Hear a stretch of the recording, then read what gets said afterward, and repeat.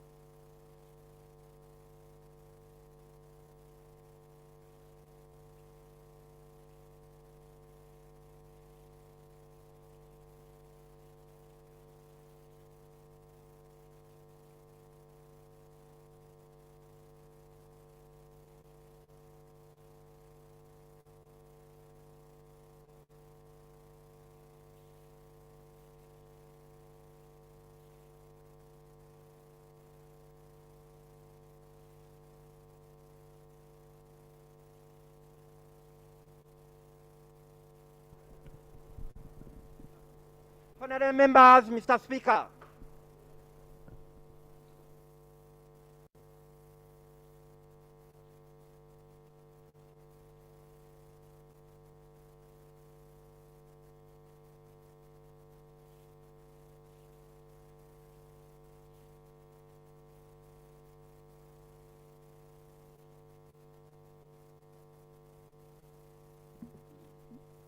Prayers.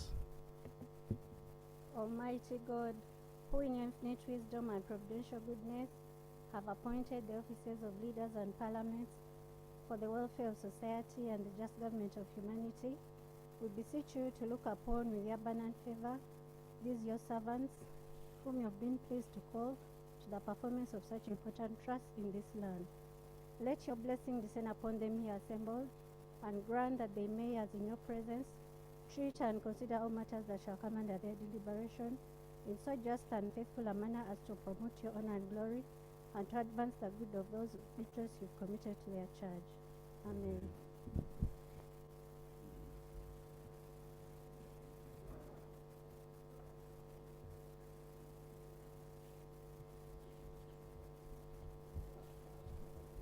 Item 2 on the other paper, communication from the chair. Colleagues, I welcome you to today's sitting. I don't know whether the ministers think yesterday's process is still ongoing.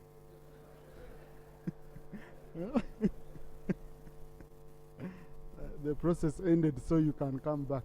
Okay? You can inform your colleagues that yesterday's session ended, so they can return. Okay? But on a very serious note, colleagues, received with sadness the news of the death of the Paramount Chief of the Rugwara Cultural Institution, His Highness Jason Havutia III, which occurred on Monday, 23rd, 2023. On behalf of Parliament, and indeed on my own behalf, I wish to extend our condolences to the family of the late, the Council of Elders of the Rugwara community, and the entire Rugwara community in Uganda. And may his soul rest in eternal peace. But we need to stand up and observe a minute of silence in his honor.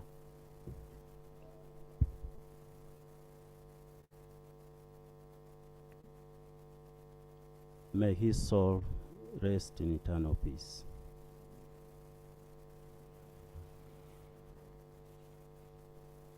Colleagues,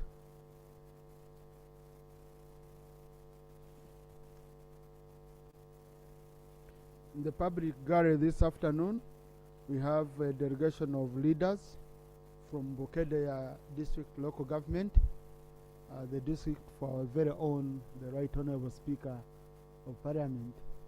They are the people who have been supporting her and enabling her to come here in Parliament and be our leader, and I hope they are continuing doing the same.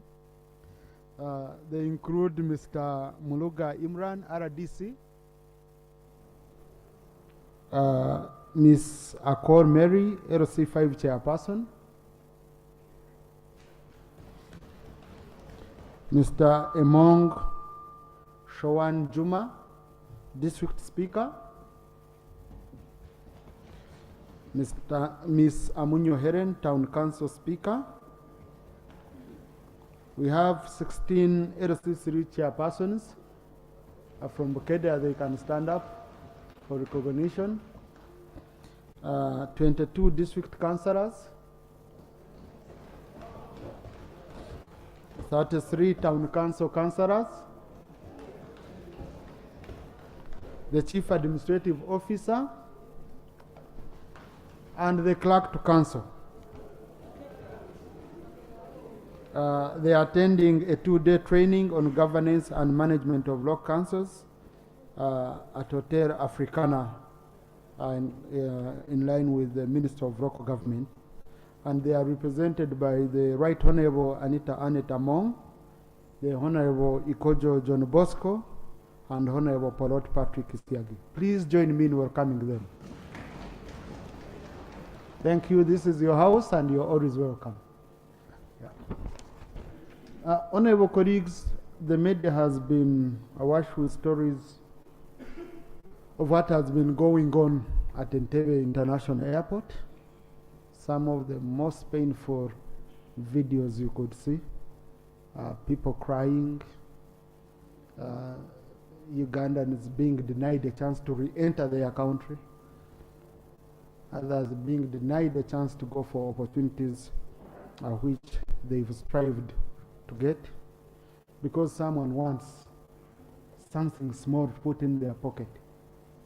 And also, I saw a very sad story of a certain national who was also, it was in Monitor, who was also allowed in to exit the country, I think was on a blacklist.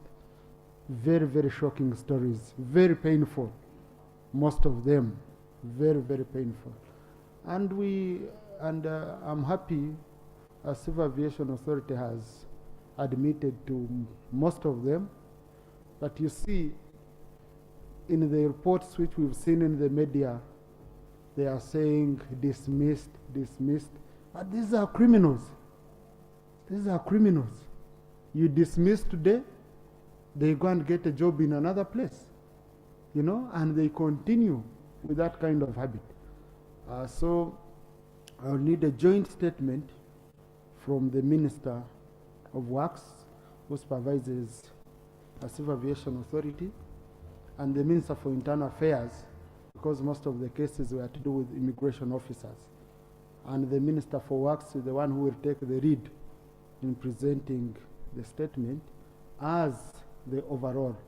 So on Tuesday next week, this statement should be given priority on the order paper so that we look into this issue. And of course, the concern I had in other countries, you know, when you go to other countries, the people manning immigration centers are usually people from either police, but when you pick strangers from nowhere who don't know that charging a criminal $5,000 and he enters into a country and bombs, you know, like a school or a church or a public place, you end up losing much more. So, Honorable Chief Whip, please coordinate with the Minister to ensure this comes. The Committee on Education was given an assignment to study the issue to do with homosexuality in schools. Colleagues, I'm getting painful stories. I'm getting grueling stories. When you talk to doctors, you again know how deep it is. Many of the people are dying in silence. But it seems our schools have been penetrated completely. Not only schools, it seems the recruitment centers are very open. It's extremely, extremely painful. We are completely not in charge of our children. Every school, I talked to one student personally. He told me in one of their schools, you cannot move in the compound at night. You fear, yeah, he's from a male school, one of the prominent male schools, you see. He told me you fear being grabbed and sodomized. Yes. And some of your children are dying in silence. And some of the parents are also dying in silence. So the Committee on Education, this is a matter you have to give urgent priority. It's an issue which we must tackle head on without fearing anyone, without, you know, because this is all we have. This is all we have. The moment you finish our children, then we no longer have anything. And I hope we shall give, it can be quick, so that we give enough space on the order paper, members come in, and we see how best to work with government and to support government, whether to put more funding in patrolling all these entities, to retool, to do whatever we can, I don't know, but whatever we can to ensure that we save humanity and our country. So, Committee on Education, please. The committee, the Minister for Education was also supposed to update this House on the issue of school fees, the school fees policy, especially for public, for private schools. Schools are reopening very soon. We need this urgently so that we can guide we can guide the public on these issues. Committee on budget, we are going to start working on the budget framework paper. We are going to start debating it here on the floor. But we need a report on the performance of the current budget. Media performance. So tomorrow I'm putting you on order paper. We have very many pending issues. I don't know how we are going to discuss the budget framework paper without even knowing how the current budget is performing. And in preparation for discussing the budget framework paper, colleagues, the Committee on National Economy presented 2 reports, the state of indebtedness and the state of the economy. So you can refer back to the Hansard. You get those 2 documents. They will give you, as you say, we appropriate money here and there. They will be able to guide you in your debate, because we want to have a constructive debate in detail about the budget framework paper before we go into ministerial policy statements. Also in the gallery this afternoon, colleagues, we have youth leaders from Fort Portal Tourism City, represented by Honorable Mugisa Margaret Muhanga, Honorable Linda Irene, and Honorable Honda Alex. They include Mr. Nyika Jonathan, youth chairperson, Ms. Karunji Goretti, female youth councillor, Mr. Kasita Joseph, rights holder, and Ms. Brenda Komurubuga, project coordinator. They are here to observe proceedings of the House. Please join me in welcoming them. Thank you. Matters of national importance. Reaction to my communication? Right. Procedure? Reaction, Mr. Chairman. Let me start with procedure and the procedure. Procedure takes precedence, colleagues. Yeah. Right Honourable Speaker, I want to thank you for your elaborate communication to this Parliament this afternoon. Right Honourable Speaker, my matter refers specifically to the issue of immigration and travel documents and the Civil Aviation Authority in Entebbe. Right Honourable Speaker, what is happening is that not only at the airport, what is happening even locally at our immigration is that when people apply for passports, they request you, there is what they tell you, that if you want chap very fast, you pay an additional amount of money. And Ugandans are being extorted. There is a lot of extortion, there is a lot of impunity happening in that department, Right Honourable Speaker. The procedure matter I'm raising, Right Honourable Speaker, wouldn't it be procedurally right for you, Right Honourable Speaker, to order for a forensic audit in this department so that we know what is exactly happening, the impunities are being done by who, so that we can solve and Ugandans get peace in this area, because this is an area where they have gone through a lot of pain and suffering. And Right Honourable Speaker, you have noted it. That was my procedure matter, Right Honourable Speaker. Yeah. So, Honourable colleague, number 1, I've requested for a statement on Monday, but number 2, on Tuesday, sorry. You know, these days sometimes we sit on Monday. Number 2, you see, a forensic audit needs to be having a very strong precursor. Okay? You don't just come and you say, do a forensic audit. We need to first give our committee on internal affairs chance, the sectoral committee, to look into detail most of these matters. And I've told you, colleagues, committees, you have general authority to call any entity, to bring up any issue within your sector.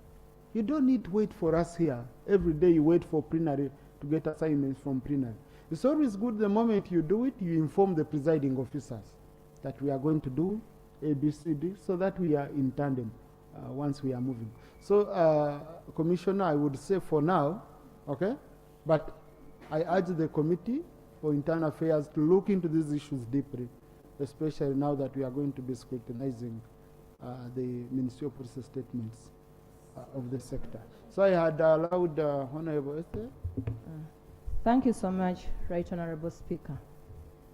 Right Honorable Speaker, whenever we attend a plenary here, we are supposed to log in and show attendance. Right Honorable Speaker, several times we've come up over the IT systems we have. My procedure matter. Want it to be procedure right to have an alternative way of logging in? Because considering yesterday I had to move around to log from the other side. Today I've moved all the 3 points because this one is already unfunctional.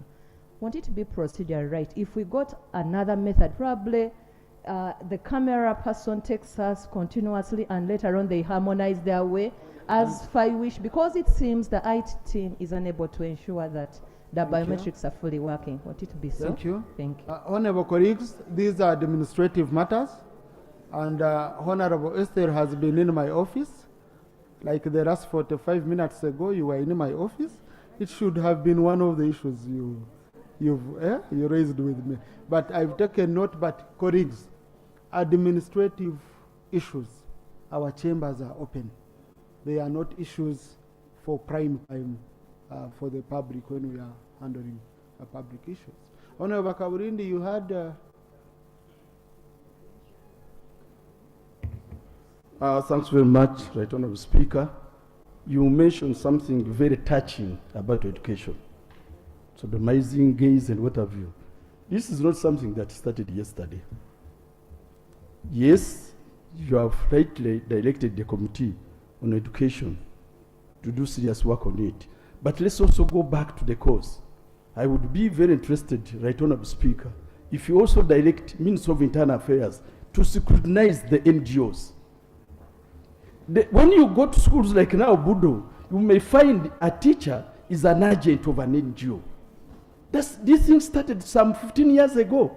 They have really penetrated us to the extent that they are identified good schools, most of one sex, Boda, Namagunga, Wea, Gayaza. Then from there, they will penetrate the society.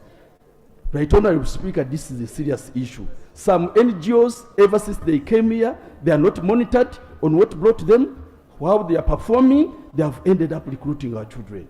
I thank you very much. Thank you, Honorable. Honorable Gilbert Oranya, I wanted to touch on the same before I guide on Honorable Bakaburindi's. Yes. Okay. Thank you, Right Honorable Speaker. Right Honorable Speaker, I would like to appreciate you for bringing up that very important matter. Right Honorable Speaker, right now as I speak, our parents are worried. What is happening with our children in the school is quite terrible. Right Honorable Speaker, over the weekend, the Archbishop, His Grace Stephen Kazima, was in my district, Amoro. And he was emphasizing seriously on that same matter. And I am happy that he praised you for the statement that you made to the Western world, that as a country, we don't condone such a gay activity. Right Honorable Speaker, if it is okay, if it is procedure right, Right Honorable Speaker, you know, as we speak now, the committee in charge of education is quite overwhelmed. They have so many bills, so many reports, and this is very urgent. I would like to request, Right Honorable Speaker, if it is okay, you could form the ad hoc committee. Let the committee handle that issues urgently. Let the committee invite witnesses and all those big schools whose names are under list. Let the committee visit those schools so that they come up with a report and we save our country. I would like to request for your guidance, Right Honorable Speaker. I beg to move. Thank you. Before I guide, Honorable Fidra, and then I'll get Honorable. Thank you, Right Honorable Speaker. I would like to again congratulate you for the global utterances on behalf of this country, and more so in your communication in regard to the issue of school. Right Honorable Speaker, as we talk now, our children are at home. And most of us who are within these setups in towns where we have abundant use of power and television is one of the entryways to these different messages in changing the fabric of our culture and our tradition. My concern is, through your office, Right Honorable Speaker, could UCC, that controls most of the TV stations, be put to books that these different TV stations that exposes our children, especially in these things of cartoons, which have got sodomization tendencies. And what they're actually trying to do is that they are targeting the children, which are the foundation for our future. And now when you go to some of the kindergarten schools, some of the documents that the kindergartens are taught with are being, these issues are being addressed to. So my concern is, could UCC be equally brought to the attention of this and control these exposures of our children to pornography and many more of these aspects? The last one is, Right Honorable Speaker, there is a concern now in Uganda about UNEB PLE results. Through your office, could the minister release at least an information when these results would come out? Because parents are expectant, and soon schools are beginning, and there would be pressure on parents to look for school for their children. And my concern is the more they delay without information, because last week they said the results would come out on Friday, but they postponed it indefinite without any further communication. Just clarification on that. Okay, Chief Whip, you can be consulting on the matter in case you get an answer. I had allowed Uopa, then Chairperson Ethics Forum. Thank you so much, Right Honorable Speaker. Right Honorable Speaker, before I comment on the issue of the LGBTQ, the homosexuality in this country, allow me just to remind the committee that the presiding officer last week, the Right Honorable Anita Mong, indicated that 23rd tomorrow, Wednesday, the Education Committee should bring that report regarding the motion that I presented in this House concerning school fees, so that we can debate it alongside the statutory instruments that the Ministry of Education issued, and I hope that will be done. Secondly, Right Honorable Speaker, it's extremely unfortunate that a godly country like Uganda can sit back and see various NGOs promoting an act that is against the order of nature. Right Honorable Speaker, Parliament in its wisdom, in the 9th Parliament, had here a bill which was passed, and unfortunately, technically, let me use the word knocked out, technically in courts of law. But that said, Right Honorable Speaker, we cannot sit back and watch. We have had NGOs like the Sexual Minorities Uganda. Their activities were known, their offices were known. The NGO board suspended the activities of this NGO. But we have another one calling themselves a consortium of these NGOs dealing with the same activity. This is the consortium, the top body. So, Right Honorable Speaker, the Ministry of Gender has been following up on these matters. There is a matter in court regarding the sexual minorities Uganda. And Right Honorable Speaker, even courts are being threatened. the case cannot progress.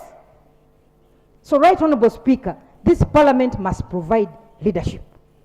I want to thank you for your statements, and I want to request colleagues, let us not shy away. It is a shame. I shared a video yesterday. You have seen where schools in the UK are supposed to be teaching children now about this LGBTQ, homosexuality, if I can make it brief. And we have international schools in this country. The children that go to these international schools are our children. Right Honorable Speaker, are we not indirectly having this so-called relationship education being introduced our country through these international curriculums? So I want to request, Right Honorable Speaker, that we have a bill, a motion before you. If that motion can be brought to this House, and we debate and come up with recommendations that will guide how we move forward. Because for humanity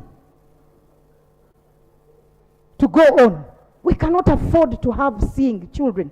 Some of you have seen 2 men having children, and we have seen some of them here. I have a case before me, Right Honorable Speaker. Somebody goes and produces with some picks a girl from the village, brings her here, produces with her, takes away the children because he is gay. And the police decides to imprison this innocent mother because the mother is following up her 2 babies. One is 4 years, another one is 2. I think the other one was 3. This case was reported to me last year. So the police, the judiciary, this Parliament, we must all stand firm against homosexuality in this country. And I want to call on colleagues here.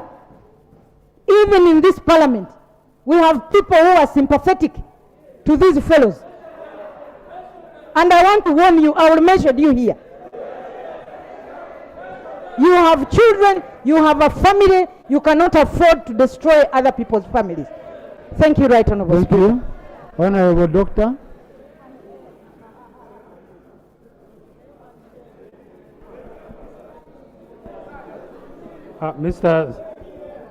Please, colleagues, a member is holding the floor.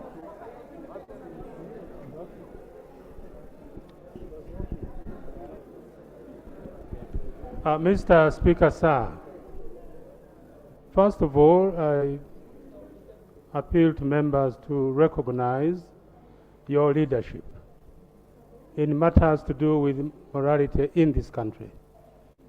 You've done exceptionally well, not only here, but on the international stage.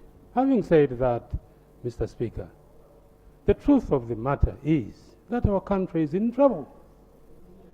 Foundations that make a nation strong are easily being whittled away, day by day. And participants in this decline are some of our people. The truth of the matter, Mr. Speaker, is that if we do not do something drastic, this country is going to be taken away from us. This country is going to be in more trouble than we have at the moment.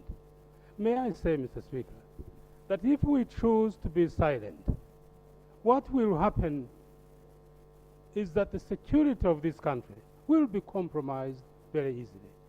If we choose to be quiet, the security, the stability of this country will be gravely undermined. And more so, if we choose to be quiet, other nations that are better organized will take over this nation.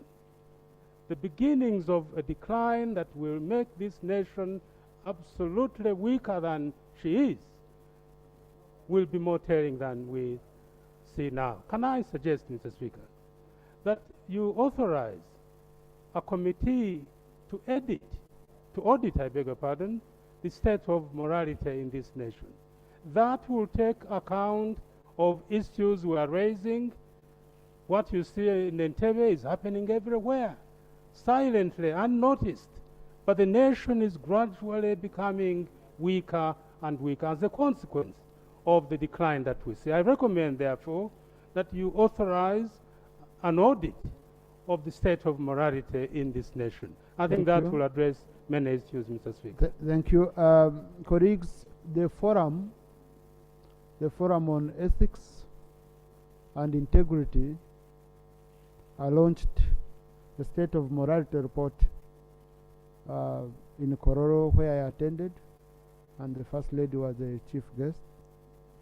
And I wanted to see a way, I'm reading through the rules, to see a way we could find a space for them, because forums are not recognized under our rules of procedure. So, but we are consulting. We will see. Colleagues, allow me to close this issue here. I will consult further to give more guidance on how best we can handle, because it's cross-cutting. It's cross-cutting. It's beyond.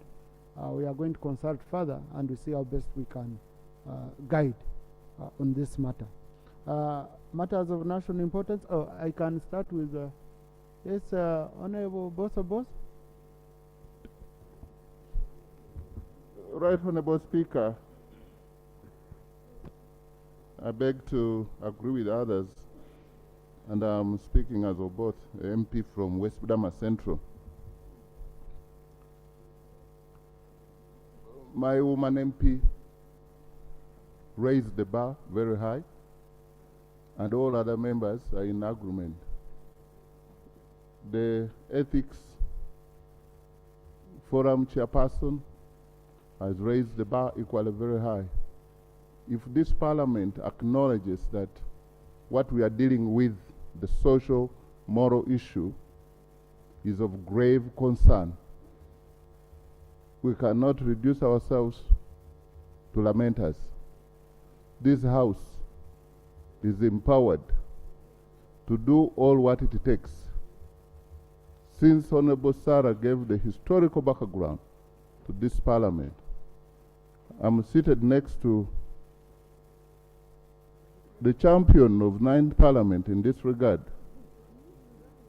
who is excited and disappointed, Honorable David Bahati. We lost the battle here on the question of quorum. It was not that the content was bad. It was on technicality that we never had quorum. Honorable Matthias Mpuga was there, and the others. So, if it is a social, moral issue, the law is there to guide.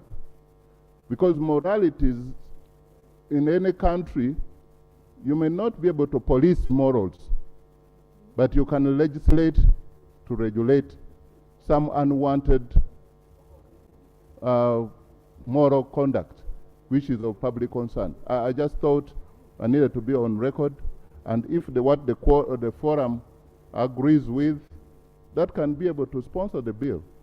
I'm not saying that Minister of Defense or as government, we are going to bring the bill, but if it is of concern in this House is mandated under the Constitution to do whatever it takes to give hope to this country. And the information, I'm the one to decide. Thank you very much, Right Honorable. Thank you. Yes, Honorable Migade Robert. Let me start with Government Chief Whip. You have some information for us in regard to release of exams?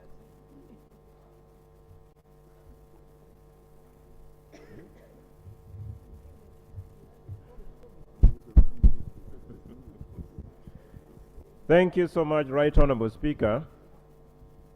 Mr. Speaker, as directed by you, I consulted with the Secretary of Uganda National Examination Board, and I wish to report as follows. One, the date and day for the release of PLE results has not yet been set. Two, Uganda National Examination Board is set to internally brief the mainstream Minister of Education and Sports tomorrow. It is in that meeting, according to the Secretary, where the day and date will be set for the release of PLE. But he also stated that most likely before the end of this week. Thank you. Thank you. Thank you, Government Chief Whip. Honorable Megade, Robert.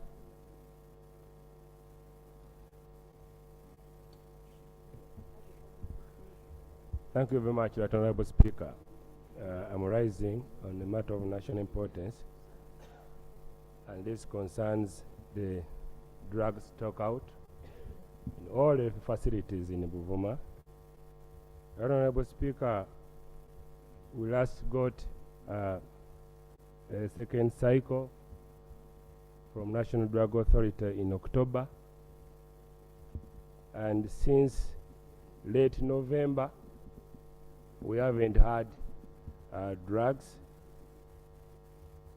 Even the essential drugs like Panadol, Amoxicillin, Fragile, and so on are not available. The Committee on Health was able to visit Buvuma late October and also witnessed this inadequacy. They visited the facilities where medical officers gave testimonies that they're only there to watch patients. So, Right Honorable Speaker, my appeal is that in addition to these shortages, Buvuma is unique because of its geography. So you imagine a situation where one moves from one island to a welfare facility on another island and is not able to find even Panadol. Imagine a situation where a mother delivers and is only sent home without any attention, not even fragile. So, Right Honorable Speaker, my appeal is to the Minister of Health not to give promises, but to give assurance. Thank you. That they are delivering drugs the shortest time possible. My prayer should be that it should be this week. I so pray. Thank you. Now, Honorable colleague, you don't access a microphone without my permission. Honorable Gilbert Oranya had come to my office over the same. Do you have any additional information regarding the same? Thank you, Right Honorable Speaker. I would like to thank Honorable Megade for raising very important concerns. Right Honorable Speaker, in my district, Amoro, since September up to now, there are no drugs in all the medical facilities.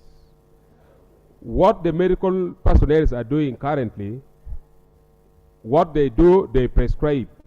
After prescribing to a patient, and they direct to go and buy drugs from the clinics and from any other sources. Right Honorable Speaker, the situation is quite alarming. Let the Ministry of Health and the National Medical Store really help our people. Right now, our people are surviving by the grace of God. Thank you, Honorable. There are no drugs, and the situation is not good, Right Honorable Speaker. Thank you, I beg to Honorable. move. Honorable Rinda, what was your issue? Is it related to this? Yes, Right Honorable Speaker, it's related. It is everywhere. In fact, even in Fort Portal and in Kabarole, the district chairperson of Kabarole is even threatening to close all health centers because they are operating without drugs. So this is a serious issue which is concerning the entire country, and Minister of Health need to do something. Thank you, Right Honorable Speaker. Minister of Health from Fort Portal.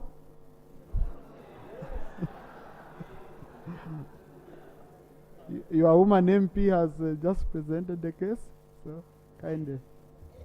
Thank you very much, Right Honorable Speaker. And I would also like to thank colleagues for raising this concern, because it really concerns all of us. However, I would like to state, first of all, that the National Medical Stores does send messages to all of us members of Parliament, and I would like to ask those who do not get these messages of deliveries in your constituency to kindly give me your numbers. I give them to NMS. Colleagues, listen to the minister. She's just introducing, she's introducing her answer. So, Right Minister, you're Speaker, protected. if somebody doesn't get these messages, I undertake to take the whole call log of Parliament so that you can get information about what has been taken to your constituency. For the Honorable Gilbert Olanya, it's not possible that the entire Amuru district has never got medicines. Because I can give you the breakdown. If you allow me, tomorrow I can bring the breakdown of what has been delivered and signed for by the district. I'll bring it tomorrow. The other issue I wanted to raise, Right Honorable Speaker, is that I want to concede really that our stockouts in all health centers across the board, including Mulago, they are endemic. One, our government hospitals are overwhelmed by the numbers. We are really overwhelmed.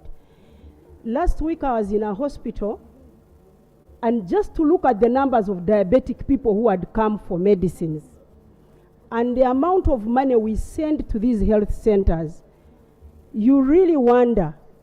And as Parliament, we really need to work on the health sector to appropriate more funds, especially for medicines, and also to advocate as members of Parliament for primary health care for people.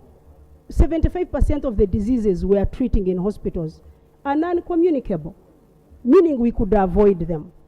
So we need to sensitize our people to live in cleaner environments, to avoid stagnant waters in the communities, and live and eat healthy foods, such that we avoid non-communicable diseases. The other issue I wanted to raise, Right Honorable Speaker, to most of our members here, is that we need transparency in all we do. One day, just go to your health center in your community. Take that initiative and ask them if they have been receiving drugs or not.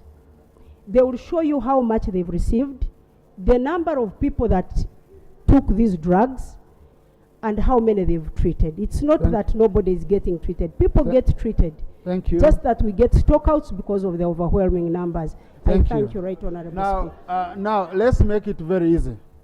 Okay? Honorable Minister, tomorrow I'll give you space here. You lay on table proof of supply of delivery of drugs to Buvuma, to Amuru, to Fort Portal. Okay? Colleagues, listen. Because an SMS is not a drug. Listen. What a member was asking for, Honorable Minister, is saying, like you are your own member of Parliament, has said the chairperson LC5, who is on ground, is complaining. So, Honorable Minister, do you think it is possible for national medical stores to provide you a list, because they should be having it, of delivery for the whole country? It's very easy. And we submit it here tomorrow. Please, lay it on table tomorrow. Colleagues' point of clarification only applies when a member is holding the floor. Once you don't have a member on the floor, point of clarification does not apply. I'm the one holding the floor. You can't seek clarification from me. So, Honorable Macho, tomorrow the minister will lay on table all the supplies made. Mr. Speaker, sir, and my colleagues, I've raised a point of national importance for the people who seems to be voiceless. Mr. Speaker, sir, the Uganda Police Force has a saving scheme called the Exodus Police Circle, which was formed as a result to help the saving of our brothers and sisters in the police force. Mr. Speaker, as a result, almost every police officer was forced to save. I brought here a matter last year in October, whereby most police officers were complaining of not accessing their savings.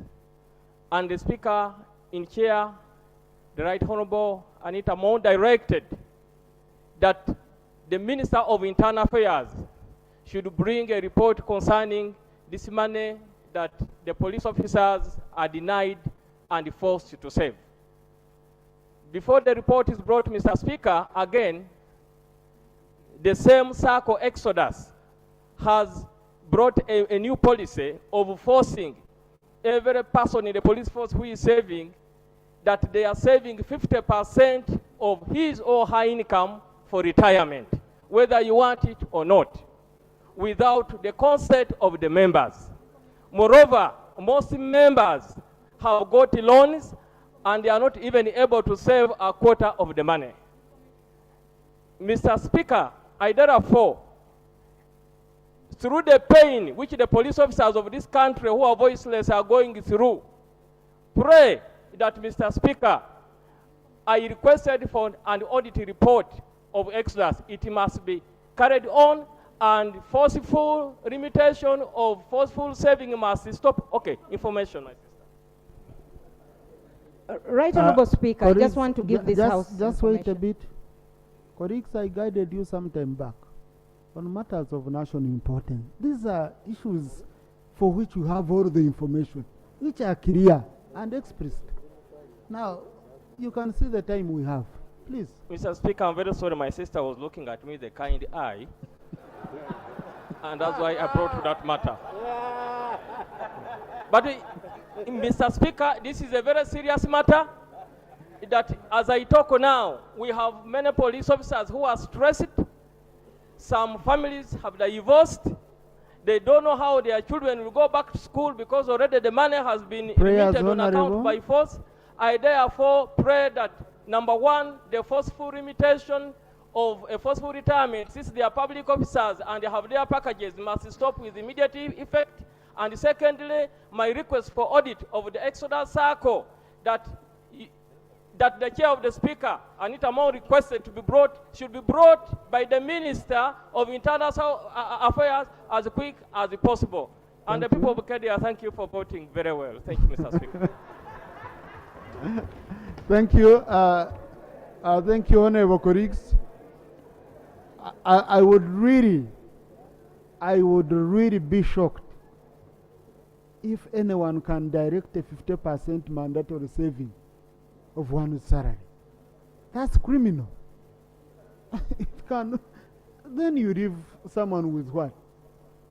So, Government Chief Whip, let the Minister of Internal Affairs tomorrow come and respond to this issue, and also lay on table the audit reports of Wazarendo, of Exodus Circle, sorry, not Wazarendo, of Exodus Circle. Tomorrow, we need an answer on this issue. If we find it is true, that has to stop right away. It's not sustainable. Yeah.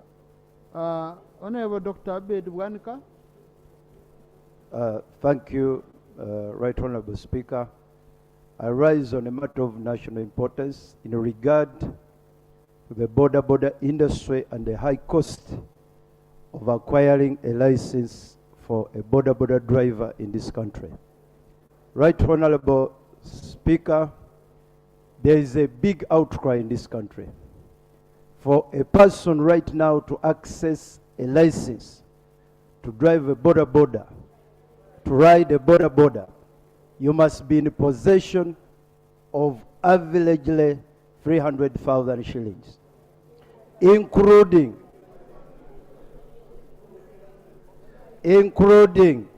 135,000 shillings for a license. This is the same amount of money that a person who is acquiring a license for motor vehicle also pays. Right Honorable Speaker, every 3 months in this nation, there is an operation targeting the border industry. Previously, there was an operation which was targeting and requiring a reflector for every border. And they bought, including the members of parliament, we bought for them. Currently, there is a new operation targeting a driver's license. When a rider's license, it is called a driver's license if you go there. It is the same. It is the same. I am using that knowingly. It is a driver's license. when you go to when they apprehend these borders, the borders have to pay between 100 and 200,000 shillings to police to get out their motorbikes. This has crippled this industry. This industry employs most of our youth, and currently they don't have employment because of that, and it has caused insecurity. My prayers, Right Honorable Speaker, that government suspends the operation requiring these licenses from the borders right now, and gives them a grace period of 6 months for them to be able to acquire these licenses. Secondly, my prayer, Right Honorable Speaker. Colleagues, a member is entitled to his view here. Secondly, Right Honorable Speaker. Secondly, Right Honorable Speaker, my second prayer. Order. Point of order, Honorable Chairman. Thank you, Mr. Speaker. Honorable is a doctor with a PhD, a learned doctor, a legislator, who understands that matters of law cannot be negotiated. Issues to do with the driving cannot be negotiated. Is he in order to say that riding a motorbike belongs to a poor person? Is he in order to allege that we should suspend the issues of driving licenses for motorbike? No, it is not. Are you in order, Doctor? My former political party president, are you really in order? Thank you.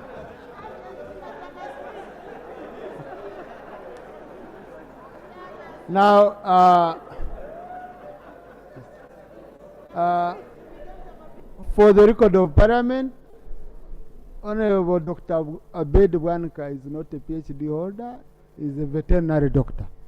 So I want first correct you. It seems you don't know him well. But number two, a member is entitled to his opinion.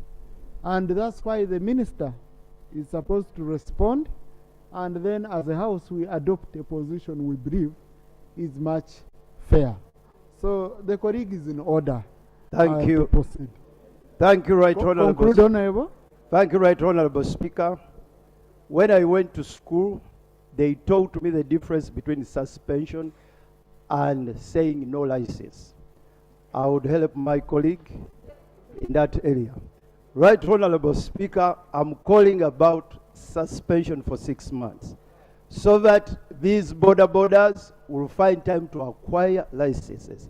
Secondly, my second prayer, government should review these licenses for the border, the fares, so that the fare is brought low, so that it is manageable by these borders in the country. I so pray. Honorable Minister for Works.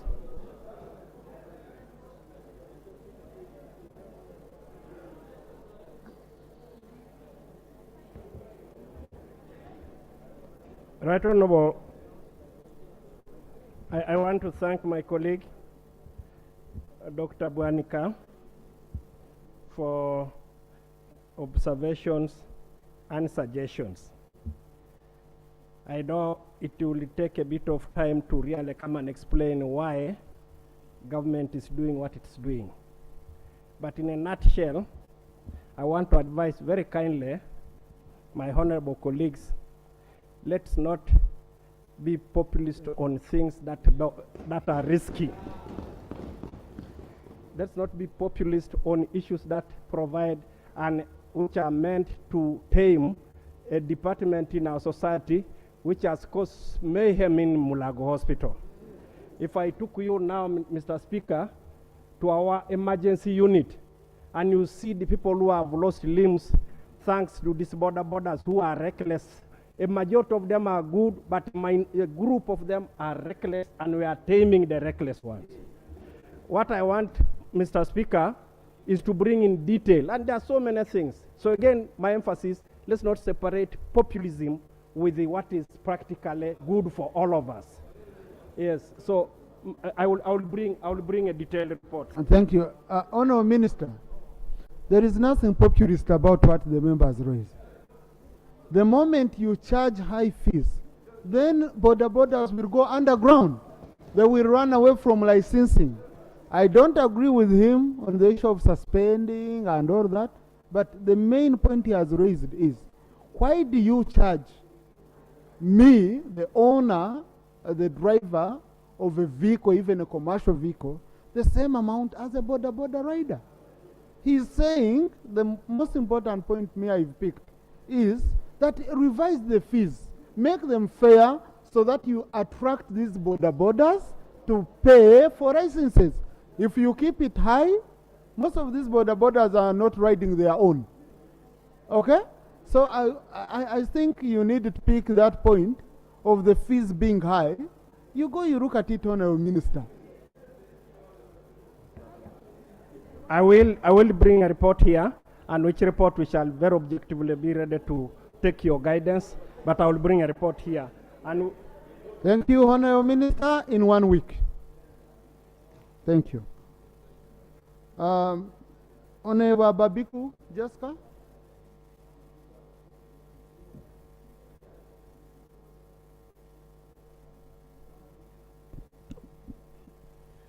Thank you so much, Right Honourable Speaker, for giving me this opportunity.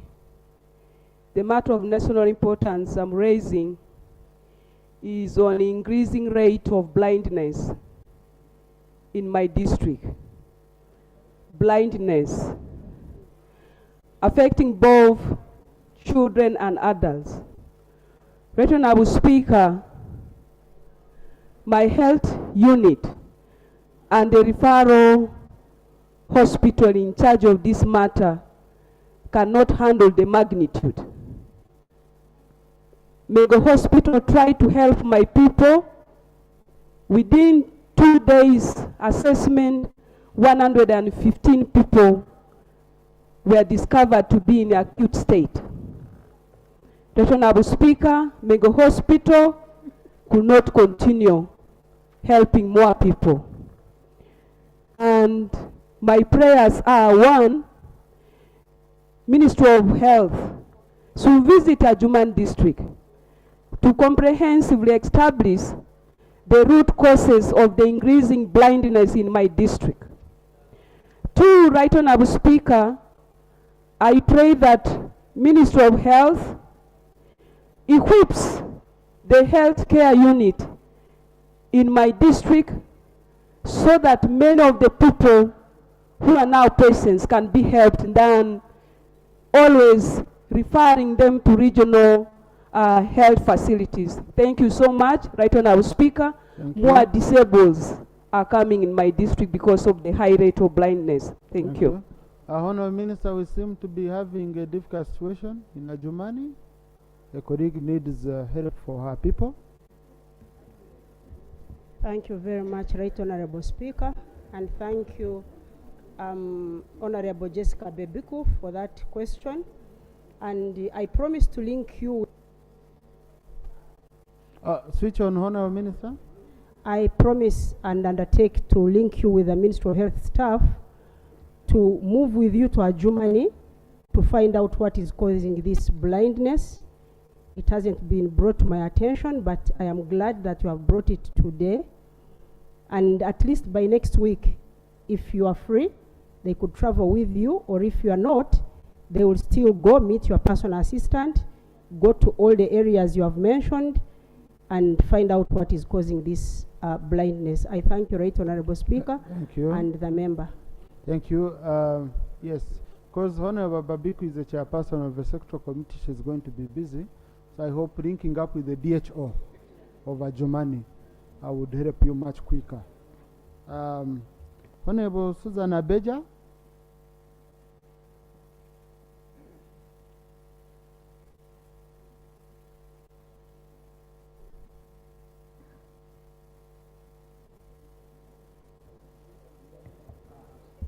It's my first time this side. Thank you, Right Honourable Speaker. I'm raising on a matter of national importance in regards of NAD's provision to my district. I received a call from NADS in August that I should write a letter requesting for seeds, that was sunflower seeds and soya. I wrote a letter and the letter is here, and the request of my cooperatives. So when these people went and supplied us with the seeds, they supplied my farmers with the rotten seeds. I don't know whether they were rotten or they were past season. They tried planting, they did not germinate. Right Honorable Speaker, my prayers. Last season we passed through hardship of cultivation. There was no rain in the first season. The only hope my people had was in the second season. So they have wasted the time of my people. They did not harvest anything.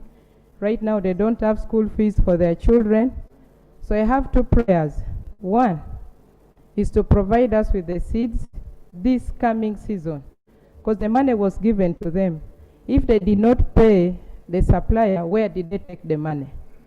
We want that to be clarified. Then two, I would also request them to compensate my farmers for the loss. Thank you, Right Honorable Speaker. Thank you. Government Chief Whip, I don't see the means of agriculture moved out, I think. So. Thank you so much, Right Honorable Speaker. This is an issue that requires the competent authority, that is the Ministry of Agriculture, to respond to. I undertake on behalf of the front bench to inform the Minister to either come to Parliament or link up with you, and an explanatory note is offered. But we apologize to the people of Otuke for the seeds that were supplied and could not germinate. Thank you. Thank you. Honorable Chief Whip, the member needs action, not an explanation. That's what she requested for. So I would urge you, you don't need to come back here, okay? Link up with the member, arrange a meeting with the people responsible so that this is ironed out, okay? And if a member is dissatisfied, that's when she will come back here. Yeah. Honorable Gumayo?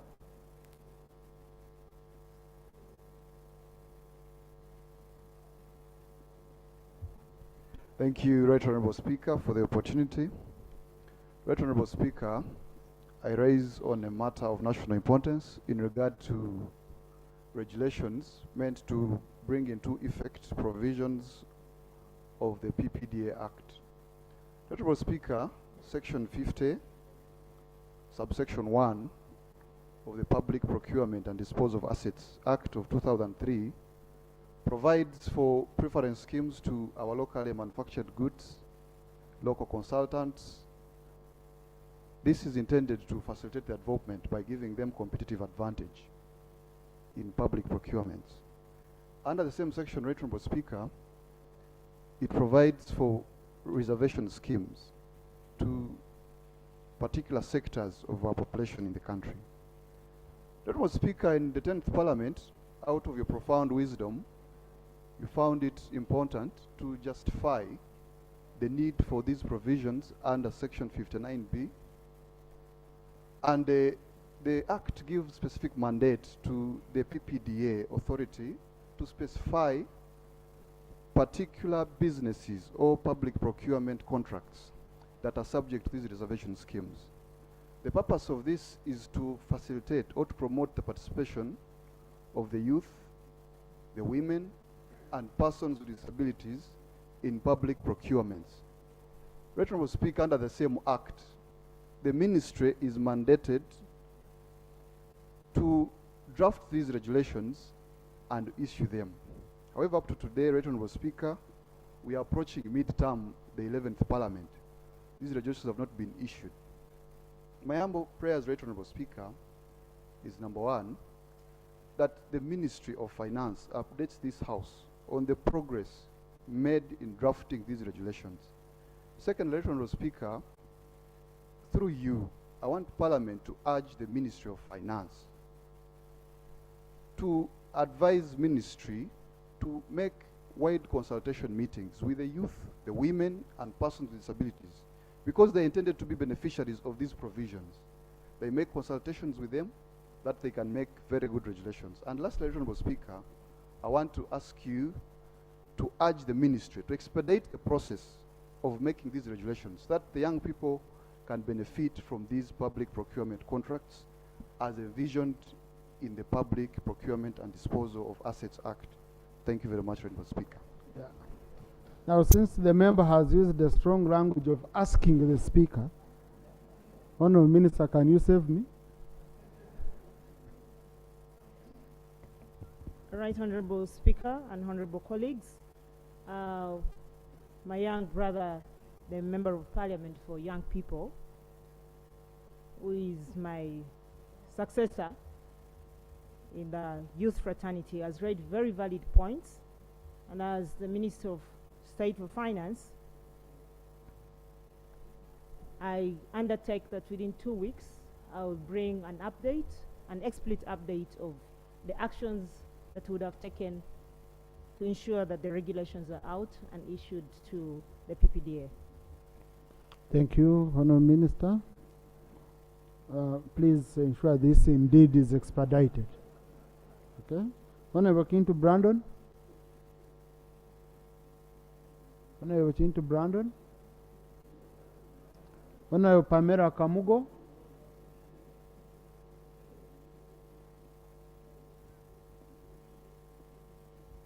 Colleagues, today I took up many issues because yesterday I didn't give you any space, so I wanted to ensure Thank most you of so them are much, Right covered. Honourable Speaker. Right Honourable Speaker, I raise on a matter of national importance concerning the eviction of farmers from wetlands. Right Honourable Speaker and colleagues, as you are all aware, there is a move by the government to evict all farmers who are using wetlands in the country. For this matter, Right Honourable, I will dwell on Buked sub-region and particularly Namatala wetland, on which majority of the people of Budaka and Bugwere sub-region draw their livelihood by growing rice, watermelon, vegetables, and so on. The different activities are not only sources of food, but also income, which are used for meeting needs, such as school fees for their children. Being a major livelihood source, evicting these people from the wetland is sentencing them to death because they are between a rock and a hard surface of lack of alternative activities. Right Honourable Speaker, notwithstanding the government position regarding wetlands, I wish to pray as follows. 1, that the issue of eviction from wetlands should be handled on case-by-case approach, considering contextual issues such as Bugwere's case, where people lack ample farmland and suffering problems of climate variations.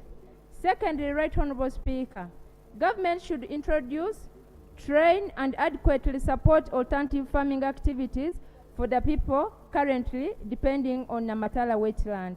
Number 3, I pray that government halts the eviction process for some period to allow the people in Bugwere to engage in the alternative activities, especially in terms of feasibility and productivity. Lastly, Right Honourable, I pray that all farmers who use wetlands should be compensated before. It is my opinion.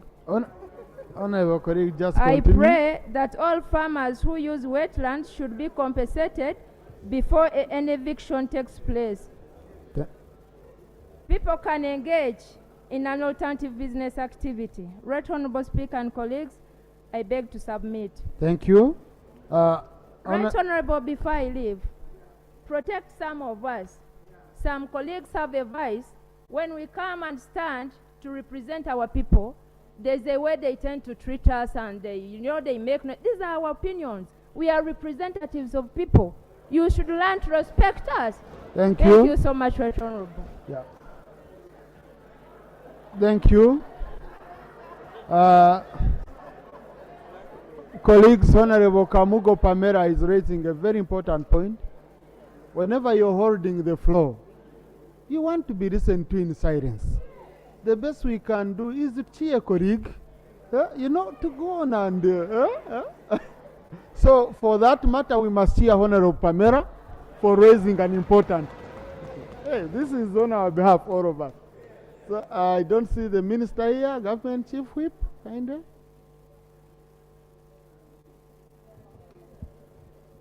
Right Honorable Speaker, this matter has been one of the main subjects discussed in Cabinet, including yesterday. First of all, His Excellency the President yesterday indicated that he will be addressing the nation on the subject matter of protecting wetlands soon. Secondly, he also stated that in his address, we will implement the relevant laws on wetland protection to the dot. Thirdly, he indicated that there will be some modest and guided exceptions on Bukedi, Busoga, and Chigezi as sub-regions. I beg to submit and report. Thank you. I think Government Chief Whip, what I've picked from a colleague is that for those who have been depending on wetlands, they are requesting for alternative means of survival supported by government. And I remember the President has also mentioned this on several occasions. So what we need to do is for the minister responsible, okay, to meet with the MPs from the affected areas, and then they get updated and they get answers for their people. You know, they get answers for their people. What is very important on such a matter as colleagues usually is about consultation and information sharing. The moment you do it, representatives don't usually get problems. So I would encourage that you arrange a meeting between the minister responsible and the MPs from the affected areas for this update, number one.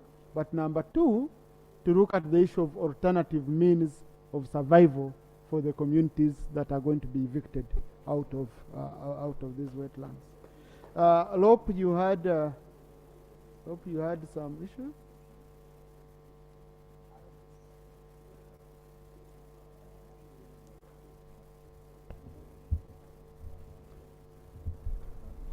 Much obliged, Right Honourable Speaker.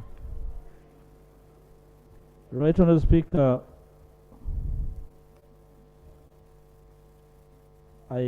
my curiosity has been aroused by the rare presence of my old brother, the Honourable Both.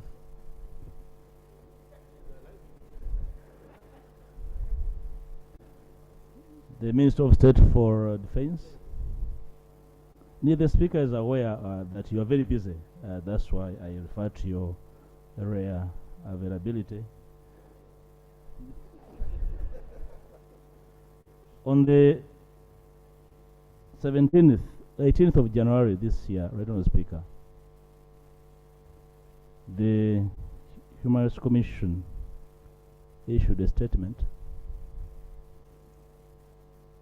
to the effect that they have been following issues within Parliament and from my party relating to citizens abducted, tortured, and disappeared.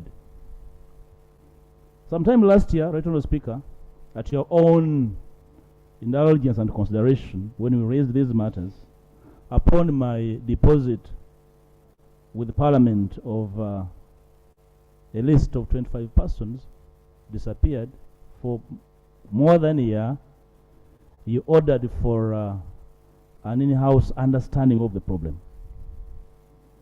And with your indulgence, you ordered the Prime Minister, Minister of Defence, Minister of Internal Affairs, Minister for Security, and the Government Chief Whip to attend to a meeting in your office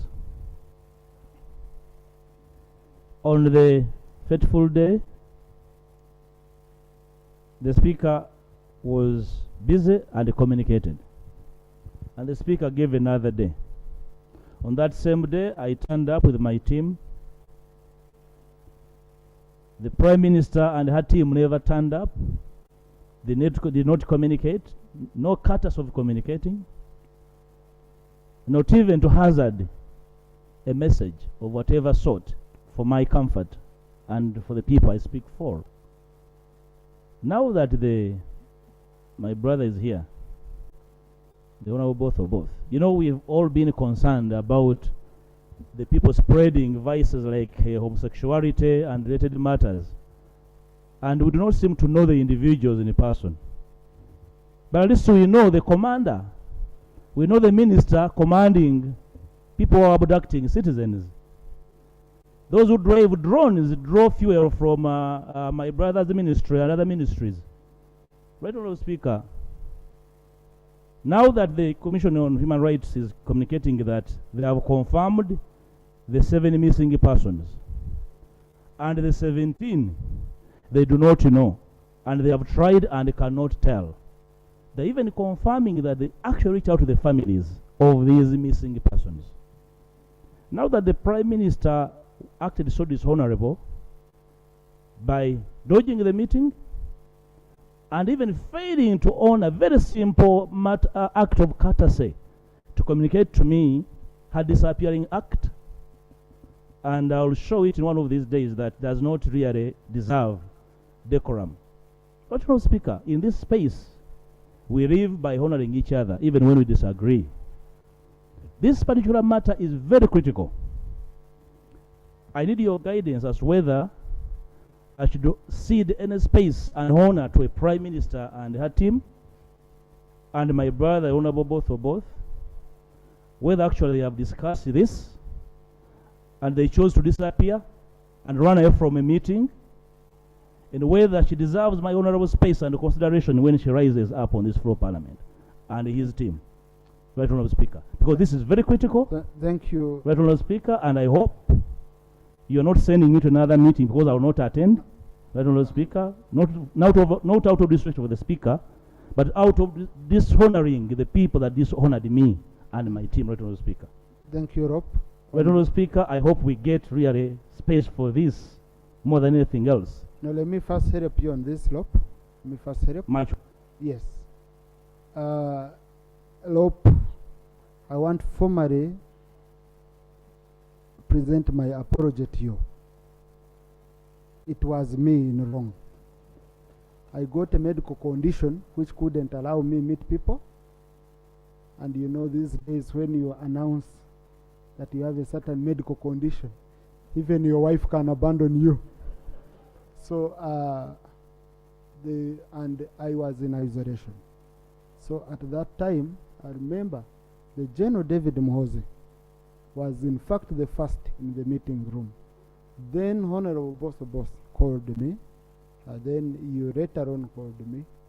It was me who made a mistake, because I informed the government chief whip how I wasn't feeling fine, and therefore the meeting couldn't take place.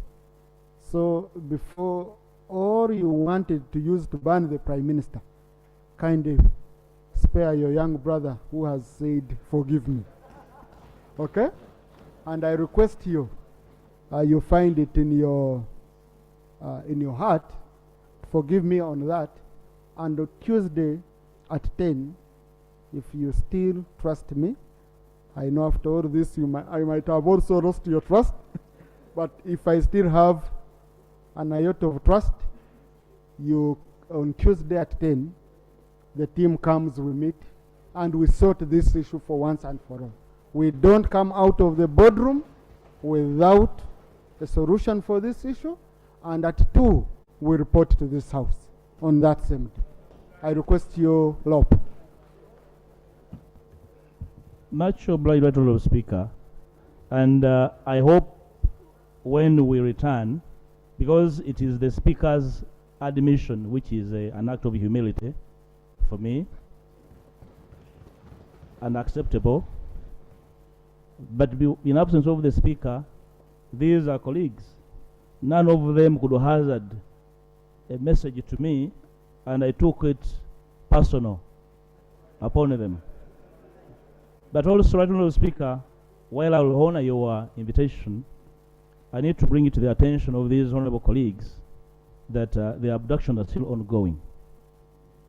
Yes, on Sunday, a taxi was stopped at Maya from Barara. A young man called Agaba Anthony was picked out, and his whereabouts are not known to family and close friends. So, Honorable Both and your team, you are still giving out fuel for drones. You are still repairing drones to abduct citizens. So that should also come to bear in that meeting, Honorable Speaker, to account for Agaba Anthony, Honorable Speaker. Honorable Boss, you wanted to account for Agaba Anthony? That's what. Otherwise, the meeting of, I don't want you to preempt the meeting of Tuesday, whereby we are reporting on the floor at 2 p.m. Okay? Yeah. No. There is, me, I can understand why Rope was not happy. Okay? Yes, I can understand why Rope was not. No, Bianima, you. Okay. Thank you, Mr. Speaker. I wish on behalf of this House to express my sincere appreciation to you. The humor to say sorry, and then some funny people can't say sorry. Really, Mr. Speaker, with due respect, the word thank you is not adequate enough to express my gratitude. You are a gentleman and a speaker. I thank you. Colleagues, there is a consultation of 3 minutes, which I talked about with Rope and Chief Whip on a very important matter. So just for 3 minutes, please don't leave here. I suspend the House for only 3 minutes. I had requested them earlier on. Yeah, 3 minutes, I'll be back.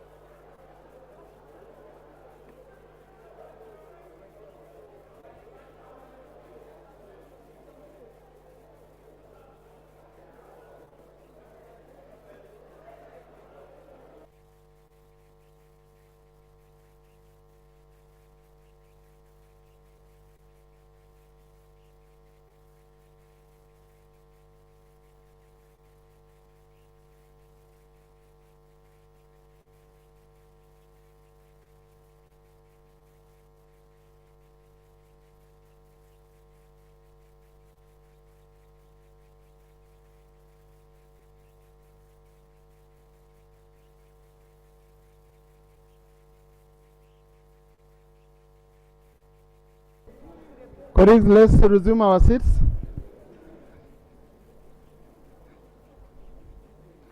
I have colleagues who still had issues, but let's do them tomorrow. I've taken note. Yes. Next item. Item 3, laying of papers, tax expenditure report for the period July 22 to December 22 financial year 2022-2023. Thank you. Minister for Finance. Thank you very much, Right Honorable Speaker and Honorable colleagues. I beg to lay tax expenditures report for the period July 2022 to December 2022 for the financial year 2022 and 2023. I beg to lay. The report is referred to the Committee on Budget for processing. Item 4, motion for adoption of the report of the Committee on Physical Infrastructure on the delayed payment of contractors hired by UNRWA. Chairperson. That one. This is the report which we had considered, which was presented some time back, and we had some issues. So, Chairperson, I don't expect you to last more than 10 minutes on this issue, because you had touched most of the introductory parts and all that. So go straight. Thank you, Right Honorable Speaker. Right Honorable Speaker and colleagues, allow me lay on table the minutes of the meetings. And Right Honorable Speaker, I'll straight go to the issues. This is a report of physical infrastructure on the delayed payment of contractors hired by UNRWA. The introductory part we read it. It was done. Probably, Right Honourable Speaker, for purposes of people getting the picture, the basis of debating, I would request that I go through the introduction part, then I go to observations and recommendations. Please, you have 10 minutes, strictly.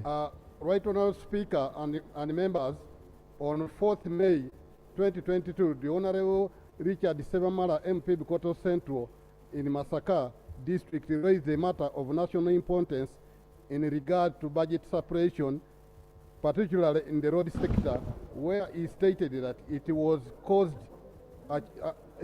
had caused accumulation of areas to the tune of 334 billions Uganda shillings per day from obligations owed to the contractors hired by Uganda National Road Authority, UNRWA. The Right Honourable Speaker. Colleagues, can we listen to the chairperson in silence? The Right Honourable Speaker directed the Committee on Physical Infrastructure to investigate the matter. Rule 187F and Rule 189 provide for the jurisdiction and the mandate of the committee. Chairman, on 15th of September 2022, you presented this report. Yes. We found factual errors in the report you presented. Yes. Go to the part which you corrected. Thank you. Start from observations and we conclude. Page 8 of your report.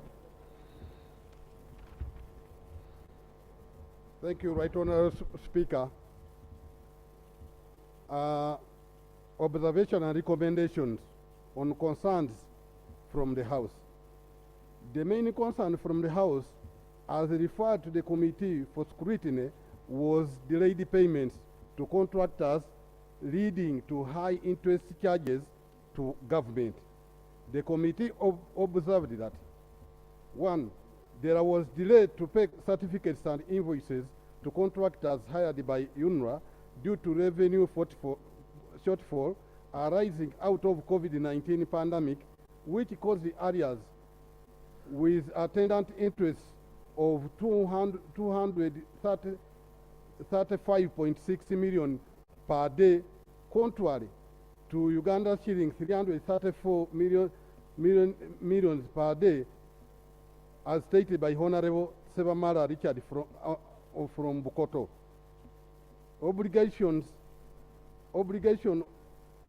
Sebamara stated that obligation of 573.3 billion as at 11th May 2022. B. At the end of the financial year 2021-22, the Ministry of Finance, Planning and Economic Development had made efforts to release additional Uganda shilling of 688 billions for various votes, under which the Ministry of Works received 132 billions. Ministry of Water and Environment received 110. Uganda National Road Authority received 352,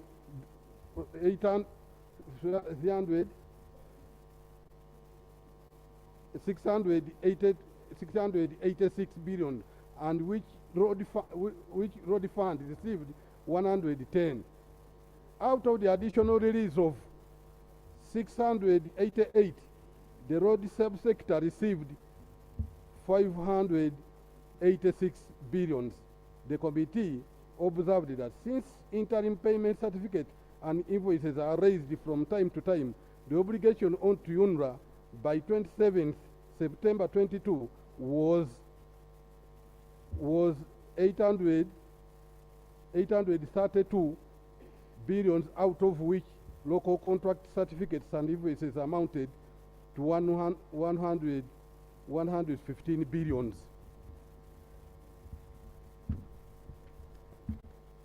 The committee further observed that 1. There were delays to pay outstanding certificates and invoices due to effects of COVID. This is a repeat. Yeah, no, it's the effect of COVID pandemic, which affected revenue collection. This consequently led to budget separation by 40% cut across budget votes. 2. UNRWA's delay to pay the areas would continue to cause government to incur negatory expenditure. 3. The non-operationalization of the road fund to the second generation by government has been the cause of the piecemeal funding to road sector and the delayed payments to contractors. The committee therefore recommends that A. To avoid the payment of accumulated interest, government should endeavor to prioritize funds meant for meeting contractual obligation, because interest rates on areas of certificate and invoice is quite high.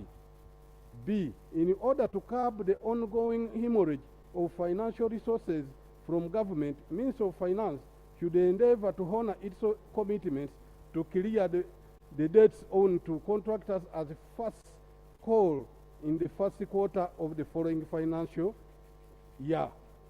C. Government should prioritize operations of the road fund as a second generation fund to address the issue of separation, the funding of road maintenance.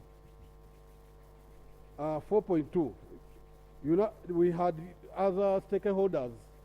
Now that was another stakeholder whom we met, that is UNEBSEC, which also brought a complaint.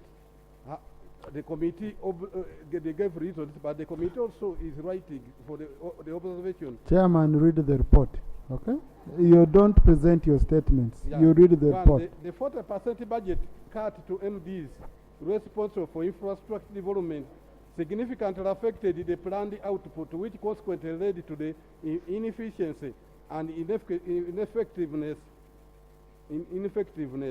The committee therefore recommends that government increases the funding to ministries that were affected by the 40% cut in the previous year, 2021-2022, in order to cover for the deficit accrued in the infrastructure development. 2. The committee observed that UNABSEC, being a bridge between the construction industry and government, has been overwhelmed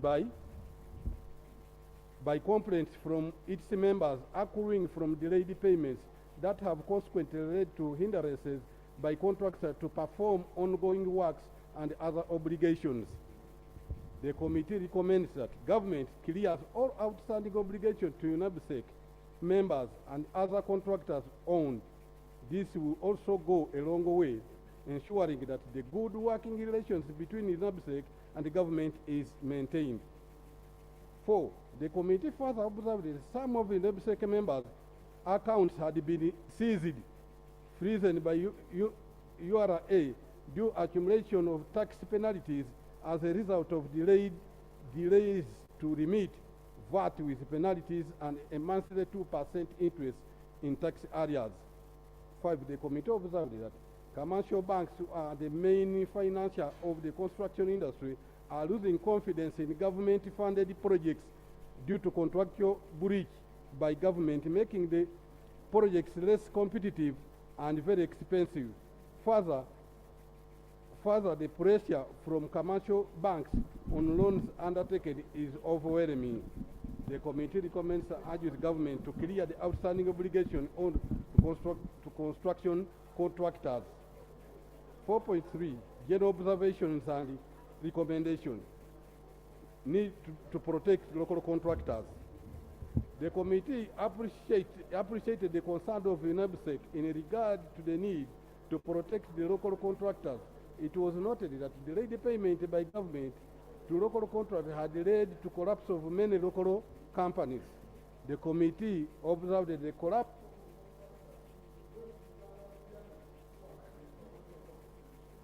Chairman, can you switch on?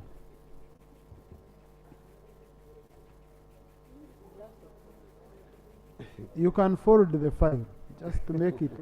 Yes. Yeah, this is infrastructure. The committee observed that the committee observed that the collapse of the contractors delayed Uganda's journey towards the achievement of a Sustainable Development Goal SDG 1, 8, and 9, as well as contradicting the objectives of Vision 2040 as the NDP 3. SDG 1 advocates for no poverty by 2030 and SDG 8 for decent work and economic growth within the same period. The collapse of contractors leaves some of them without sources of income, indebted, and their former employees jobless.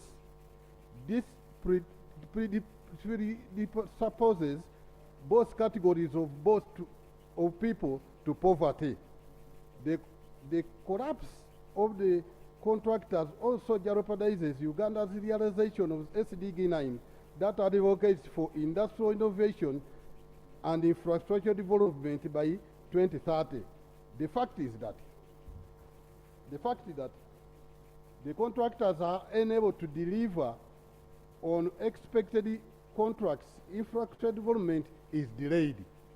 The committee recommended that Uganda should at all times be seen to be committed to attain the SDGs, to which it is a signatory and achieving its objective in Vision 2040 and NDP 3. In conclusion, the committee noted that the delay in clearance of certificates and invoices was caused majorly by underperformance of revenue collection resulting from the effects of COVID-19 pandemic, which led the budget separation in various votes. However, government made effort to clear some of the obligation when the revenue performance improved. Government is therefore urged always to honor its obligation in time in order to avoid accrued interest and negatory expenditure.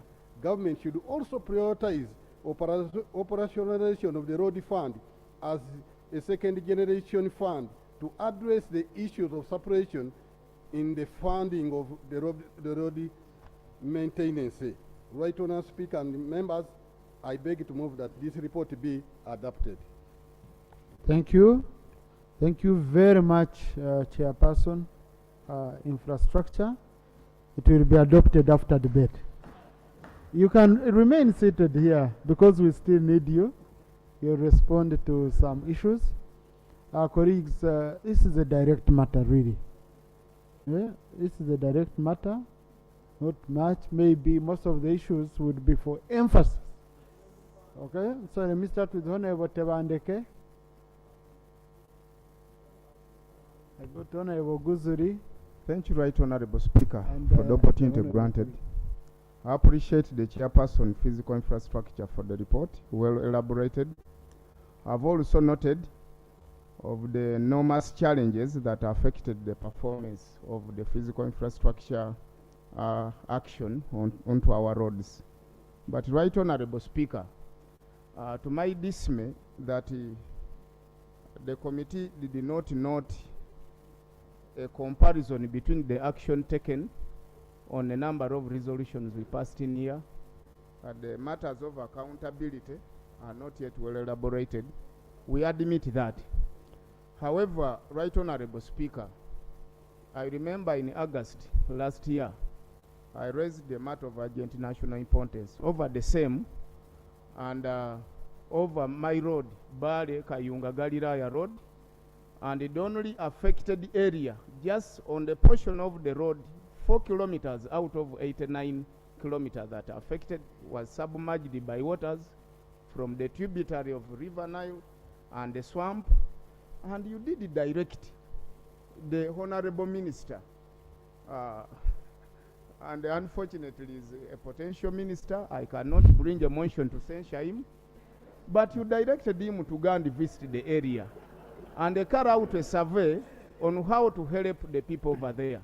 Right Honorable Speaker, we have lost 4 people just on a section of 4 kilometers of the road that was submerged by water. Now, Right Honorable Speaker, if the able government, as you call it, cannot work on the section of only 4 kilometers portion that was affected out of the 89 kilometers that are people suffering with the dust and the potholes on the road, how are we going to convince Ugandans? Much as the finances have been affected, but even the minister fails to reach on the ground. Thank you, Honorable. What are we going to tell our people? Right Honorable Speaker, this matter is beyond even lamenting, but I'm resorting to shedding tears over here in this house. I beg that the minister today gives me a direct answer, a take-home answer to my people who have lost the dear ones, who have lost their daughters, who are failing even to go and achieve NWB services across because the water submerged of the road. Thank you. Can really this government bear us mercy and give us answer to explain to the people who are suffering? Thank you, Much Honorable. as the finances are low, I beg to submit. Thank you. Honorable Minister, I remember I was here, and you promised, you said the next day, Galilaya is just on the way. I will even pass by as I rush the other side. What happened? You want a member to cry here? Right Honorable Speaker, the truth is that a technical team went there. The truth also is that I wish I knew that colleague was raising a comprehensive report is in our office. Among the many things we have just discussed before we came here are some of those very serious commitments, how we can sequence them against the limited resources. And I undertook even to call Comrade Lugolobi, who also has been just like the colleague here, pushing for that particular section of the road. And he knows, and I can tell you, I wish my colleague had just called and said, have we forgotten us? Then I would have told them how much we have moved. We have endeavored to move. We have so many things. It is just that there are quite a number of them that we're trying to sequence, and we're trying to take advantage of the present time as we are budgeting. That's the position. Thank you. But I also wanted to request, sir. Can I give you space Sir, before you do that, I wanted to request colleagues, this thing of censor now, everybody is... you know, sir, now let me say this, you see, there was this kraal where everybody, including herdsmen, were carrying pangas, and the assumption of the cows were that they were all for slaughter. And that made the cows even to make the milk disappear and make so many things disappear. So I really wanted to advise that allow the cows to have their milk, not just... No, Honorable I want to reassure you, there is no threat on ministers or on cabinet. It's to you as an individual to ensure that you behave the way you're expected to behave. Okay? It's not about cabinet, it's not about what. No. It's the decorum of this house and it's individual capacity for each member. But Honorable, since you made a promise that you're going to visit Garaya, I request you go to Garaya. You made that promise, okay? Call on the MPs, give them a date, you visit Garaya. Tomorrow, sir, I am in Sironko, in Sironko, in Buko, and then Aleles. That's in the eastern leg. I have been reminded that I could come to also Namtumba, so I will complete first the Mount Elgon and Kapchorwa region, because Right Honorable, you know very well the kind of projects that are going on there and the controversy surrounding them. So my officer requested me to go and get an on-the-spot understanding of what's going on. So this week, I don't want to deceive this house. No, it can be next week. That can be done. That can be done. But thank you. Thank you. You get in touch with the minister and Honorable Chiwari, your procedure?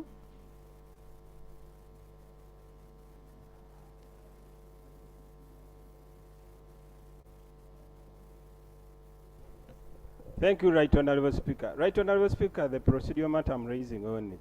We appreciate the minister will visit those places, but Right Honorable Speaker, the minister can visit the place and leave premises and tell those people that we shall work on this, we shall work on this, and work on this.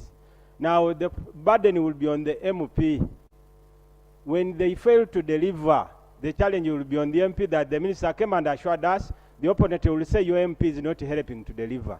The example is that Right Honorable Speaker, I moved with the minister for 2 days, day and night in our area. People got excited.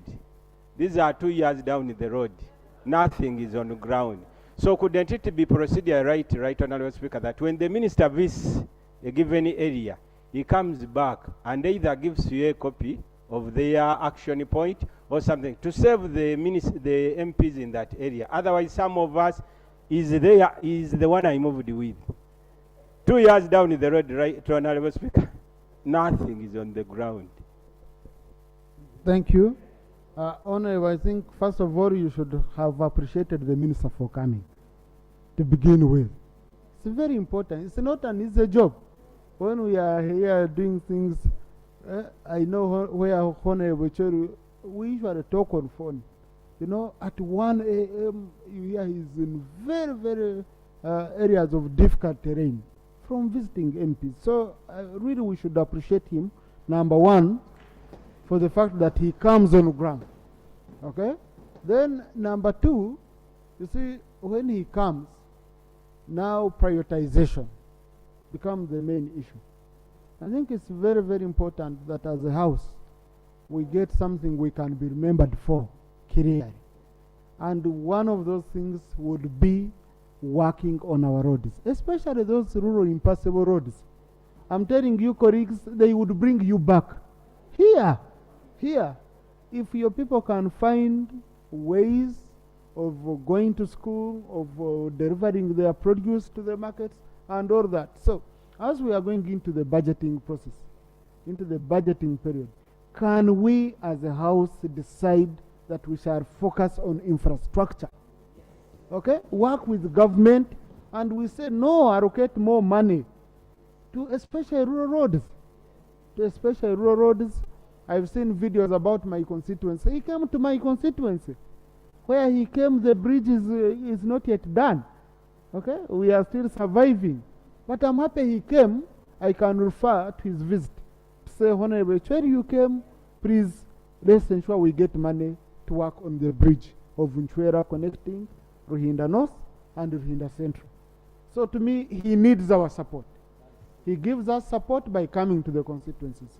Let's give him support by allocating money to the sector. Okay?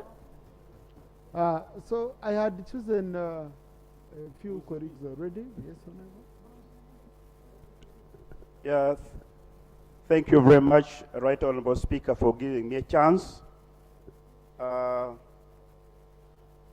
Let me start by, first of all, thanking the Chair for presenting the report.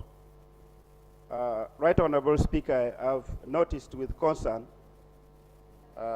what the Chair stated in the report, that Uganda as a country, we are losing 235,600,000 per day in interest.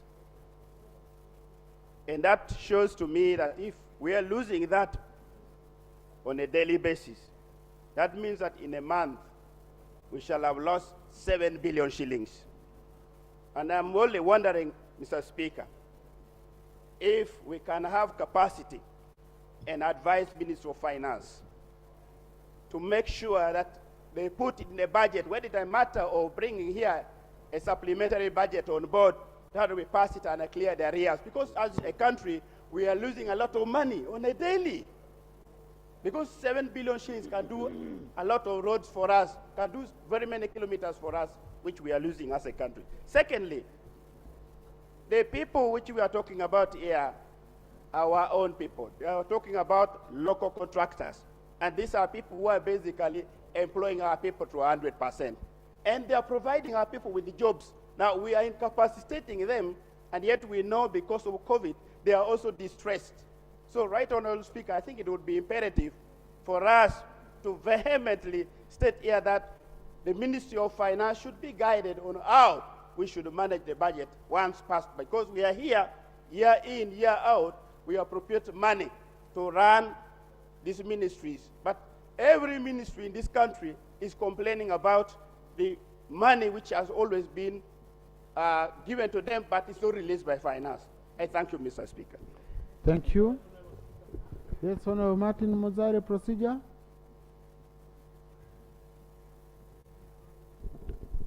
Thank you, Right Honorable Speaker. Right Honorable Speaker, I want to thank the committee for the report. Right Honorable Speaker, the report is about infrastructure, but we also have other entities where we have local contractors that have supplied.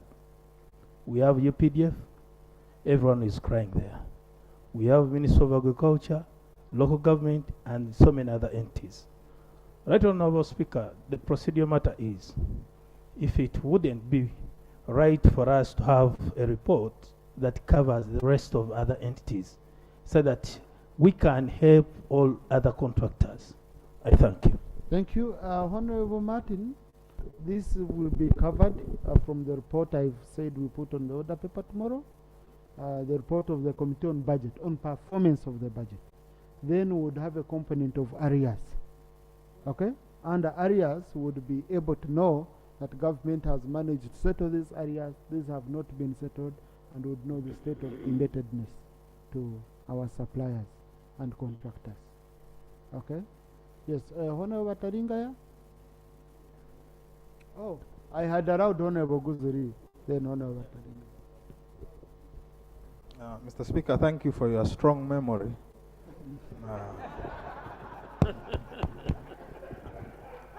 Now, I would like to observe that we can sit here and aspire that there should be more resources going to the road sector. But if this parliament is not decisive enough to address the issue of domestic resource mobilization, I think those will be very wild wishes.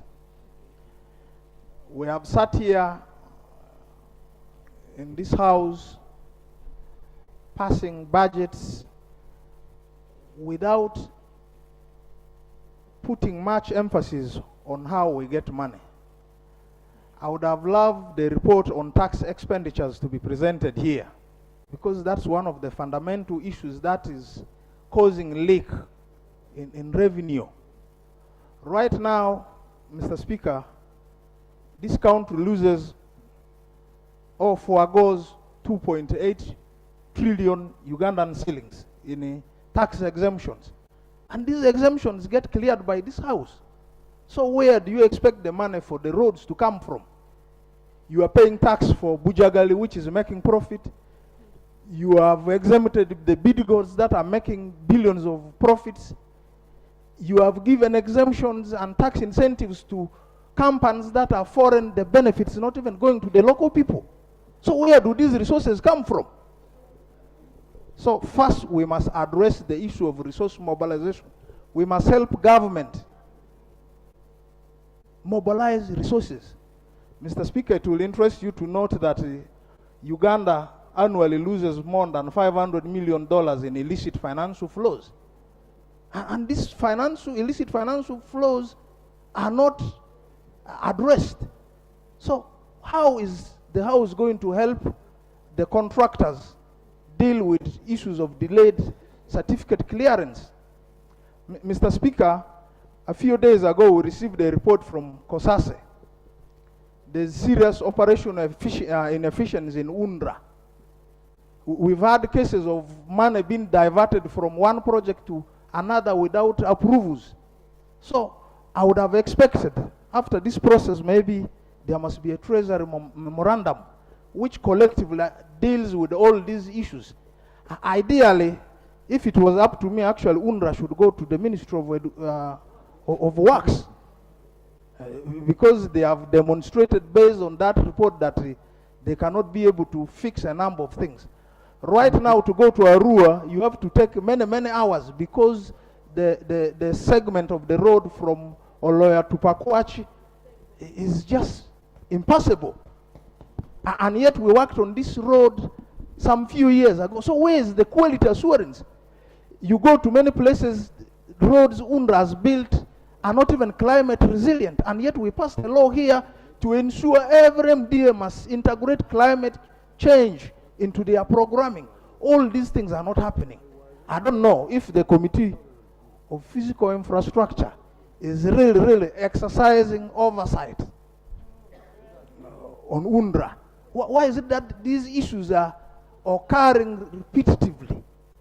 I think it's important as a country, Mr. Speaker, as you rightly observe, when we are getting to the budget process, let us not just be good at appropriating. Let us first ask, where is this money coming from? If we don't address that question, we will continue to lament here and nothing happens. These ministers will visit, the result will be hot air. Thank you. Thank you. Honorable Guzuri has referred to us first getting the tax procedures, the tax expenditures report.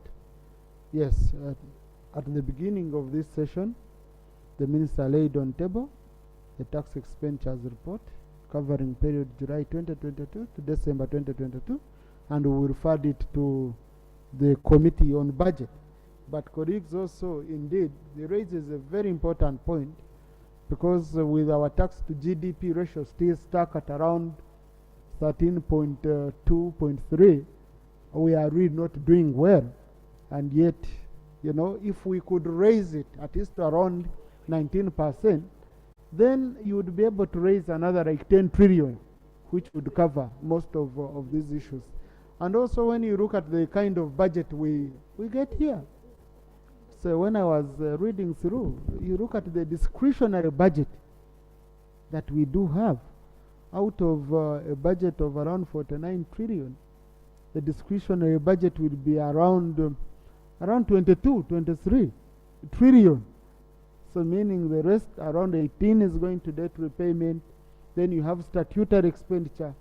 So you find really we are limited in terms of resources. But we don't want to keep reading the book of Lamentations. Even yesterday when he was voting, he read from a book of Lamentations. That's how he abstained after. And then today again, you know. So the problem with Honorable Guzuri, when he dreams, he submits dreams on the floor. Honorable, we want to be hopeful. This is a house that must give a hope to the nation. Even the little resources we have, how do we appropriate it? We shouldn't lose focus on that. Yes, Honorable Max Ochai. I had allowed Honorable Taringa, then I'll pick Honorable Max Ochai. Thank you, Right Honorable Speaker, for giving me an opportunity. Basil Bataringa is my name. I represent the people of Kashar North. But for the record, I also want to say I chair the Ankwere Caucus. And the issue I'm speaking about also concerns you, Right Honorable Speaker.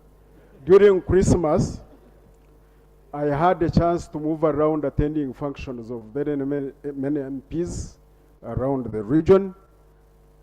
And I was also in your constituency. I saw how bad your roads are. So you might not have a chance to speak here on the floor of Parliament. You just preside over us. But also your roads are bad rough. And Honorable Minister, please attend to the roads of our Right Honorable Speaker. When you talk about Gariraya, I also have Gariraya in my area. And at that Gariraya, it's a sour place. It is the road between Mbarara and Uganda. And that Gariraya is about 29 miles from Mbarara. There are about 6 potholes in a space of 100 meters. Vehicles overturn there. So please preside over UNRWA, which you supervise. Also the road, along the same road at Rutoma, Wizwera Rutoma Town Council, the road is as if it is a cloth eaten by rats. So these accidents which we receive on the roads, Right Honorable Speaker, are sometimes as a result of roads which are not marked. That out marking of the line, the middle marking, and then the other marking on the other side of the road. The drivers, some of them may be having poor sight, but when there is a marked road, then it means somebody can keep his lane. But you cannot mark a road which looks like a cloth eaten by a rat. So I wanted to raise this, that over the years, 1, do maintenance, and 2, do road marking like I saw on Entebbe Expressway, which is newly constructed, but already they are remarking. And there are very many roads across the country which are not marked. 3, I also have a very major Maram road from Kachiki in Mbarara to Kachwangobe on the Ruhumba Chiruhura road. This road has potholes. A lorry can disappear in the pothole. Yes, it is so big. This Kachika, Kachwangobe via Mutonto, Chenshama. The chairman LC3s of the area have constantly petitioned me as a chairman, and I brought them to your office, Right Honorable Speaker, when they were complaining about these roads. Lastly, Mr. Speaker, my chairman of Ankwere Caucus. Yes. You see, no, Rule 72 of our rules of procedure touches on content of your submission. Okay? The subject matter we are on is very, very clear. Yes. If you read on the order paper. Yes. Motion for adoption of the report of the Committee on Physical Infrastructure on the delayed payment of contractors. And this is and your side, you don't even have a contractor. Now, you know, so conclude. Mr. Speaker, this is what I was concluding on. Every year, I am on the Public Accounts Committee. Every year, funds are swept back from different MDAs to finance. These funds could be the ones employed to cater for some of these contractors who are not paid. So I implore the Ministry of Finance, or this House maybe, to look into these swept funds, because per MDA, 3 billion, 7 billion, 2 billion, when you total up these funds, they are enormous. I think if we committed these funds, they could be the ones sort of the unpaid contractors. My prayer. Thank you, Right Honorable Honourable Max Speaker. Ochai. Thank you very much, Right Honourable Speaker, for this opportunity. May I, first of all, thank the chairperson of the committee for the report.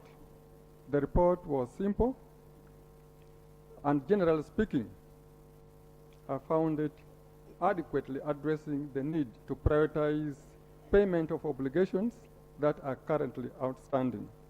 However, I find space in the report that can actually improve the report further.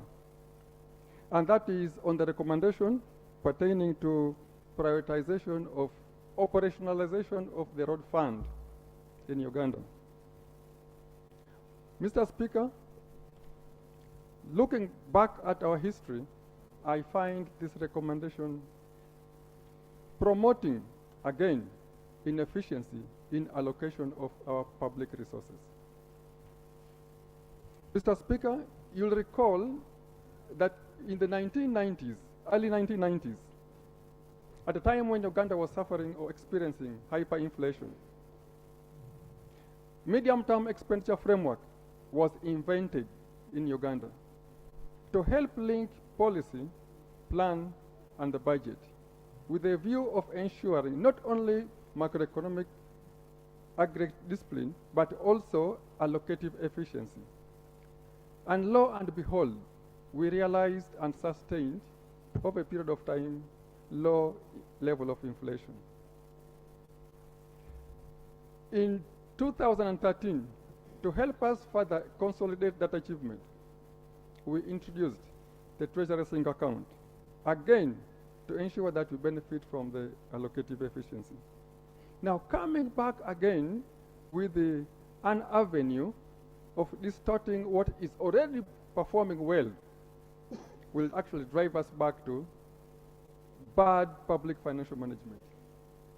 I therefore recommend that we amend this recommendation to reflect prioritization of road maintenance in our budget in the context of the medium-term expenditure framework. In that way, we shall achieve not only good roads, motorable roads, but also we shall achieve the macroeconomic stability. That's the sine qua non for economic growth. I submit. Is the amendment seconded? Is the amendment seconded? Amendment not seconded. Honourable Minister.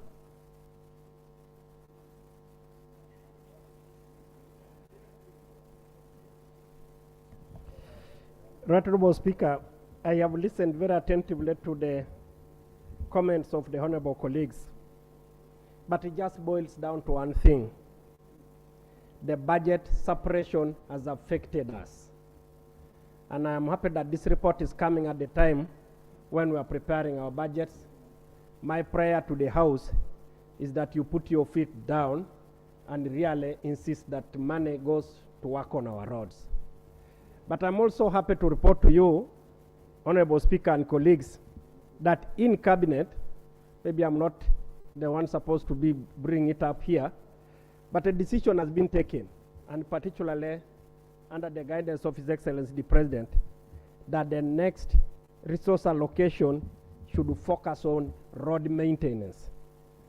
The next allocation should focus on road maintenance, and in the words of the President, we shall only open new projects, critical new projects, as an exception. But we really want to emphasize first, inject resources into the maintenance of roads. And I am also happy that this House, in the allocation of even the limited resources that we already have, has given to UNRWA some money that it is using for offsetting this very huge debt.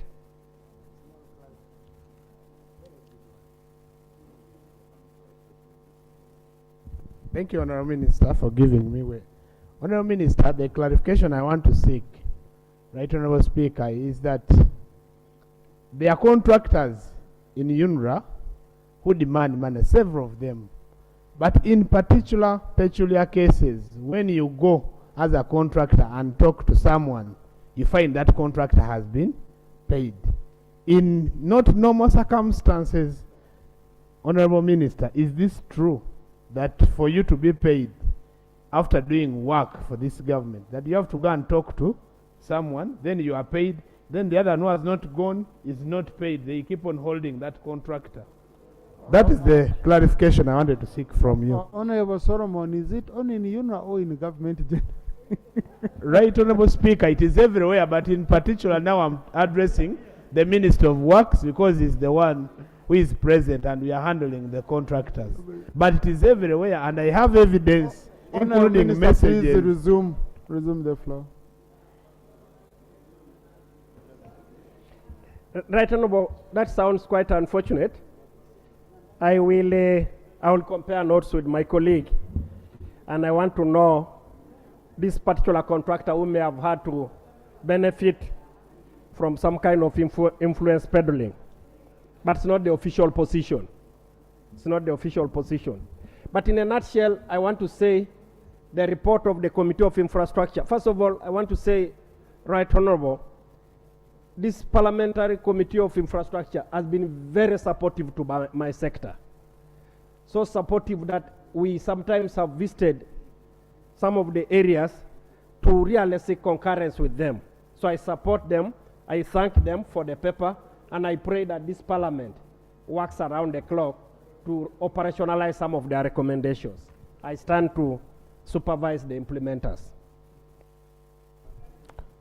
Thank you. Colleagues, clarification goes to the Minister. Colleagues, I now put the question that the House adopts the committee, adopts the report of the Committee on Physical Infrastructure on the delayed payment of contractors hired by UNRA. Those in favor say aye, and to the contrary nay.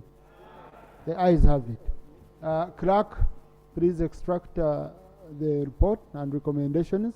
The Hansard, pass them over to the relevant ministry for action. Colleagues, we have a lot to do and we have to finish it. For now, procedure, Honorable Choma. Thank you, Right Honorable Speaker.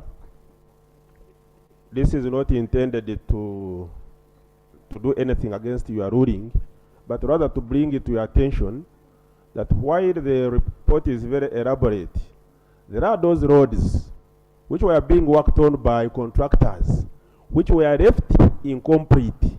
And when you read the report, it seems to suggest that the contractors did the work and completed, and what was remaining was to be paid for their certificates. I will cite an example of the road connecting Uganda municipality to Uganda North, where it stretches from Bisheshe, Bijera, Renkobwa, Nyansimbo, Kachinga, Rushango, and Kanyarujiri. It was left half done. The trenches were dug. The culverts are in the middle of the road. We have lost lives.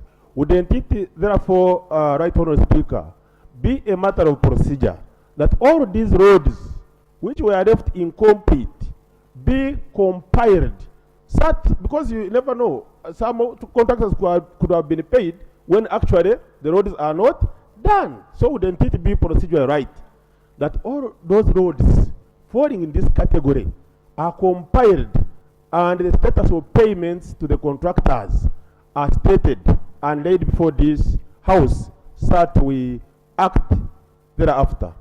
Thank you. Thank you, Right Honourable. Now, Honourable Minister, I hope you've taken note. Otherwise, this is not a procedural matter. Rule 78 sub-rule is very clear. Should be falling, a procedural matter should be on an issue falling within our rules of procedure. Okay? So this does not fall anywhere. But the Minister has taken note. Minister, you don't need to respond. Please take note. It's a serious concern. I know a member took a shortcut, passed via the kitchen to deliver what he wanted to deliver.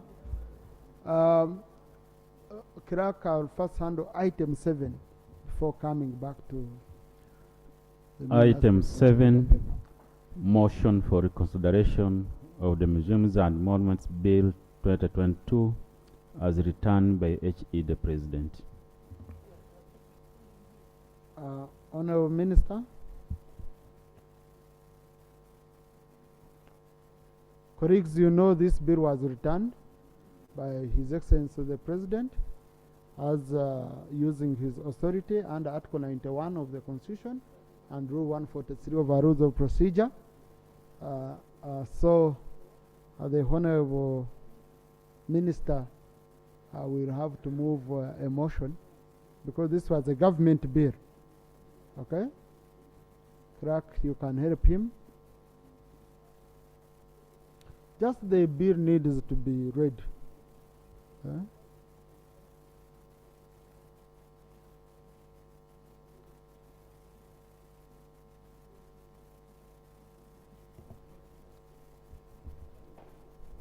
Thank you, Right Honorable Speaker. Motion to move the reconsideration of the Museums and Monuments Bill 2022 as returned by H.E. the President. No, not motion to move. You beg to move. I beg to move. Thank you. That the bill is reconsidered. Okay? Yes, I beg to move that the bill is reconsidered as returned by H.E. the President. Thank you. Which bill, Honorable Minister? The Museums and Monuments Bill 2022. Thank you. Is the motion seconded? Honorable Serani, Chief Whip, Honorable Oboso Boss, Honorable Guzuri, Honorable Komakechi, Honorable Ridian. Chair?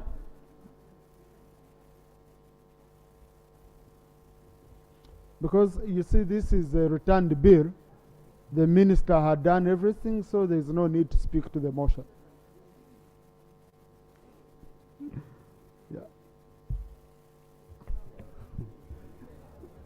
Right Honorable Speaker, I beg to lay the report of the Secretarial Committee on Tourism Trade Industry and on consideration of the Museum and Monuments Bill 2022 as returned by His Excellency the President of the Republic of Uganda, together with the minutes.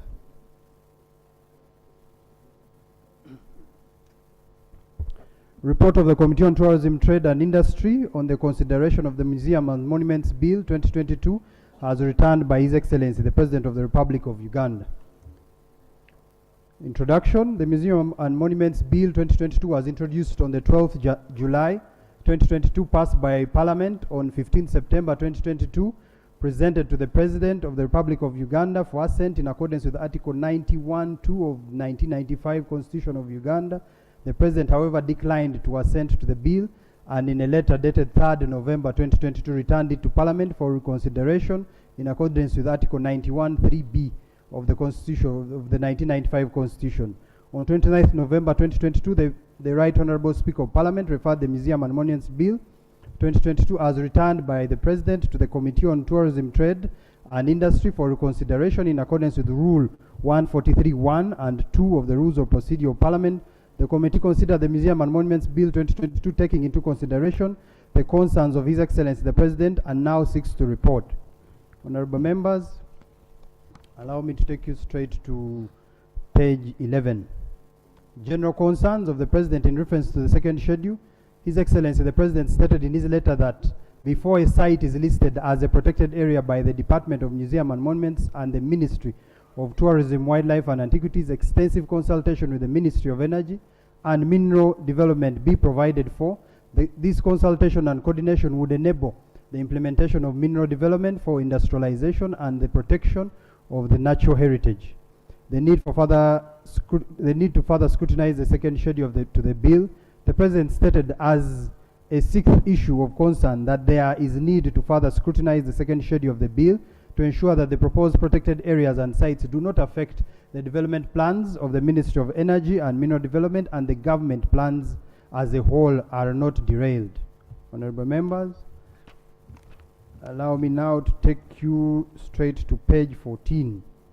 The committee therefore observes that the contradictions, misinterpretations and misleading information in the second schedule undermines the policy and principles upon which the Museum and Monuments legislation premised.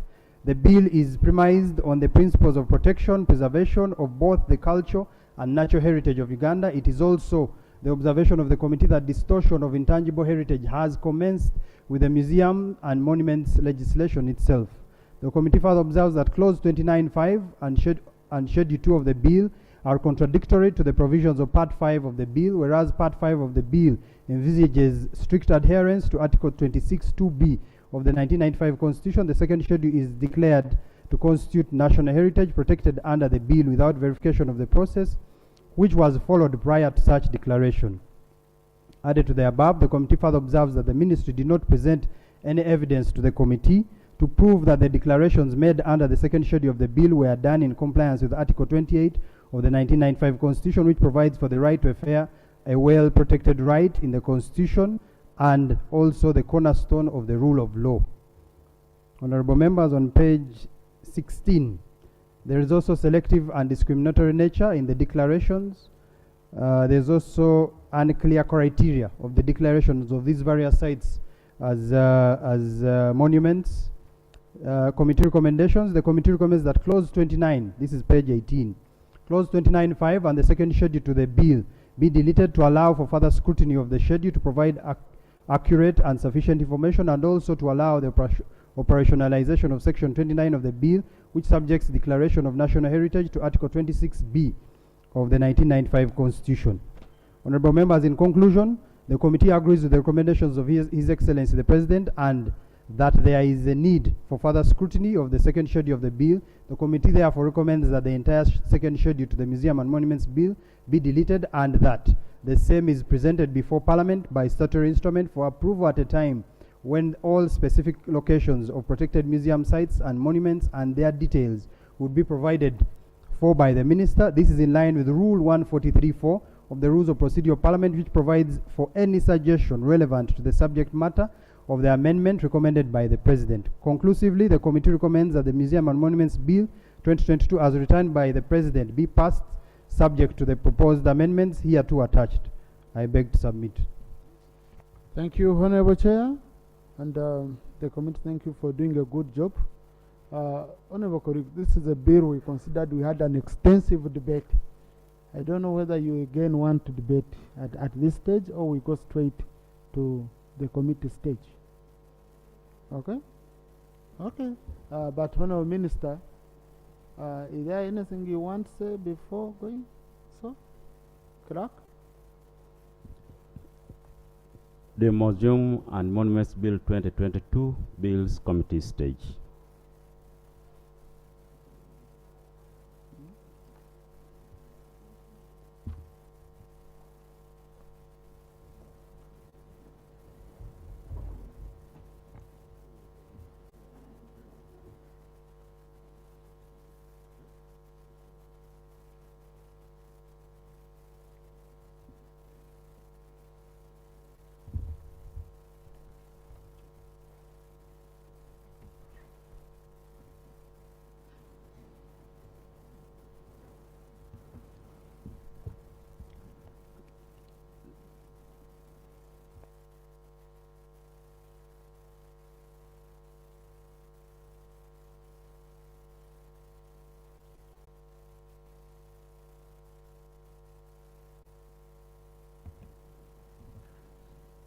The Museum and Monuments Bill 2022, Clause 3. Clause 3, interpretation. Clause 3 is amended by A, substituting the definition of mineral. The following: mineral means any substance, whether in solid, liquid, or gaseous form, occurring naturally in or on earth, formed by or subject to a geological process, but does not include petroleum as defined under the Petroleum Exploration, Development and Production Act 2013, or substances excluded from the definition of minerals under Article 2445 of the Constitution. B, substituting the definition of mineral right. The following: mineral right means a right to prospect, explore, or mine for minerals under a prospecting license, an exploration license, a retention license, a large-scale mining license, a medium-scale mining license, a small-scale mining license, and an artisanal mining license. Justification: to bring the definition in compliance with the Constitution and the Mining and Minerals Act 2022. 2, to bring the definition into compliance with the Mining and Minerals Act 2022 by including medium-scale mining license.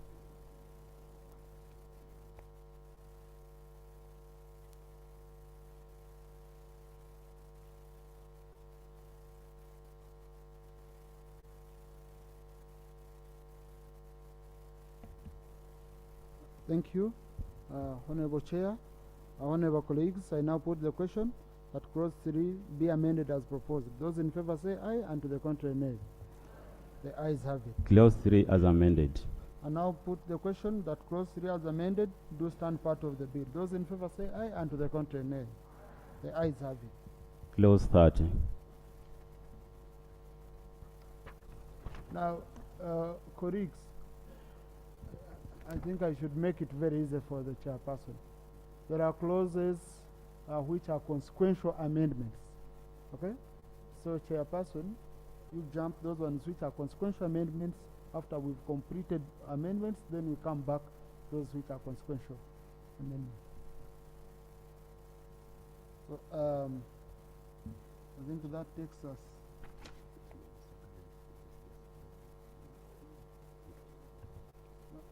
The reason as to why I'm insisting on that, we have not yet made an amendment.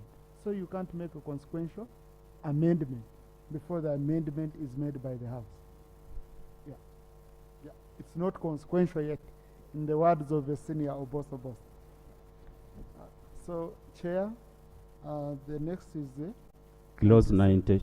92 is a consequential amendment. Clause 93. Clause 93, application of the Minings Act 2003. Clause 93 is amended.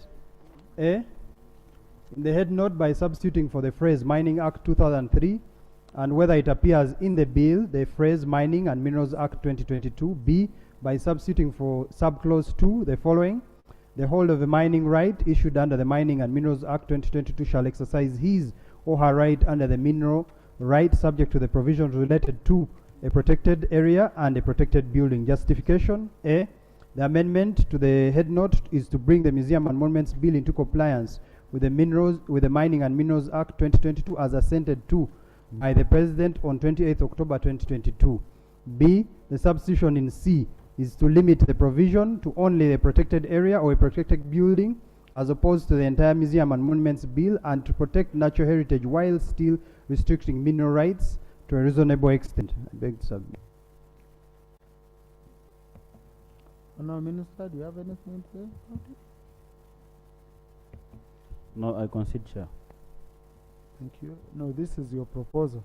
So, because the proposal from the President is your proposal, so you don't concede. Okay. So, honourable members, I now put the question that clause 93 be amended as proposed. Those in favour say aye, and to the contrary nay. Clause 93 as amended.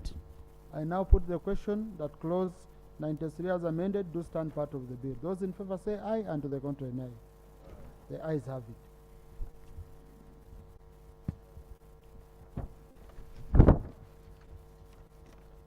The schedule. Schedule 2. Schedule 2, protected museum sites and monuments. Schedule 2 of the bill B is deleted. Justification is to provide extensive consultation with the Ministry of Energy and Mineral Development before a site is listed or removed as a protected area by the Department of Museum and Monuments and the Ministry of Tourism, Wildlife and Antiquities, and to ensure coordination and collective responsibility of the Cabinet in implementation of mineral development for industrialization and the protection of natural heritage as requested by His Excellency the President in his letter returning the bill for reconsideration of Parliament of 3rd November 2022. The requirement for Parliament's approval is to take into consideration the sixth concern of His Excellency the President of ensuring that the proposed protected sites and areas do not affect the development plans of the Ministry responsible for energy and mineral development, and government plans as a whole are not derailed. Yes, Honorable Oguzuli.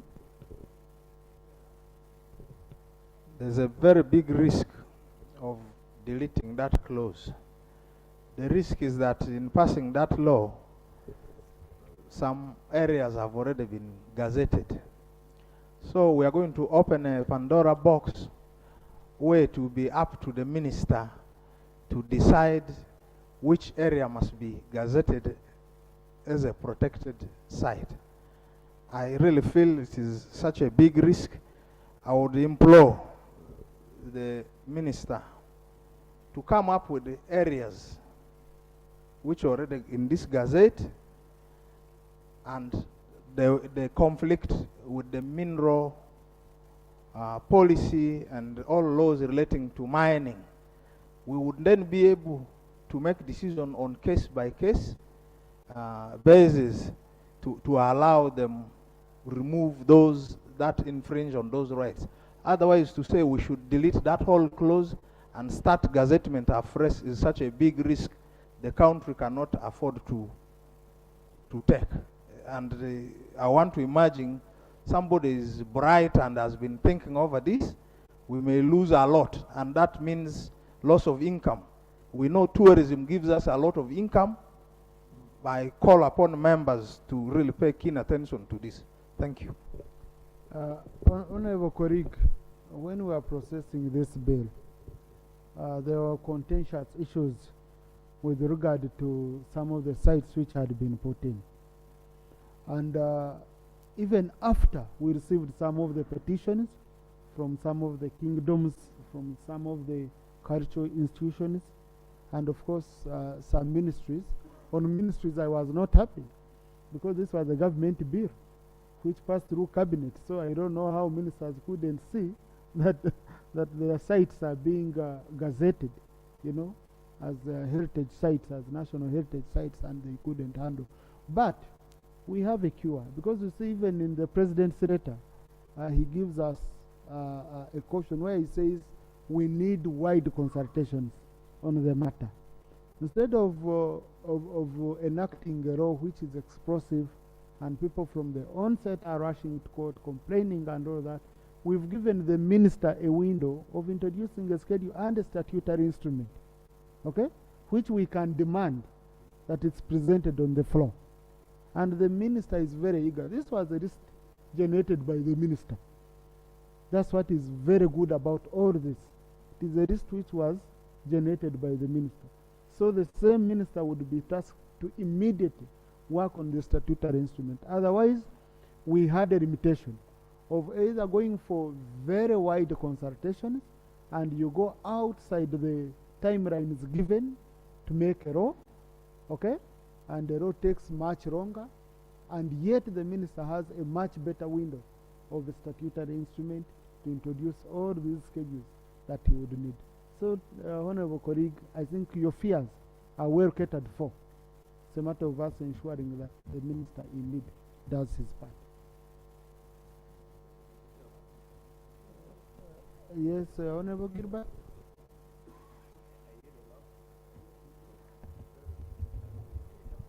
Yes, I am the law for today. No, you're acting, please, you're acting. The acting law. Mr. Chairman, the way you guided is quite right, but if we leave it open the way it is, without specifying the time frame, it may create a lot of doubt to many Ugandans. As I speak now, Mr. Chairman, the explorations is still moving on in so many areas. And we have so many areas whereby we don't know whether the minerals are there or not. So I really feel the minister should be given the time frame than leaving it open the way it is. Thank you. You see, then you would be limited by Rule 143 Sub-Rule 4, which does not allow you to go beyond what the president has brought out. Because, you know, it's our rules. But let's have trust in our ministers. It's the minister who generated this list. You know, only that the issue of wide consultation. Maybe, Minister, you want to reassure members on this issue? Thank you, Chair. No, I just want to reassure members that we just need a little bit more of time. We shall have this schedule brought back as an through a statutory instrument, and this will be the soonest. So we have most of the sites covered. We are just doing a consultation on a few other sites. So I want to reassure the House that we shall have this ready for you. Anytime from now, even less than 2 months. Yes. Okay. Yeah. So colleagues, let's move. Colleagues, I put the question that, yes, Honorable Guzuri. Chair, you've rightly guided that this amendment was informed by some petitions and other concerns which arose because there was no wide consultations. What that therefore says is that there are areas which have been gazetted and have issues, and there are those areas over which there are no complaints. And my plea would be that we allow those areas which have no issues to be reviewed by the minister and brought through a statutory instrument. But those areas which do not have complaints should be able to stand. The risk of deleting all that means we are removing everything that has been gazetted already. And anybody can now play with anything at any point. So if the intent of this amendment is really to cure some specific problems, let us address ourselves to those places which have issues and allow the minister to go and deal with them. But those that do not have issues must be protected. And this House has the mandate to protect it right from now. Thank you. Chair, sorry, Honorable colleague, on this floor, you cannot assess 217 sites. You don't have that capacity, you know. I have the bill here. It's 217 sites, okay? So, and this is a straightforward issue. The minister can bring an instrument. So, but if colleagues don't want to delete, they can also, it's your choice. Because Rule 77 limits me. I don't want to go overboard in terms of how I can guide. So, honorable colleagues, I put the question that Schedule 2 be deleted. Those in favor say aye, and the contrary nay. The ayes have it with a big no from Honorable Guzuru Register. Clause 30. Clause 30, provisional protection of culture and natural heritage. Clause 30 is amended in sub-clause 5 by deleting the phrase as specified in Schedule 2 of the Act and wherever the phrase appears in the bill justification. It is a consequential amendment arising from the deletion of the second schedule. I put the question that clause 30 be amended as proposed. Those in favor say aye, and to the contrary nay. Clause 30 as amended. Clause 30 as amended. I put the question that clause 30 as amended be part of the bill. Those in favor say aye, and to the contrary no. The ayes have it. Clause 92. Clause 92, amendment of schedules. Clause 92 is amended. A, in sub-clause 1 by substituting the words Schedule 1 of the Schedule 1, the words the schedule. B, by deleting sub-clause 2 justification. It is a consequential amendment arising from the deletion of the second schedule. There will only be reference to one schedule.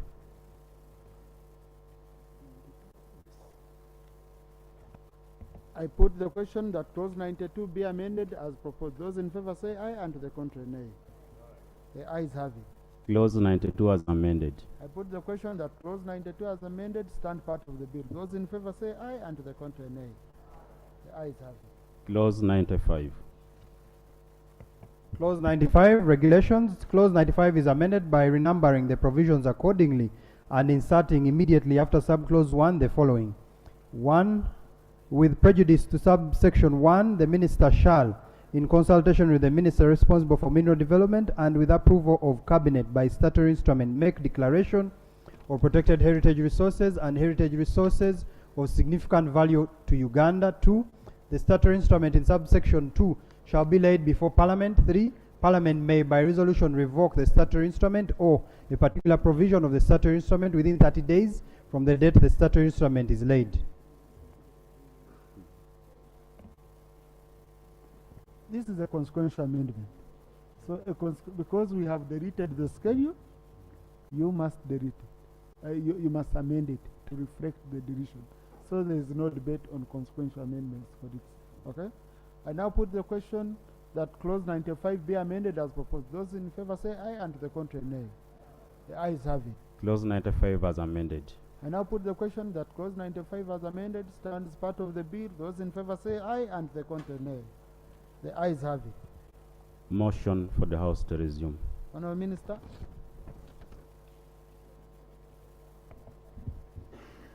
I beg to move that the House do resume and the Committee of the whole House do report thereto.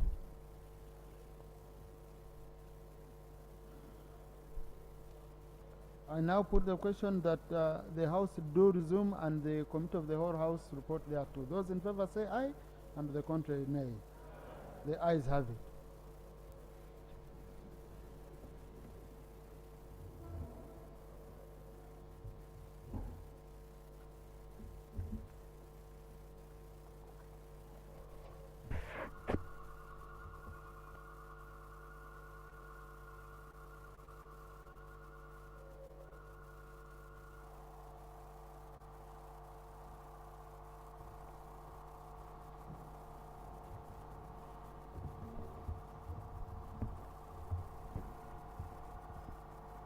Report from the Committee of the whole House. Honourable Minister.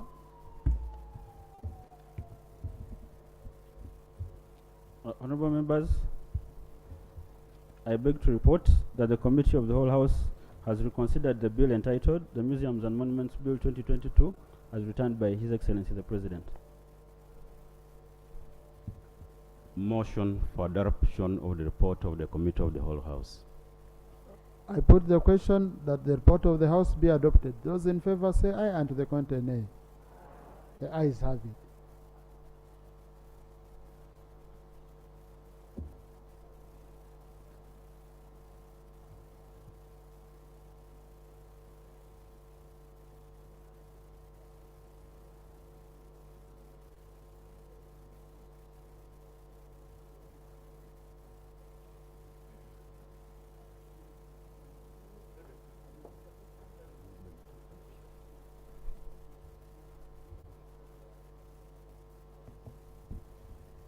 I beg to move that the House...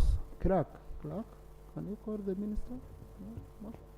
Motion for adoption of the report of the Committee of the whole.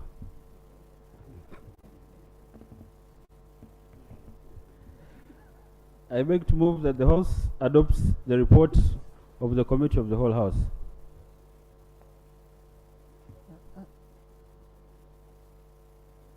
No, here there is nothing. Yeah. Because at this stage you can only come in for recommittal, and there is nothing to recommit on. Yeah. No, these are not issues of.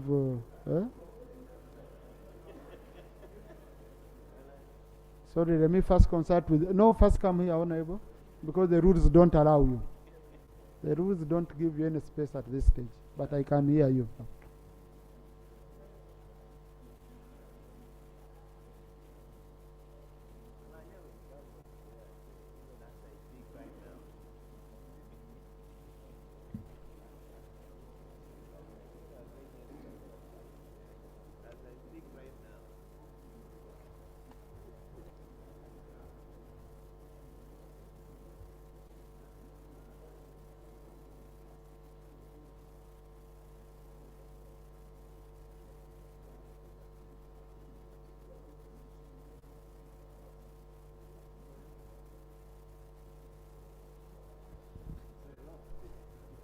Thank you.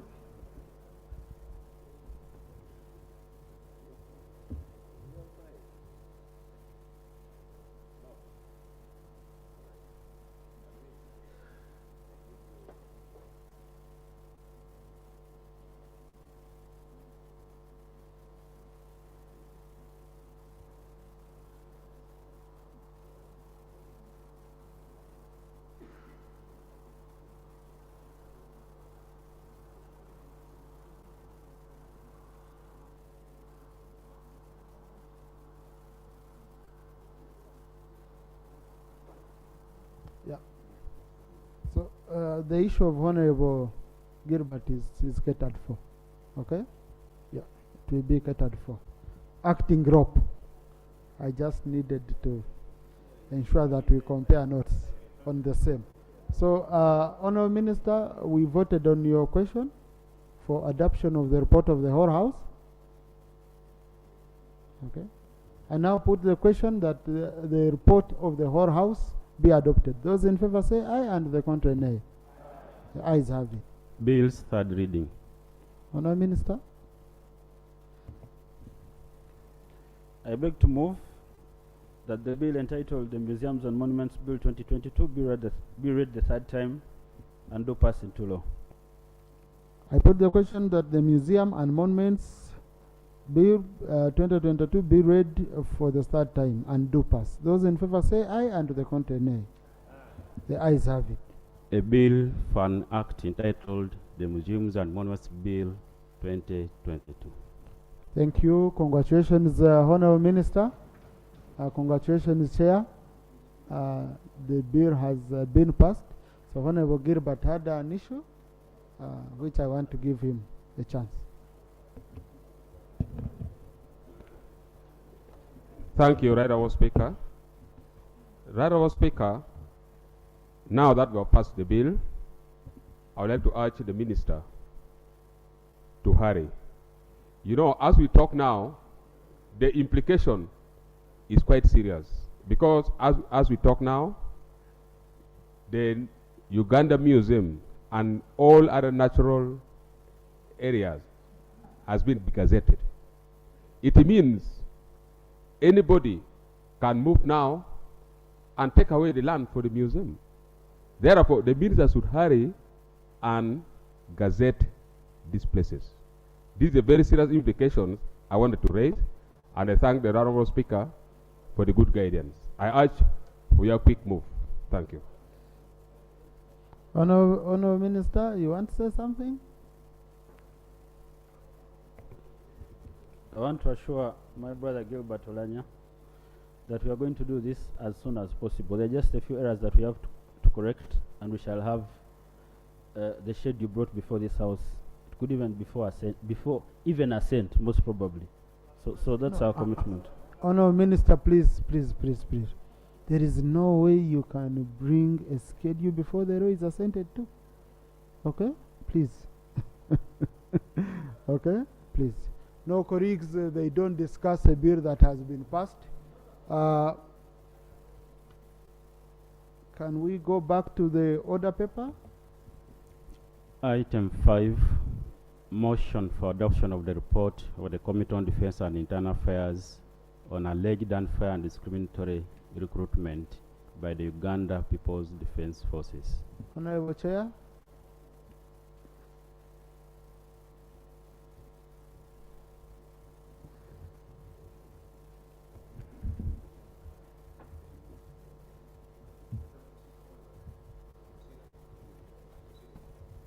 Honourable colleagues, the Chair Defense Committee assigned Honourable Kahonda to present this report and informed me formally. So let him present the report. Thank you, Right Honourable Speaker. But how do you have procedure on a report which is not yet presented? Okay. You know, you've seen colleagues, if I had Honourable Ranya's rope. Thank you, Right Honourable Speaker. Right Honourable Speaker, the report was here quite long, and very many things has been overtaken by the events. When we raised about the problems as far as recruitment was concerned, we raised the matter, and right now there are a lot. They are already done with that training. And Right Honourable Speaker, I would like to seek your guidance. Would it be procedural okay to continue with this report when very many things has been overtaken by the events, and the boys that we are fighting for, very many of them, many things has changed, Right Honourable Speaker. So I don't see the importance of this report, Right Honourable Speaker. So, but now, Honourable colleague, you see, Rule 80, this is anticipation. I don't know what's in the report. I don't know whether the chairperson has and the committee have covered all those aspects. I don't. So my hands are tied. Let's first receive the report. Then at the debate level, you can raise all these issues. Otherwise, Rule 80 on anticipation doesn't allow us to provoke a matter that is going to be tabled on the floor. Thank you, Right Honorable Speaker. Right Honorable Speaker, this is a report of the Committee of Defense and Internal Affairs on alleged unfair and discriminatory recruitment by Uganda People's Defense Forces. Right Honorable Speaker, I beg to lay the minutes of the committee, the list of the trainees, of the recruits, particularly those who are recruited from Tororo, the advert, the copies of their national identity cards, copies of the LC recommendations with recommendations from the GISOs. Right Honorable Speaker, I beg today. Thank you. Let the record capture them. Right Honorable Speaker and members, at the first sitting of the first meeting of the second session of the 11th Parliament of Uganda, held on Wednesday, 6 July 2022, an urgent question was raised by Honorable Sarah Ochengo Pendi, District Woman Representative Tororo, on alleged irregularities in the recruitment exercise by Uganda People's Defense Forces, characterized by...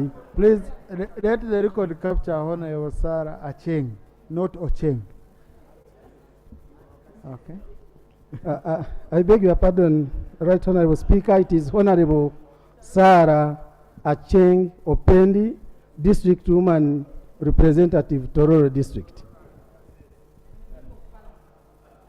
Characterized by an undue infringement and court allotments of some districts in favor of recruits from other districts, in breach of Article 210, Clause B of 1995 Constitution of the Republic of Uganda, Right Honorable Speaker directed the Minister of Defense and Veteran Affairs to brief the House on the matter.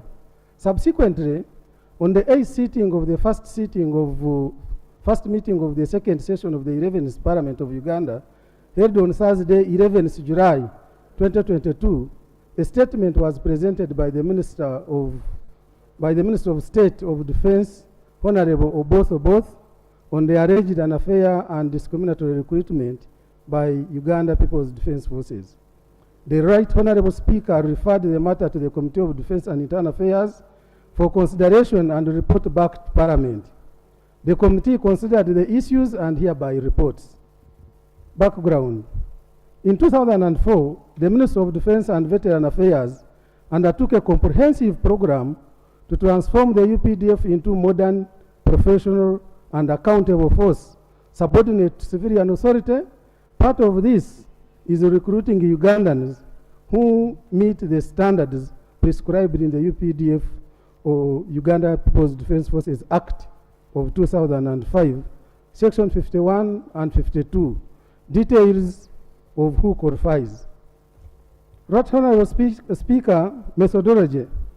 The committee held meetings with the following: the Minister of State for Veteran Affairs and the officials from Uganda People's Defense Forces, Honorable Sarah Opendi, District Woman Representative Tororo District, Honorable Chemtai Ivrin, District Woman Representative Buko, and the committee received the submissions from Honorable Nakut Face, District Woman Representative Napak District. Queries raised by Parliament, Tororo District. Allegations raised by Honorable Sarah Acheng Opendi, Woman Representative Tororo District, was that people from elsewhere were recruited from Tororo and people from Tororo did not benefit from their quota. It was also alleged that the local leaders were not allowed to verify the list of recruits. RDCs and LCs were not given a copy of the recruits for reference. Nebi District. It was alleged that out of the 57 slots allocated, only 11 were from the district. Rila District. The allegations were that in Rila District, most applicants were dropped for reportedly being HIV positive. Whereas the committee interacted with Honorable Sarah Acheng Opendi, and Honorable Chemtai Evelyn, and received written submissions from Honorable Nakut Face. UPDF recruitment procedures. The Ministry of Defense and the Uganda People's Defense Forces carried out a national recruitment exercise from 18th June to 4th July. The recruitment coverage was for all Ugandan nationals and was based on quota system. LC1 chairpersons provided documents to the applicants to prove that one has no criminal liability, and the national ID proved one's nationality and presumes all biometrics and other details are with NIRA. At the recruitment centers, the RDCs, RCCs, or GISOs signed on the dispatch forms before departure of the candidates to training schools. However, not everybody who came met the criteria to be recruited, as there were various tests undertaken to eliminate some people because of limited slots. Right Honorable Speaker, the committee was informed that the UPDF followed the process of recruitment, and the criteria for being an eligible applicant were A, be a citizen of Uganda, and you would prove this with the national ID. B, adult male or female, 18 to 30 years of age. C, UCE or its equivalent certificate or qualifications or any of the above. D, be healthy and willing to undergo medical and physical tests. E, have no criminal record, and this proof of good citizenship was LC1 DISO signatures and recommendations. The quotas were distributed as follows. 8,400 were shared nationwide based on the district population size. B, 1,000 were mechanics and drivers. C, 600 were scientists qualifying to join Air Force. D, 100 medical personnel. E, 100 brass band musicians. F, 50 specialized sportsmen and ladies.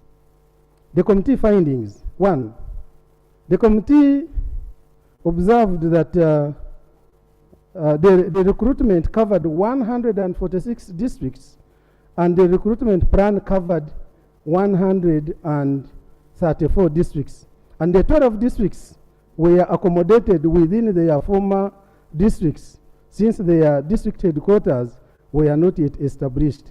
Quotas allocated to each district were based on the Uganda Bureau of Statistics population data of 2020. Right Honorable Speaker, on this note, districts like Mitoma, Shema, Rubirizi, Bushenyi, Buwezu had their recruitment center at Bushenyi district headquarters, which was their mother districts, and as well as Greater Mbarara of Rwampara, Isinjiro, Ibanda, and the Mbarara City and Mbarara district as well.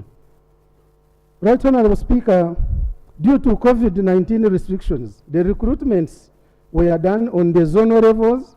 For instance, UPDF recruited a total of 163 recruits from the districts of Nebi, Zombo, and Pakwach, and here the recruitment center was in Nebi.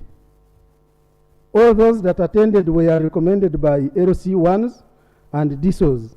Nebi districts was a recruitment center hosting the other 2 districts. Despite their quota being 57 for Nebi district alone, 163 recruits were recruited at the zone.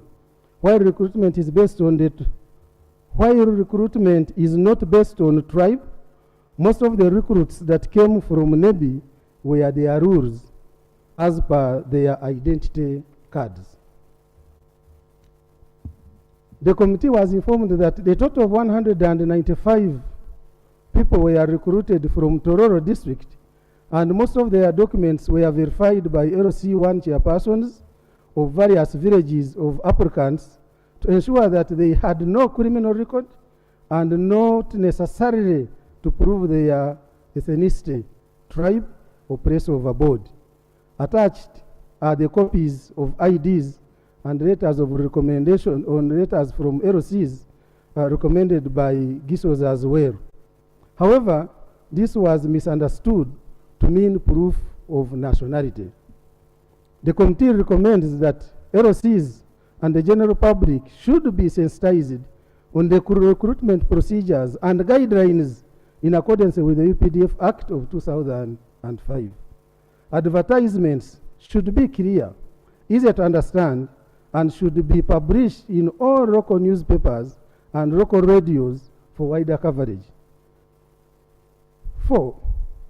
There were alarming numbers of forged academic documents and the Uganda national identity cards.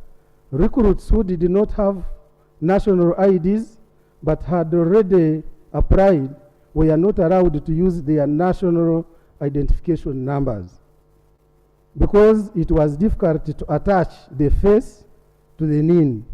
Verification of all other documents required more time and finances, which had its own limitations. The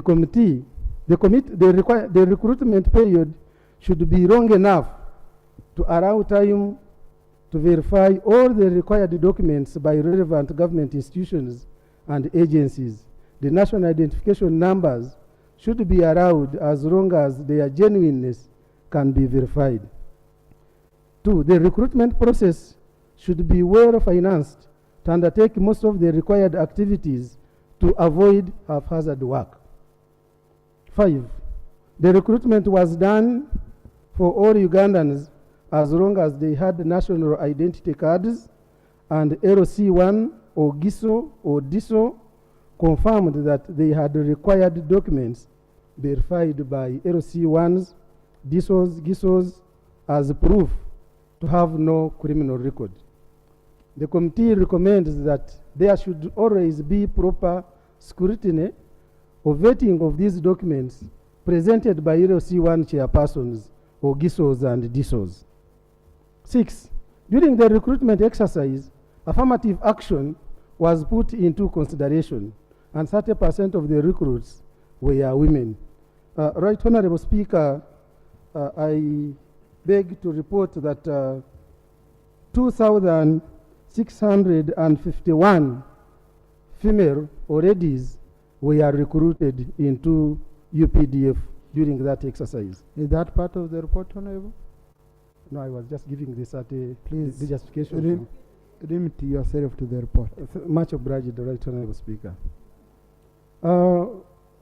Next is recruits filled medical forms which provided parameters considered on medical grounds. Applicants with medical issues were not recruited countrywide. The Army had lost a number of its members on medical grounds and others frequently fall sick, resulting into huge medical bills to the ministry. Thus, there is a need to have mentally, physically healthy personnel that can serve the purpose. Thorough medical examinations is done to avoid compensation at retirement, where retirees claim to have got health issues while at work. This has equally costed the ministry huge sums of money in compensating them. It was noted that the checkups take a lot of time due to limited number of personnel to undertake the exercise.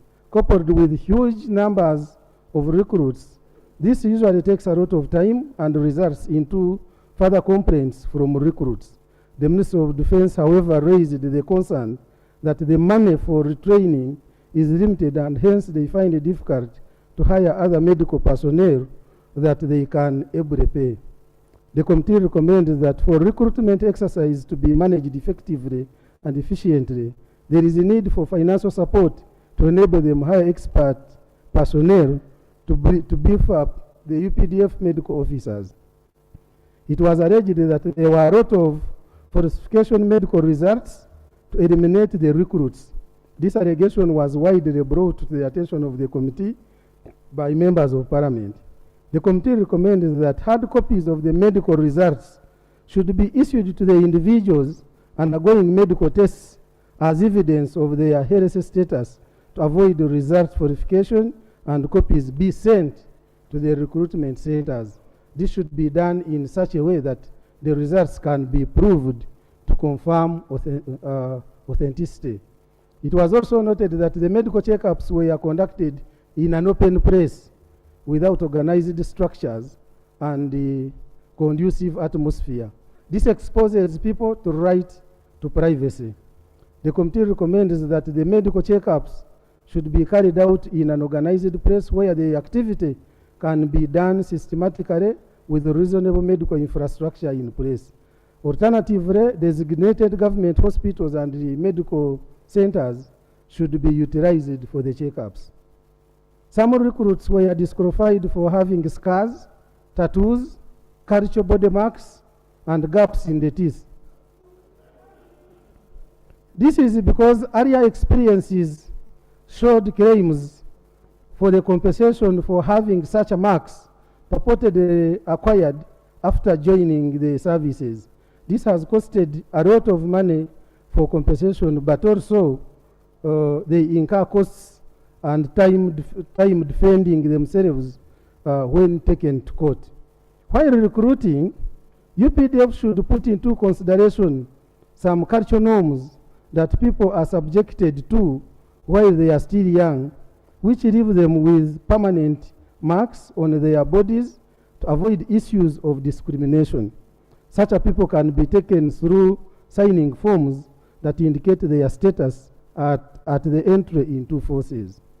There were several allegations of extortion and bribery during the recruitment exercise. However, the committee was informed that the investigations are ongoing to identify culprits and most of these actors. However, it was also noted that they are indisciplined soldiers who purportedly turn themselves into recruitment officers, whereas not, and they extort money from the vulnerable recruits, parents, and guardians. The committee was informed that some soldiers and officers who took part in the malpractice have been arrested and prosecuted. Due, while others are at large and security is on track to get them arrested. The committee recommends that the public should be encouraged to report cases of bribery, extortion, with evidence so that prosecution can be conclusive. The committee further recommends that the recruitment officers should be given tags for identification, for clear identification during the recruitment process. Sensitization before and during the recruitment period should be intensified to avoid such scenarios. Right, Honorable Speaker, we have general challenges during the recruitment exercise. The committee was informed that the UPDF faced the following challenges. LC recommendations. It was difficult to prove the authenticity of the LC recommendations since they were not easily, they could not easily reach out to all LCs, and they trusted the work of the GISOs and the DISOs. Forgeries. There were many forgeries of documents by applicants, which takes a lot of time and procedures to verify. These include academic certificates, national identity cards, driving permits, letters of recommendations, and this delays the whole process and it is time consuming. Influence peddling. There were a lot of influence peddling by politicians and soldiers of higher ranks, and this affected the recruitment process. They usually mount a lot of pressure on the recruitment officers, and this distracts the officers undertaking the work. The big people in the country should give space to the recruitment process to follow the well-stipulated procedures and guidelines. D, high turn-up of recruits. There were an overwhelming turn-up of participants, and the numbers exceeded the available slots and quotas. This led to many people being disqualified, leading to many complaints and uncalled for allegations. For instance, positions that were for senior 4 applicants did not stop at that. University graduates did not stop university graduates also from applying irrespective of career guidelines. This is, however, attributed to unemployment wave in the country. In conclusion, Right Honorable Speaker and members, the exercise was conducted within the law, and the high turn-up of Ugandans was a clear indicator that the youth want to serve this country despite isolation incidences of extortion, bribery, and political influence. The recruitment exercise process was successfully done. There is a need to tighten up the loose ends in the recruitment exercise in future to avoid such a complaints. Right Honorable Speaker, I beg to report. Well done, Honorable. Well done. Yes. I think, Honorable Minister, I think it would be better you come in at the end to listening to all concerns, or you had some highlights you wanted to first give to guide the debate. Let me first allow the petitioner, okay? Yes, let me first allow the petitioner, then. Thank you very much, Right Honorable Speaker. Right Honorable Speaker, I want to thank the committee for finally bringing this report, but justice delayed, Right Honorable Speaker, is justice denied. I presented this matter as a matter of national importance on the 6th of July. This report is now being presented on the 24th of January, over 6 months after the exercise. And yet this was an urgent matter. So, Right Honorable Speaker, the issue that I presented has been overtaken by events. However, I am glad that the report brought out the issues that I did raise. The issue of extortion has not been denied. The second issue, Right Honorable Speaker, for me, I have never interfered with any recruitment in my district. And Right Honorable Speaker, I often tell my people who approach me for any support that all the people that turn up for that exercise are my voters. So go and ensure that you meet the requirements, and if you're lucky, you'll be taken. However, this time, Right Honorable Speaker, the complaints came from the leaders who were present at the recruitment exercise. The leaders themselves, that the person who was supposed to be in charge of this exercise did not allow any of the leaders to look at the final list that he generated. The leaders even asked to verify those purported letters from the LOC ones. They were not allowed to look at them. And that was the gist of the matter. That's why I had to raise it here. Fortunately, we had the Roads Committee meeting just around the same time. The Honorable Minister of Defense was there. And most of the LOCs, after this matter was aired on radio, actually said they had, some of them were being mentioned as having recommended. They actually said most of them denied ever recommending these people. And what has not been denied is that there were letters of recommendation that were forged. It is possible that the LOC letters purportedly recommending some of these people could have been printed from NASA. After all, Right Honorable Speaker, we don't know the signatures of all our LC1 chairpersons. So moving forward, we don't have so many of these complaints when the police is recruiting, when the prisons are recruiting. But the UPDF, there was even a young man who emerged, I think he was the third. You know, they make them to run. This person ran, he came third. He was not on the list. He had all the requirements. He was told to board and follow them, I think, to Paris or somewhere there. Then that's where he finally got recruited. These lists you are seeing here, that 195 people, they could have been people who followed the list the other side. But because they have the national ID, reading Tororo, now they are saying they are from Tororo. So, Right Honorable Speaker, moving forward, when we bring such petitions here, they should be time-bound and handled immediately so that justice is dispensed. Now, 7 months down the road, Right Honorable Speaker, these are all Ugandans, let them complete, but the next time the UPDF is recruiting, allow the local leaders who know who the LOC ones are. Allow the local leaders who may have some information to guide you. Right Honorable Speaker, the UPDF Act states very clearly, Section 3, that there shall be an armed force known as the Uganda People's Defense Forces. And this shall be non-partisan, national in character. The word national in character is the reason why they give every district a particular number, so that, you know, the UPDF is national in character and does not belong to one particular group. But when you leave an officer to particularly handle this exercise, and finally people have run, then he generates the list and nobody looks at that list. We are being told DISOs have signed, I don't know, DISOs have signed, but under what circumstances did they sign this?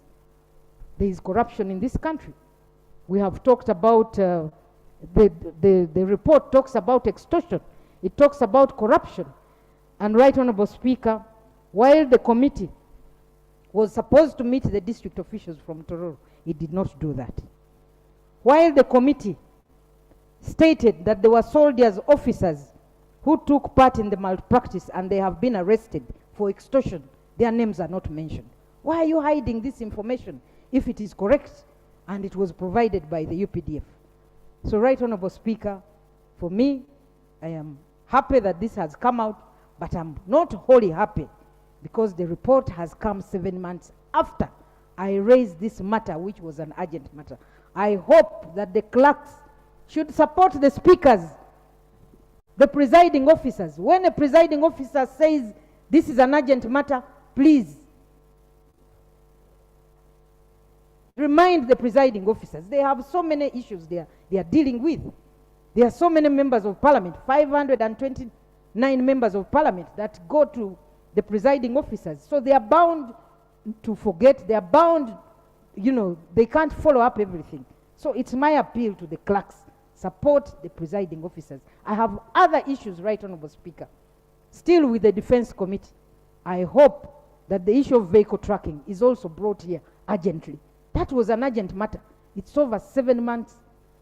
The committee still has it. We have rules. We can't be calling the front bench to come and tell us about the actions taken on the reports of this House when our own committees are not following our own rules. Right Honorable Speaker, I thank you. Thank you. Yes, I hope next time we do better, because Honorable Sarah is raising substantive issues. And I urge you colleagues, whenever you have such urgent matters, please always, you can always rise up on matters of procedure, because we have timelines attached to how long committees can take to process business. That would help us to remind. But the good thing, the positive bit of it is that this was, even if it has been, that specific exercise has been overtaken by events, UPDF is recruiting all the time. They have continuous recruiting. And I hope we learn from this.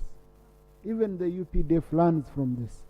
But that issue of forged LC letters and all that, we appropriated a lot of money to Ministry of Local Government to procure stamps for all LC1 chairpersons centrally that do have security features. Okay? So now UPDF is able to verify forged letters, because if the stamps on the letters are forged, okay, UPDF has the capacity to verify all these forged letters. Honourable Minister, you want us to first debate, or there is something you feel is urgent here? Okay, let's first debate, and I will start with MPs who have not spoken since we came here. Let me start. I'll pick 1, 2, 3, 4, 5, 6, 7. Then I come here. I'm going to allow you colleagues. but let's use a reasonable time so that we give other members a chance. Yeah, thank you, Right Honorable Speaker and honorable colleagues. I want to thank the chair and the members of the committee for the report that has brought out very pertinent issues. My first observation is on the district and regional quota system. That in principle is okay, but in practice, there are small districts and small regions that have a complaint that the quota system seems not to be working for them. Two is related to the reported overwhelming number of young people intending to join the forces, which the report alluded to as interest to serve their country. But I want to disagree with the report that, honorable colleagues, this is a manifestation of the level of unemployment for their young people and young men that we need to look into. The youth of this country are looking at joining the forces as the only way of getting employed. So we must address the issue of youth unemployment. Last but not least, Honorable Speaker, is the issue of affirmative action for marginalized and minority communities that we need to take into consideration when we are recruiting. And very finally, I want to appeal to the location of the recruitment sites. We did allude to the fact that many of these youth who intend to join the forces are not employed, and therefore do not. Can I complete, please? Conclude, Honorable, conclude. To travel to the regional headquarters where these recruitments are. The plight of my youth of Obongi is, instead of telling them to go to Arua, to Moyo, to Adjumani to be recruited into the forces, can the recruitment be taken nearer to them? Many of the districts could not fill their quota because of the access factor. I thank you. Thank you, Arepe. Yeah, colleagues, I hope you took up your numbers. Thank you, Right Honorable Speaker. The way I pointed at you. Yeah, before I go to the issues concerning my region, I want to say that when this issue came up, we were promised that the exercise would stop until these issues are sorted out. And that's the message I took to my people. Actually, since this recruitment has taken place, I will be deemed to have not represented my people effectively. Because that's the message I took to my people, that no, the recruitment has been stopped and we have been assured that until these issues are sorted out. But now, I've just been told this has taken place. I don't know what message to take to my people. Now, the issue is this.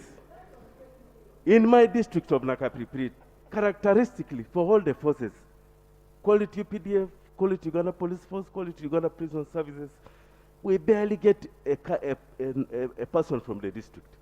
What happens is the recruiting officers come with their relatives to the recruitment center, and they are the ones who are taken up. They make our sons, our daughters run around, then they take these other people. You know, that's the most painful thing.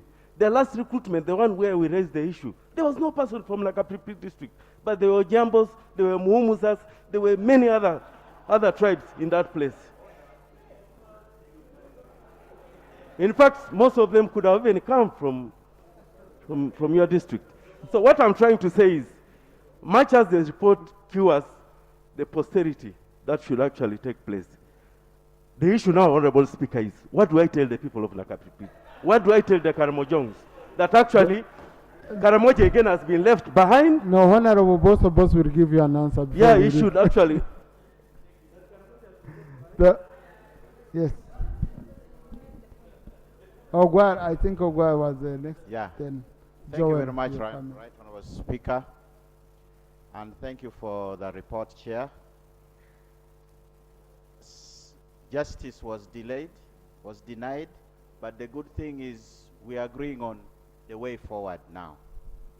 I think the way forward is to involve the local persons who appreciate and know the people who are being recruited. I, for one, I would want to be involved in the recommendation so that we see that the people of Doholo are recruited in Doholo, not in Lira, as was mentioned by my colleague. That is my request. Thank you.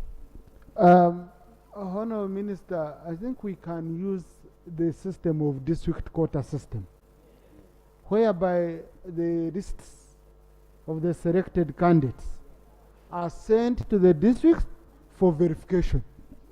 Okay? And then the district would have a system of verifying all these people if there are complaints.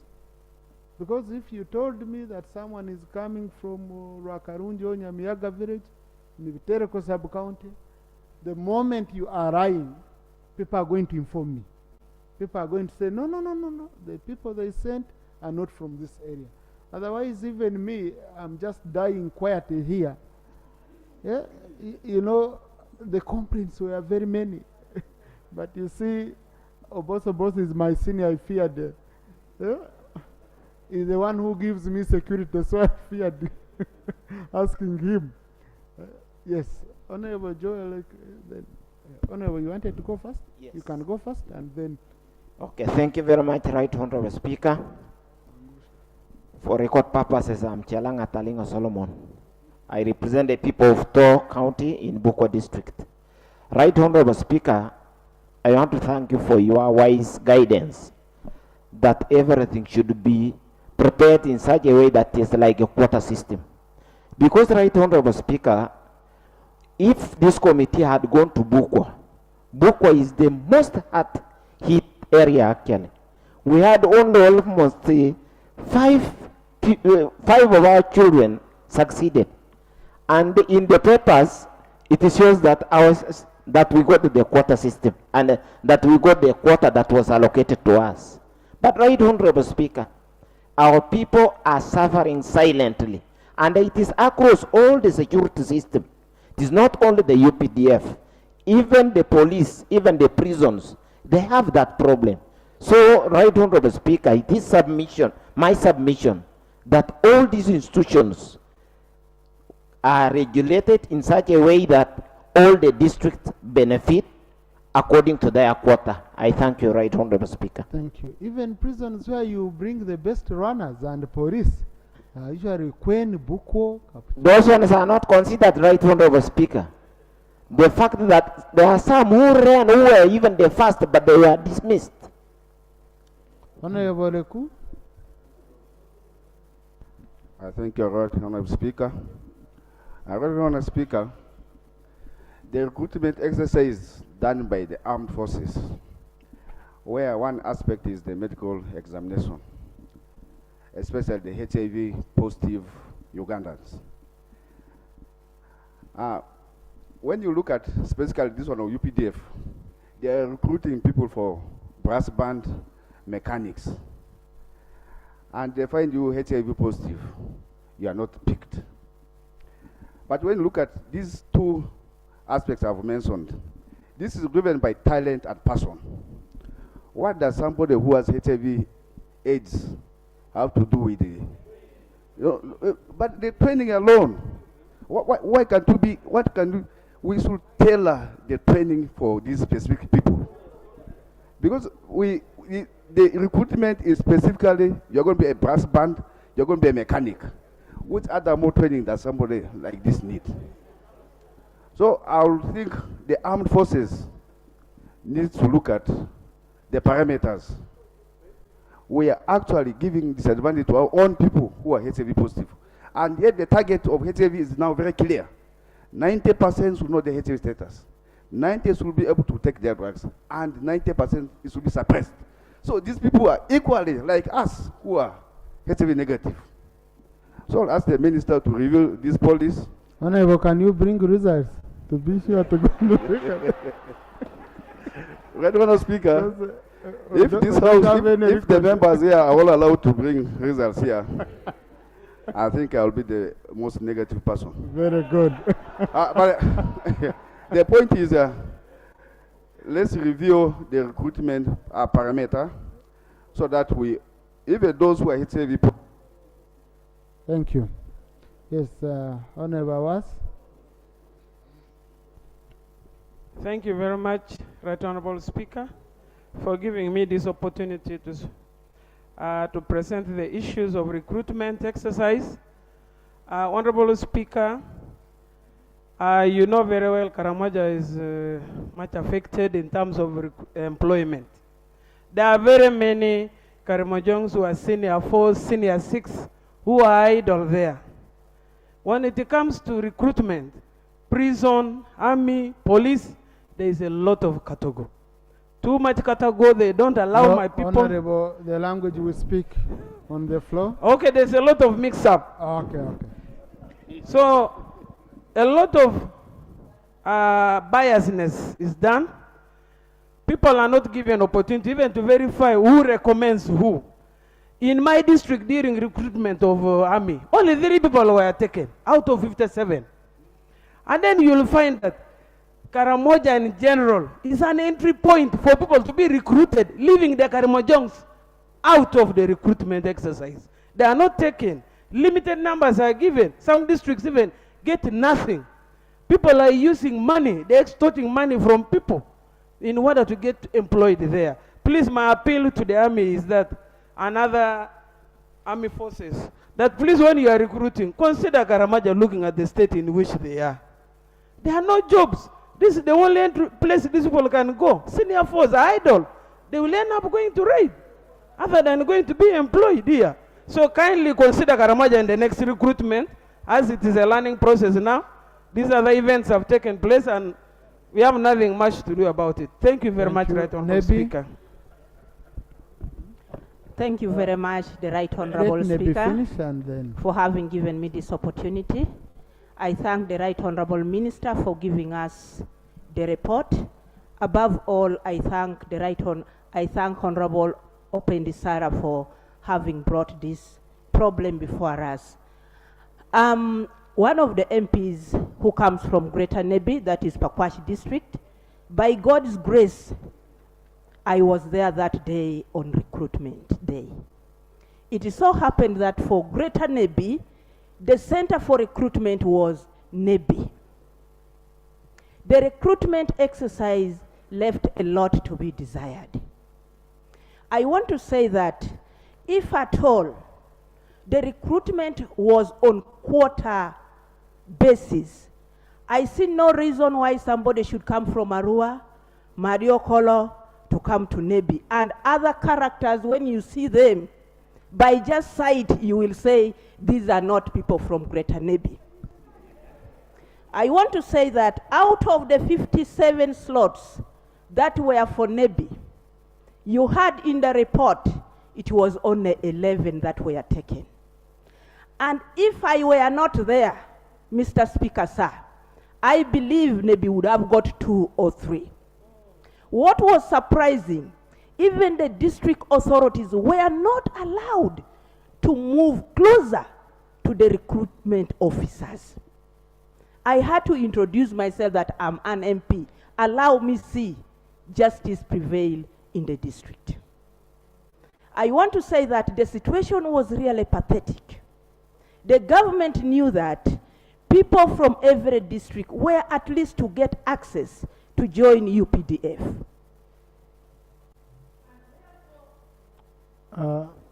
Okay, conclude, Honorable Achibu, conclude. Thank you. Therefore, I'm advising, as we are here as leaders, leaders are everywhere. As we lead, let us know we are representing somebody on earth, and that is our Lord. So whatever we do, let it please our God, so that humanity can also take advantage of the services which we are rendered to do. Thank you. Thank you. Honorable, yes, Oguzu, you had a procedural matter? Yeah, Mr. Speaker, thank you. I have a procedural issue. A lot of flaws have been identified in this recruitment process, including people dying during the recruitment because emergency care is not provided. we have the UPDF representatives here. Wouldn't it be right that we allow them some time to give us insight into the operations so that we get to appreciate how these things happen? Maybe they can inform us, and before we adopt the report, we are moving from an informed point of view. Thank you. There are people who have benefited from illegalities. We may need to hear from them what has been done. All this information is sitting with the representatives of the UPDF. So I would like to invite you to allow some time for the UPDF to give us a technical input. Thank you. No, but colleagues, you see, I invite a member if they stand up. So I think you are urging the UPDF to stand up, not me directing people to stand up. Okay? Honorable Amede, please, colleagues are here as members of parliament. Okay? They are here as members of parliament. They can only contribute when they feel that they are ready to contribute on a subject matter. Honorable Amede, then Honorable Abeja. Thank you, Right Honorable Speaker. And thank you that this report has come. Thank you, the committee. This report is timely because this is an institution that we are trying to improve. And colleagues, I would like you to take this issue with the utmost seriousness. Reflecting on the recruitment in my own district, I was very, very, very pained. I went to the recruitment center for the first time out of the outcry of my constituents about the problems that go on at the recruitment center. The committee is shy to have stated the stark issues as they happen, and is absurd because the root cause of failed states starts from wrong recruitment. Looking at developed countries, it is such a pride to be in the US Army. And how does that happen? Because of institutional establishment during recruitment. I would therefore beg the minister that before they do the next recruitment, can he with us agree on streamlined procedures? I would like the ministry to streamline recruitment. The issue of vetting is very pertinent. Can this vetting take some period of time through the district? Honorable Speaker, kindly give me a few minutes. Honorable. Through the district committee, and probably give a slot to the members of parliament to endorse on these forms. Let UPDF get a finished product of who has been shortlisted in that district, from which they have a pool of people they will select. Otherwise, that is a root cause for having problems of armed robberies, of desertion. The other issue I would like to bring to your notice is the issue of medical. Can this medical period also be extended? This will prevent loss of lives. In Butewo, we have lost people during training, and another recruit died in the Mayuge during the running process. Thank you, Honorable. Thank you. Yes. Honorable Beja, no Honorable Chamongis. I got Honorable Katsabi. Thank you, Right Honorable Speaker. I want to appreciate the committee for the report they have given us, but mine is touching something which is very rare, and this is going to our minister, that kindly, the issue of the missing teeth, the issue of the gap in our mouth in northern Uganda is brought out of lack of taking milk. So it's my humble appeal that if this could be removed from the conditions of recruiting soldiers. Otherwise, people from northern Uganda will never be recruited in this. Yes, most of our children, the teeth get spoiled even before the age you think it should have been getting out of the mouth. So that one, kindly, it is not any reason in any way to be considered for denial. Thank you. Yeah. So you mean, honorable colleagues, wait a bit. You mean they were denying people opportunity because of distance? So, but are we being recruited to go and bite? Yeah? Because if I fed, okay, whether I have 2, 3 teeth and have enabled me to crush enough food to make me, you know, majestic, am I being recruited to go and bite people? Or you have a smiling competition under UPDF, so at the time of smiling, those ones with no teeth won't smile very well. So Chemong is tell us how you'd be denied an opportunity.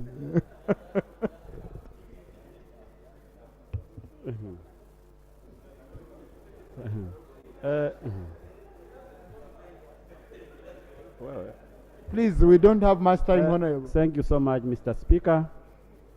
I want first of all thank the Honorable Sarah for raising this very important issue in the House.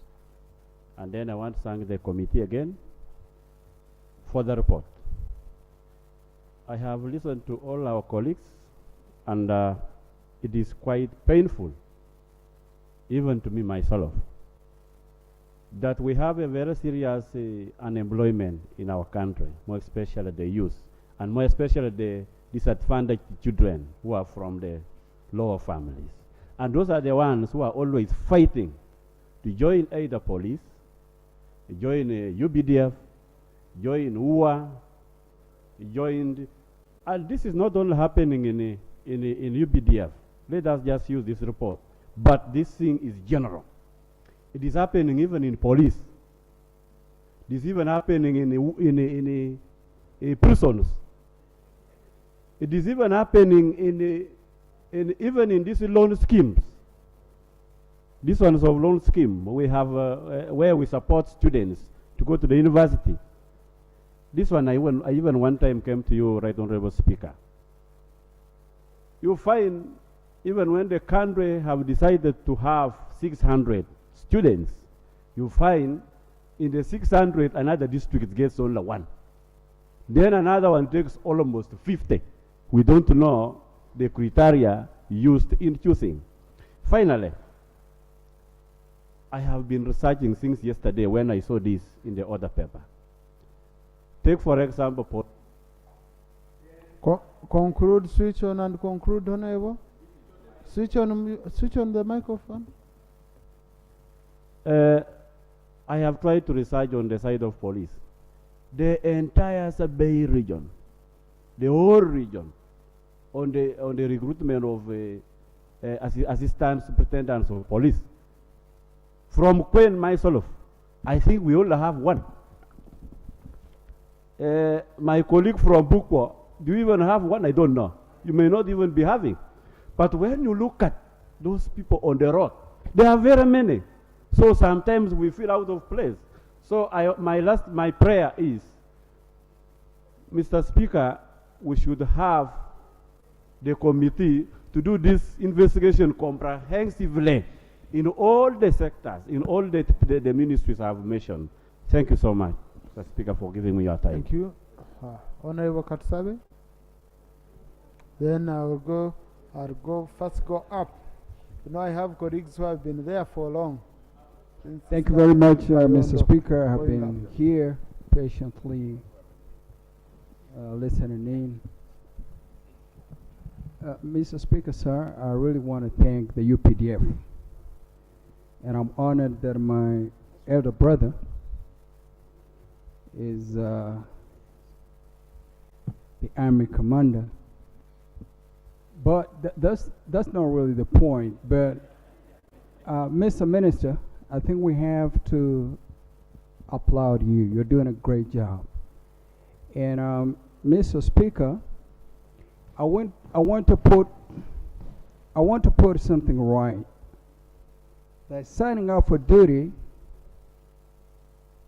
as a serviceman or a servicewoman is the greatest honor you can ever get.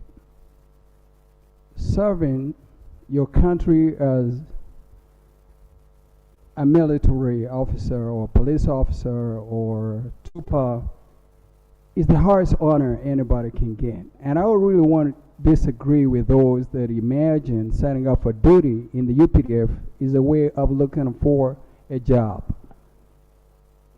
When a man or woman is in that uniform, they deserve honor, respect, and dignity. But my point, yes, and that's the reason why I don't belong to that world that imagine when you see an officer in that office or in that uniform, you treat them to imagine they're inclined politically. But this is the point that I really want to draw to the attention of the minister. Mr. Minister, sir, I've seen recommendations from GISOs in our DC. To conclude, Mr. Speaker, I come from Kasese. It's extremely difficult for anybody from the opposition community to get a recommendation from the RDC. Extremely difficult to get a recommendation from the GISO because we know the brand and class of RDCs and GISOs with the due respect. Mr. Speaker, sir, I would rather that the recruitment focus upon the LOC system because as much as LOC chairpersons are politically inclined, but in terms of service, they serve the entire community. So I don't want to see a UPDF, a national army, just having people that have just a specific political orientation or inclination. The UPDF is a national army. The people that come from the opposition and want to serve their country as servicemen or servicewomen should be given equal opportunity. Thank you. But for as long as, Mr. Speaker, very finally, for as long as we continue focusing the recommendation and no need down to our DCs and GISOs, we will continue having one system in terms of politics. And I want the opposition, people that belong to different political groupings, also sign up for duty to serve their country. Much appreciated, Mr. Speaker. Kayondo, before you come, let me first clear the front bench where Honorable Nangori has gotten a throat.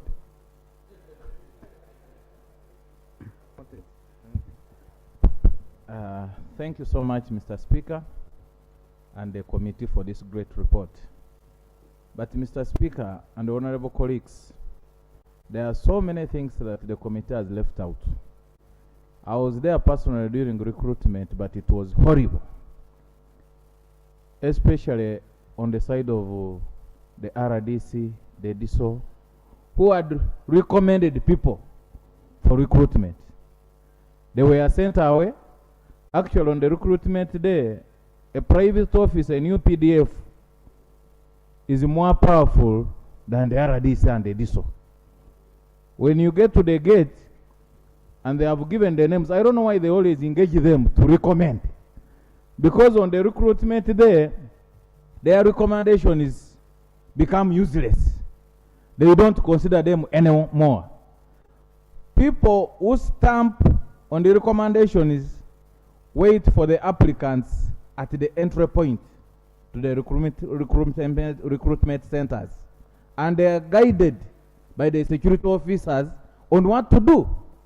They don't even look at these national IDs. National IDs come afterwards. They get them along the way at different centers. But at the recruitment centers, there are certain criteria they use that we don't know. I personally, I was a victim. I recommended 3 people who are medical doctors, but none of them were considered. And yet they are professional doctors. One was working in Kapchora, but she was not considered. And I got SAP. Yes, clarification. Please, Honorable Nango, conclude you. Next time he's my good friend, but next time I'll not give you, because I see you spoil my things. I'll discipline you next time. So, Right Honorable Speaker, with your wise guidance, I would request that in the future, let us change the way of doing these things. Because if we allow the private guards who are allowing in people to take charge of the recruitment process, then what's the use of members of parliament? Because they should involve leaders. All stakeholders must be involved. Thank you. Right from the GISOs, the chairperson LOC series, tools, and the district stakeholders, RDs and DISOs. But if you use these people, they recommend, and then when the applicants get to the recruitment center, they are not considered. They use their own ways of recruitment. Then it becomes useless for us as members of parliament. I request that next time we are involved to recruit. Thank you. Thank you. But colleagues, I would caution you that we don't get involved in the recruitment process. Then now who will they run to if we are the ones recruiting? And then we are chosen, we recruited our supporters. What we need is a transparent process. I believe a process can be transparent without involvement of members of parliament. Then we are able to do our oversight. Okay? So to me, I wouldn't want to be involved at all. Honorable Kayondo, then Honorable Paparu come like this. Thank you very much, Honorable Let Speaker. me say 1, 2, 3, 4, 5, 6, 7, 8, 9. Okay? And 10. Thank you very much. We have UPDF among the people concluding. Please, let's do quick colleagues. We are not sleeping here. Thank you very much, Honorable Speaker. For recording purposes, I'm Kayondo Fred, MP Mukono South Constituency. Honorable Speaker, when you see a rat running towards fire, then you know that what is chasing it is hotter than fire. Honorable Speaker, when we see graduates going to compete for positions of S4, it is something that is so alarming. It is something we should be worried of as a country. Honorable Speaker, we need to go back to the drawing board and plan for our people. Graduates competing with S4, it is something we shouldn't laugh at. It is something that is so alarming, and a drawing board is needed to plan for our country. Honorable Speaker, I saw people being eliminated because of their HIV status. That is a sign of backwardness. It is a promotion of stigma.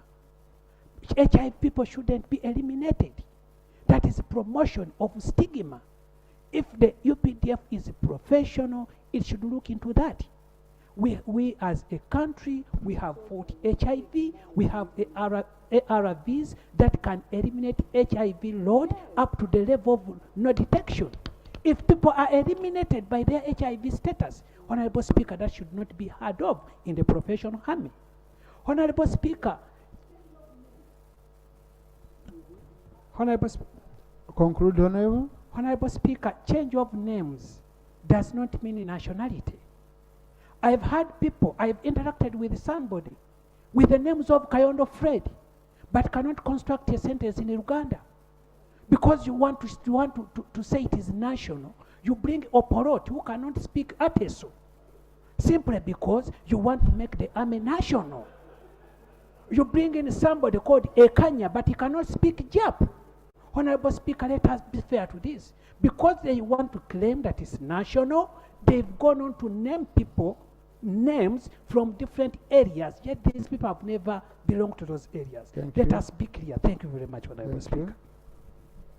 Colleagues, you picked your positions. You'll be following each other. Let it run naturally. Thank you, Yes, Right Paparu. Honorable Speaker. Right Honorable Speaker, gone are the days when people joined the forces because of passion and love to serve the profession. It is very unfortunate that we are now looking at this opportunity for jobs. And if the recruitment process is not managed well, it will compromise the quality of the people we are going to have in forces. Because people are now going there not because of the interest or the passion that they want to be in that profession, but because they want to have jobs. If we are going to add that we are mismanaging the processes, then we are going to add more salt to the injury that we already have. Right, Honorable Speaker, we talked about the challenges in the recommendations by the LC1 chairpersons. Right, Honorable Speaker, you stated that the local governments were allocated monies to buy stamps for LC1 chairpersons. Many of those stamps have dried up. Many of the LC1s have gone back to use the timber cuttings. So that can explain that the verification of those stamps becomes very difficult because they can be cut anytime and used at any time. I'm surprised that LC1 chairpersons can be used for recommendations, but not the LC3 chairpersons, and not even the LC5 chairpersons. Yet this is the system of local governments that run down to LC1 chairpersons. We know RDCs are there, RCCs are there, but some of these people serve in a year, they are changed to another place. How do they know the people within these districts? I know the political leaders, I agree with you. For me, I don't want to be directly involved in the recruitment, because who will do the oversight and pick on these issues? But the LC3 chairpersons, they will make sure their people are picked. The LC5 chairpersons, they will want to know that their people are picked. So let's look into this and use this report to improve the next recruitments. Thank you, Honorable. Thank you. Thank you, Mr. Speaker. I want to thank the committee for the report. And for me, Mr. Speaker, I want to suggest that the slot, which was for each of the districts, is not lost. That is to say, in the next recruitment, if Pakwach was supposed to have 57, and our leaders have verified that we only got 10, I want to say we still have 47. So when the next slot comes, and we are talking about again 50, you have to add the 47 so that Pakwach gets 97. That is my suggestion. Because we are all consoling ourselves that there is another round, there is another round. I want to believe this round which has passed should not be lost. And that means there should be further investigation to confirm. Because if Navy, for instance, has said that there were 11 and they were supposed to be 57, no, 57, it means they have 46 may have come from somewhere. So that slot has to be brought back, an investigation is done, and then eventually, when it is confirmed that the others did not come from Navy, then the UPDF will know where to take them, but make sure that that slot comes back. Thank And you. I also want to confirm that if you go further to investigate, to confirm that people have been brought by other people, you will find in one family of somebody who was an army officer, in that one family, there are now 10 others. Thank you, Honorable Emmanuel. But that's a very important point, Honorable Minister, that we take note. If Navy was allotted initially 50 slots and only 10 were given, all 10 were filled up, then in the next round. But I wonder how you can say you give Mitoma 57 slots and we failed to get 57 people, when I had over 200 people complaining that they were left out. You know, it becomes really difficult. But we are hoping it will be better next time. Achut? Thank you, Right Honourable Speaker and the committee for the report. I happen to have closely monitored the recruitment process in Kole District, and there were two key observations. One was that whereas the report states that the age was between whereas the report stated that the age was supposed to be between 18 to 30 years of age, majority of my people, when they reached at the recruitment center, they were told that they are stopping at 25 years of age. and therefore they were cut off as a result of that. Secondly, the RDC was also present and identified several people who she had not given recommendation letters, but who are outside the district, but yet they had been allowed to be counted. At the end of the day, we did not get that quota of 57. My recommendations, therefore, are that one, the minister should lay on table the list of everyone who was recruited in every district.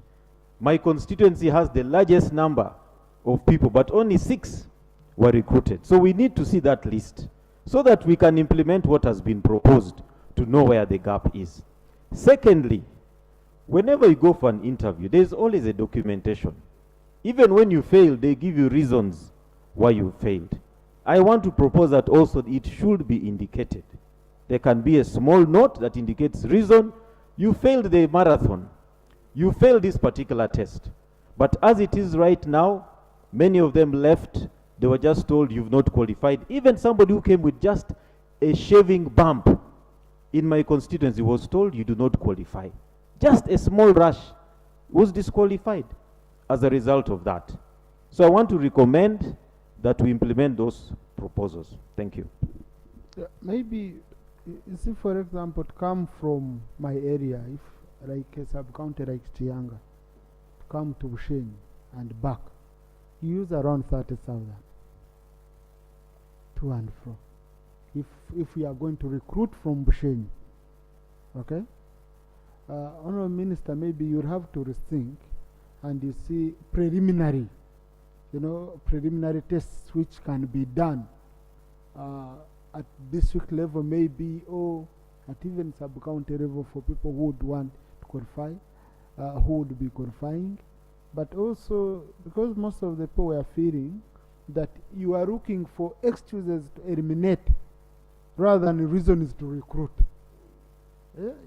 That negative kind of attitude which people got. And yet, this shows you people have the UPDF, they would want to be part of the UPDF. But the moment people feel that those who have gone are people who are privileged, okay, then it becomes totally difficult. So, and someone comes back complaining around 30,000. Some were saying they were even beaten during running. Yeah, someone said they even beat me and even left me. So let me do Jawab then Komakech. Thank you, Right Honorable Speaker and colleagues. First of all, I also want to thank the petitioner for bringing this irregularity to the limelight. This committee report tried to smear the reality on the ground, but it's not a true reflection. It tried to depict. It cannot smear. No, it is just a smear. Please. It is not true. It's not true. It is not true. They had it to report. So you disagree with the finding? I disagree with that finding. Okay. The fact is that it is true that this recruitment had a lot of irregularities. First of all, the UPDF is trying hard to professionalize, but the recruitment is not professional. They come to recruit that day and move away with the new recruits. And many times I have seen in Masindi, the new recruits are carried or dispatched at night. Maybe it is a professional standard. They never leave the recruitment center during daytime. This time around, I was at the recruitment center. I saw what was happening and how they gave flimsy excuses to eliminate people.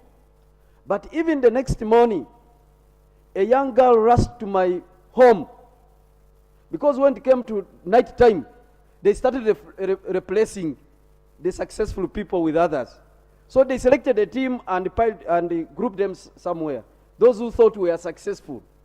But then the vehicles came at night and they kept on pushing away and replacing. They push and replace.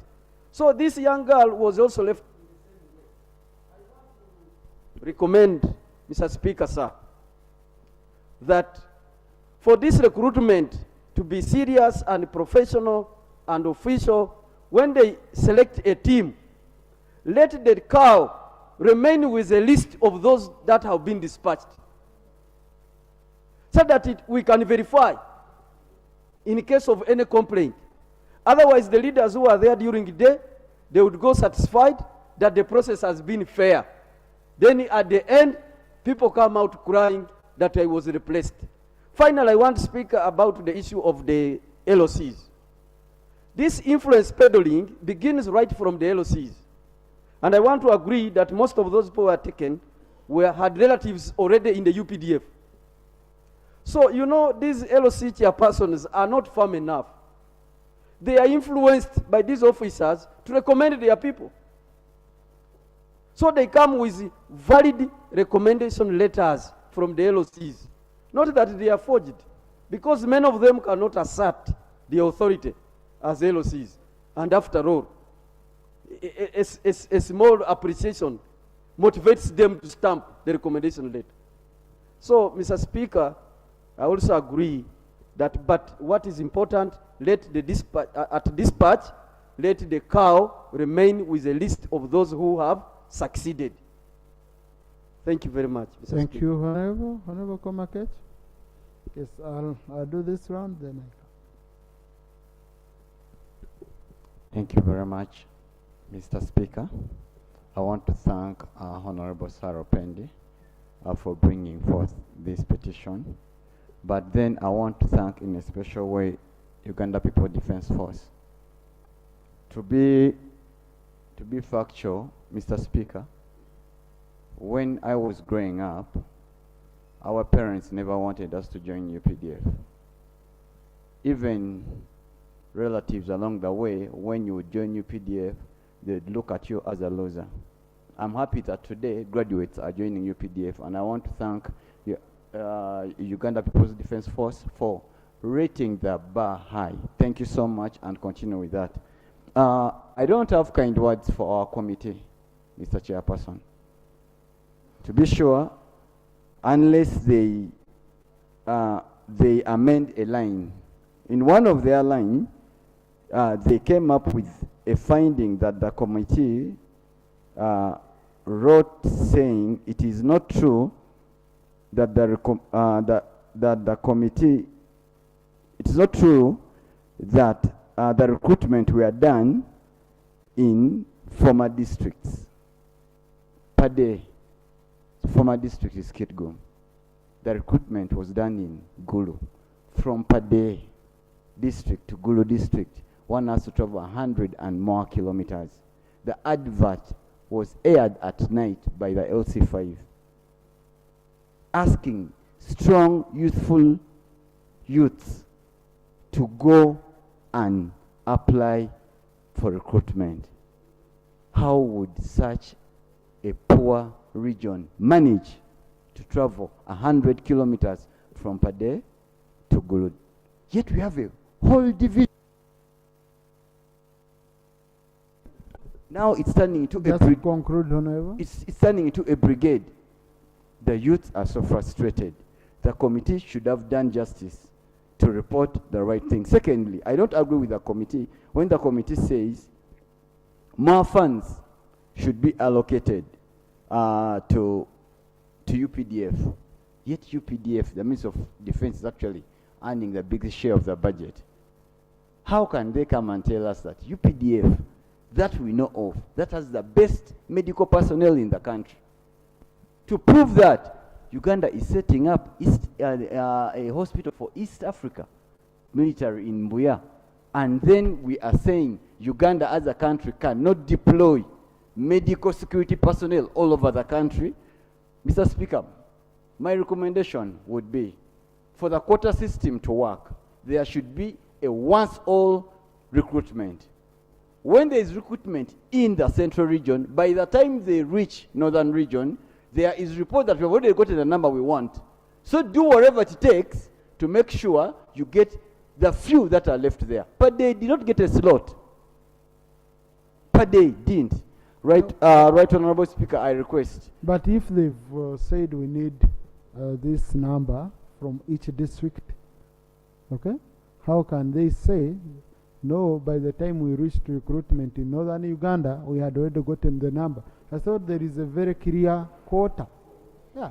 Right, Honorable Speaker, that is where the quota system fails. I can assure you on record, and I challenge the Minister, Pade District has never gotten the 57 slots.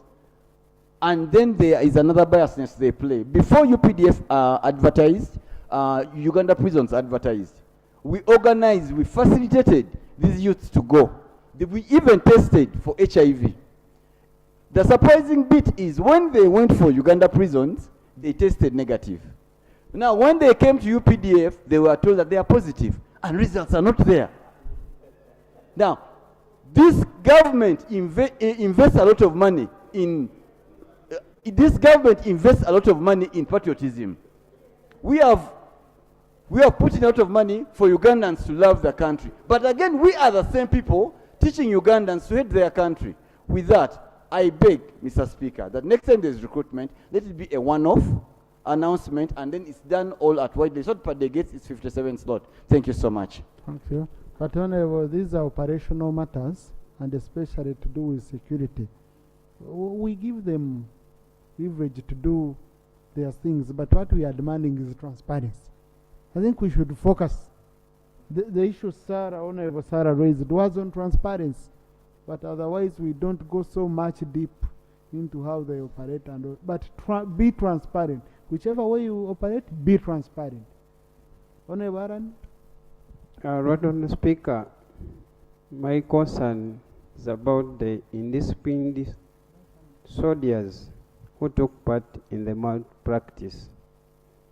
I recommend the Minister should bring a list of these indisciplined soldiers, and you could find out these are not corporals, they are senior officers.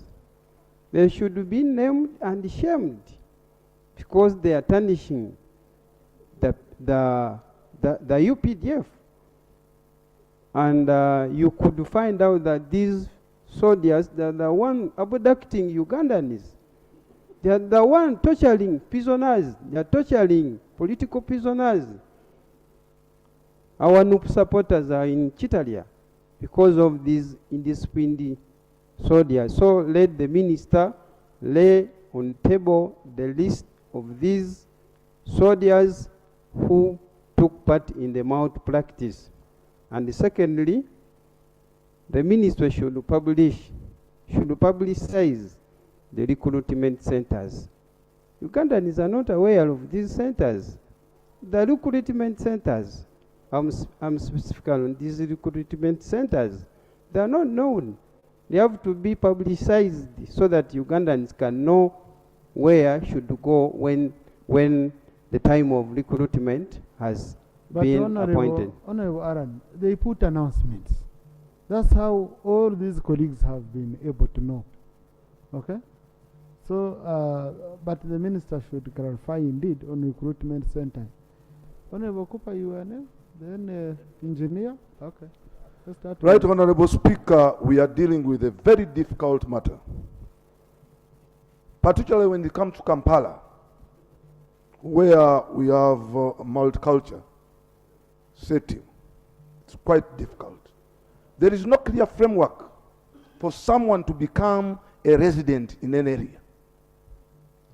Tomorrow I can go to Tororo and become a resident, and therefore get a letter from the LC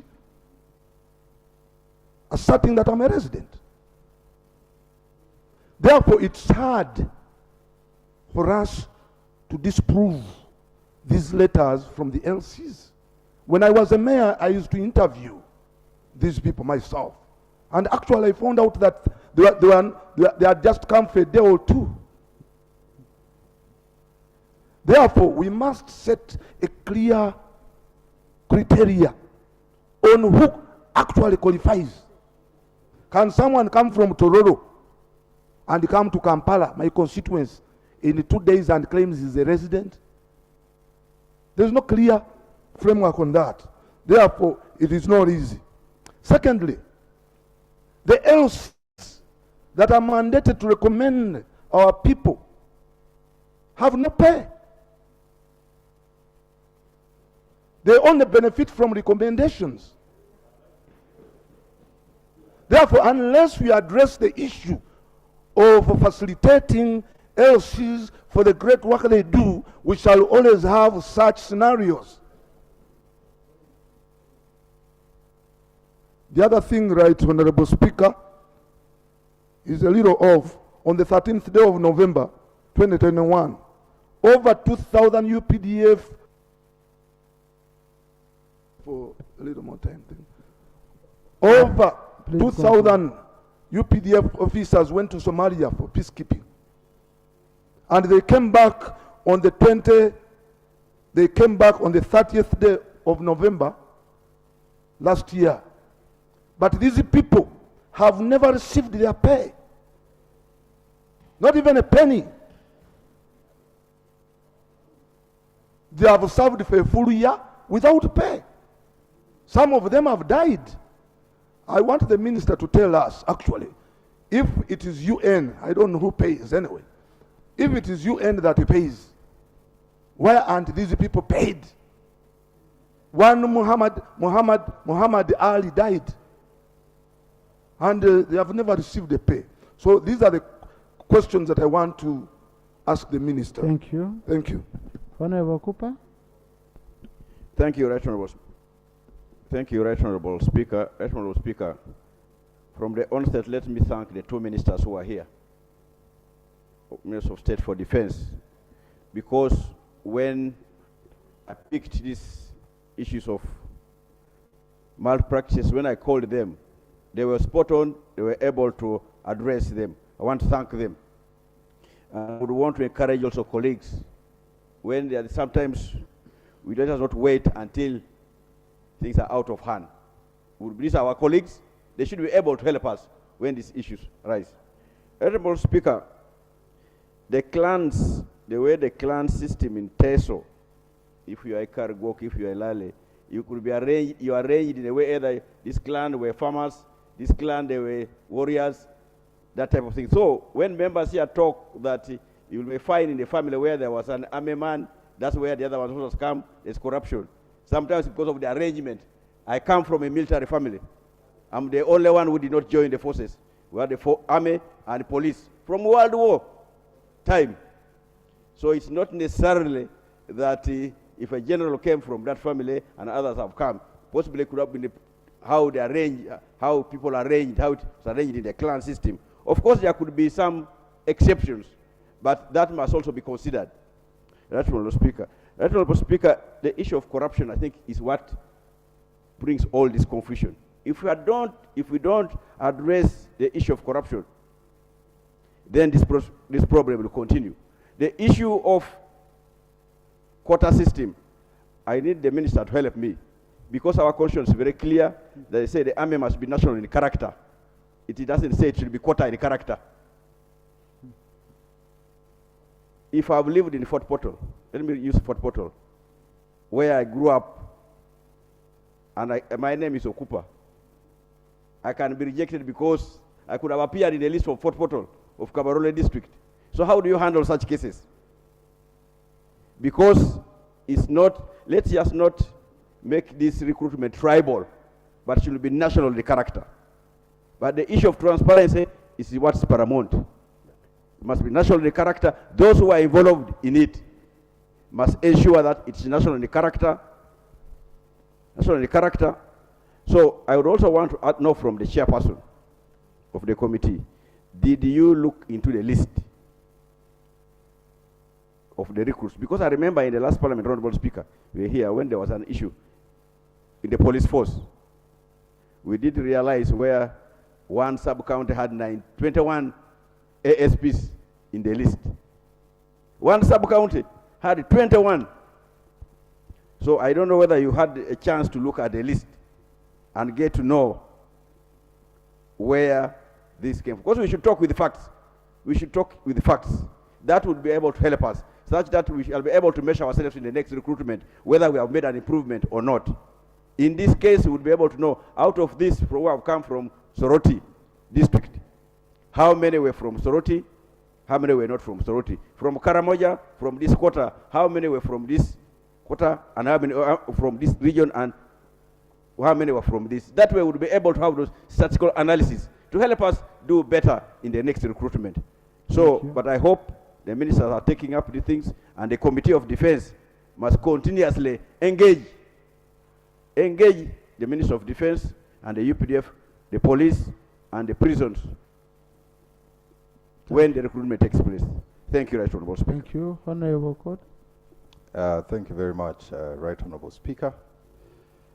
Right Honourable Speaker and Honourable colleagues, a majority of our young people look at this recruitment as an opportunity for them to be employed, but most importantly, as an opportunity for them to serve their country. And Right Honourable Speaker, I want it to be on record that as opposed to some submissions before, in this country we still have young people who are extremely patriotic and do not only look at this as an opportunity to get a job. I also, of course, take the opportunity to salute many of our young people who turn up in big numbers to these recruitments to defend the territorial integrity of Uganda. Right Honourable Speaker, this is an indication that this particular House needs to continue discussing the matter of youth unemployment, because it's a crisis of the contemporary youth of our time. But 3 quick points, Right Honourable Speaker.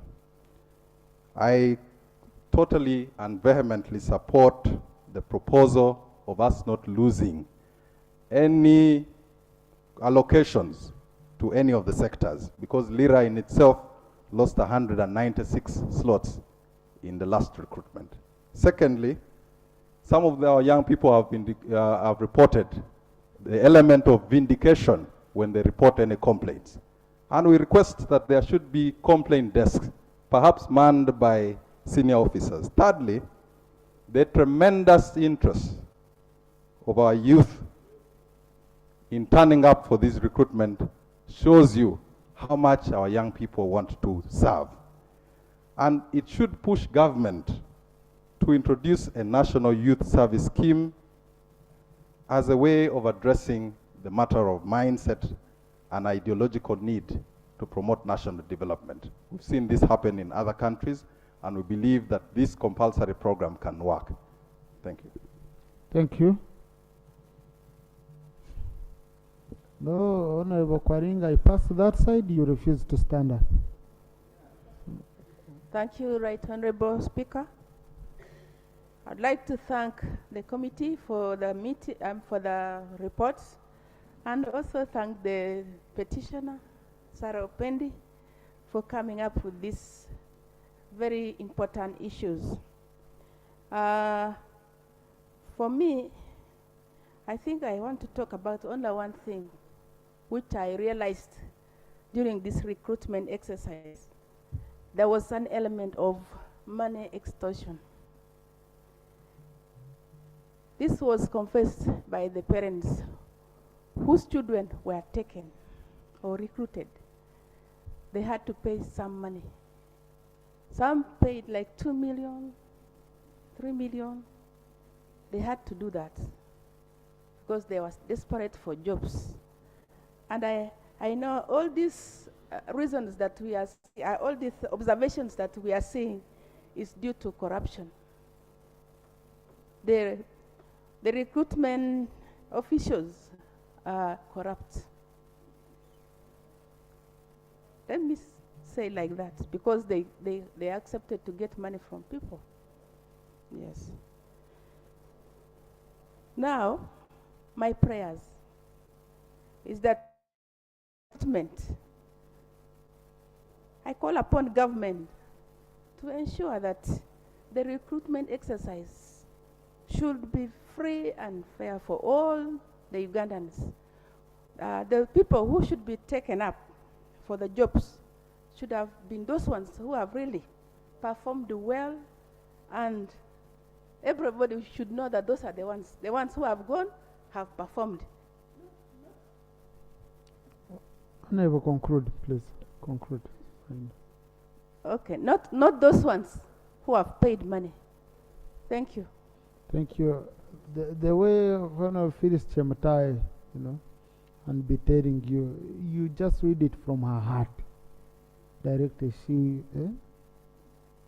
her people presented clearly the issue of corruption. These are, of course, junior officers down on the ground. Honorable Minister, it's very important to take note, ensure this doesn't happen. Honorable Kirea Sinjiro. Thank you, Right Honorable Speaker. I'd also like to add my voice to my colleagues to thank the petitioner for having raised those very pertinent issues. And I would also like to thank the committee for being responsive to the issues that were raised by the petitioner. In the conclusion, that our youth are turning up in large numbers to join the UPDF because of their love to serve this country. I think that is not very true. It is not true at all, because during that, asking me to support them, to lobby for them, to ensure that they join.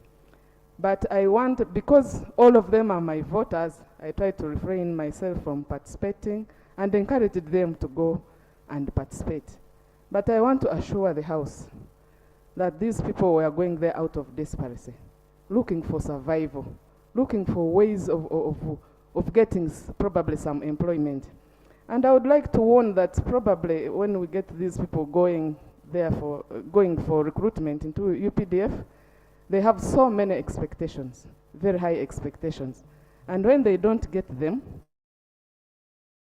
you have somebody has gone, probably to look for employment, expecting to earn a certain amount of money, expecting to find some good working conditions, and when their expectations are not fulfilled, really I think it becomes a problem. Thank you, those who are recruiting. You are recruiting at regional level. But some of these regions, Right Honorable Speaker, they are formed of more than 15 districts. And some of these places are really very hard to reach. And it was a problem for some of them to move from their district and to go to those centers. So I would recommend that next time, probably we can divide those huge regions, probably into 2 or 3, so that people are able to access the recruitment centers. Another thing, the exercise was very tedious. I don't know whether it is by necessity or whatever, but many people, I think, even when they saw the conditions in the papers, they even failed because they knew that probably they might not make it. So next time I would recommend that UPDF please try to make the process attractive so that we get so many people turning up to join. And lastly, when the presenter was presenting, he tried to mention some data, some gender-sensitive data, mentioning a number of women that were recruited. But because it was not in the report, he was not allowed to give full information about that. I would like that this report, it would help us if we find the gender-sensitive data, we know how many women were recruited, how many were recruited from which district, so that next time we are able to know the participation of men. And if we are given a quota of about 50, and then they took on about 5, please next time, Honorable Minister, let us cover up and ensure that if you are giving us 50 again, the other 50 that we missed out on the opportunity, please let them also be considered. Thank you, Right Honorable Speaker. Thank you. Honorable Kwaringa. Thank you, Speaker. Right Honorable Speaker, I'm a member of the Committee of Defense and Internal Affairs.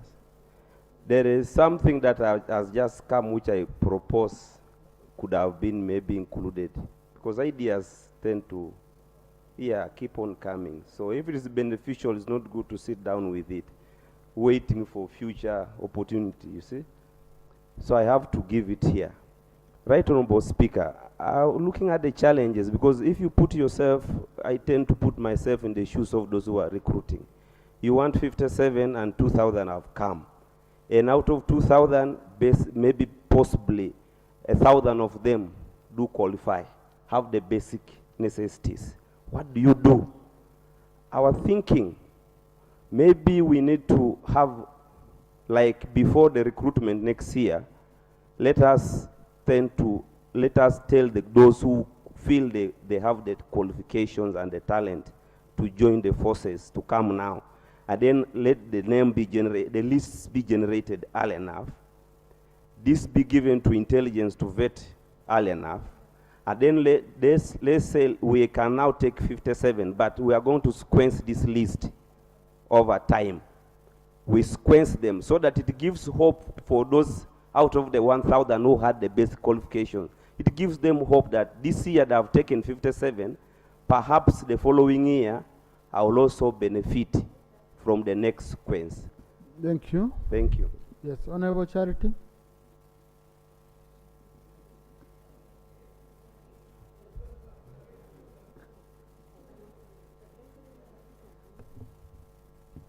Thank you, Right Honorable Speaker. I thank the petitioner and the committee for that report. Excuse me. We appreciate all the objective submissions.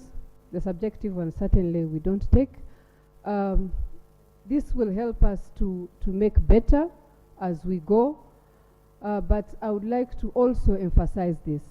While we want a disciplined force, and we are the ones who are doing the influence peddling, us here, members, we also need to look at the way we do our things. We get calls from colleagues. For example, someone saying, this child is of my very good supporter, please get him promoted, please get him recruited. Please don't reveal our names. I will not say you, Right Honorable.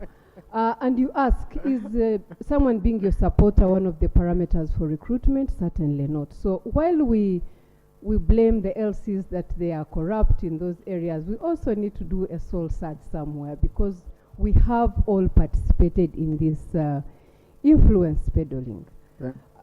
Elimination will continue, because when we go out to recruit 3,000, we can't take 4,000, because the budget actually only allows for us to recruit that specific number.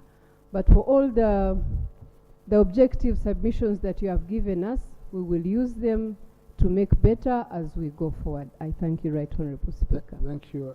Honorable Charity, we shall continue robbing you, because you also robbed us to support UPDF. Okay? So we shall, that's why we have you, and that's why we love you.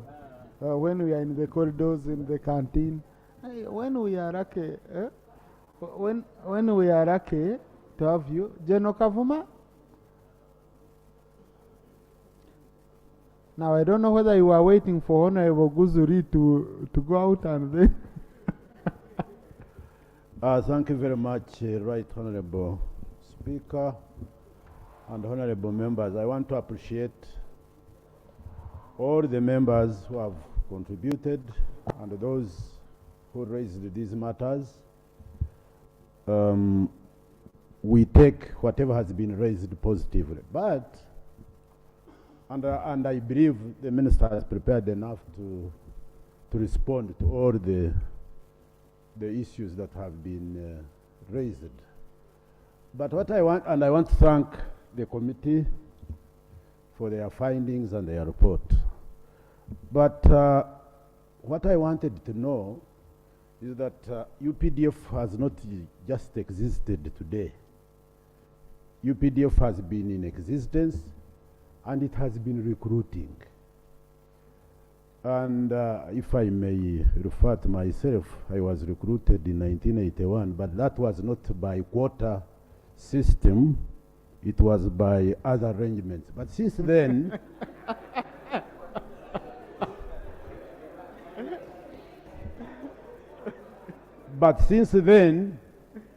UPDF has been existing and it has been recruiting.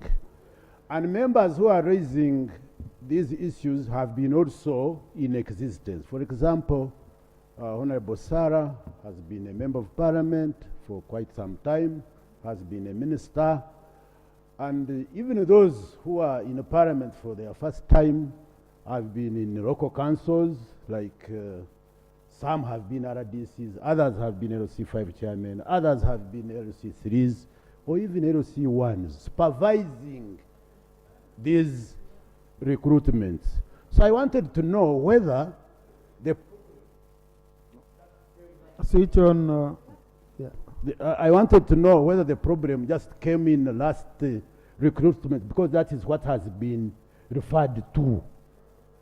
So that we know and we follow up to know who were those who were involved in the last recruitment, so that we see where maybe some people went wrong. Please, no, Honorable, go on. So, so many things have been raised. Some are saying those with HIV should be recruited. Others are saying our 57, our 50. I wanted to clarify on one point about the quotas. It is not, first of all, it is what we want as UPDF that determines the number. If, for example, we want to recruit 3,000, these 3,000 are going to be divided by the districts, but not on equal numbers also. The other determinant is the population in that district. I think on General, the MPs were fighting for the quotas you allocated them to be recruited from there. So I think that one, if it happened only last time, then it is a matter of transparency, and I think the minister will respond, and we are ready to really improve where things are not going right. I beg to submit. So there is a question you asked the House. I will ask the petitioner to be the one to respond on our behalf, because it was General coming from members. Thank you, Right Honourable Speaker. Right Honourable Speaker, I was very specific that we have had recruitments for the UPDF, but the outcry of the corruption in the last recruitment is the reason why I brought the matter here. I have never got leaders and the population rising up against the recruitment as it was this time. There was no transparency, and therefore that prompted me to bring it here. So please pick these as issues raised by me coming from my people who cannot come to speak here. Thank you. So I hope you take them and improve next time. Well appreciated, Honorable. We shall really find out what happened. Thank you. I beg to now you can see rest my case. You can see how I'm in a dilemma. A general accesses a microphone without permission of a civilian. I have nowhere I can run to for his arrest. Yes, well done, Honorable Kavuma. And it's good you've participated as UPDF members. The acting rope.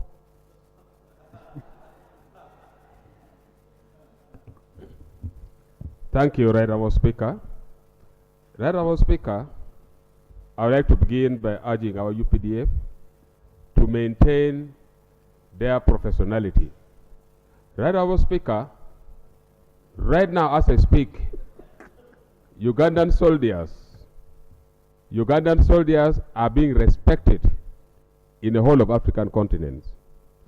I remember when we visited our UPDF in Central African Republic, we went to Somalia.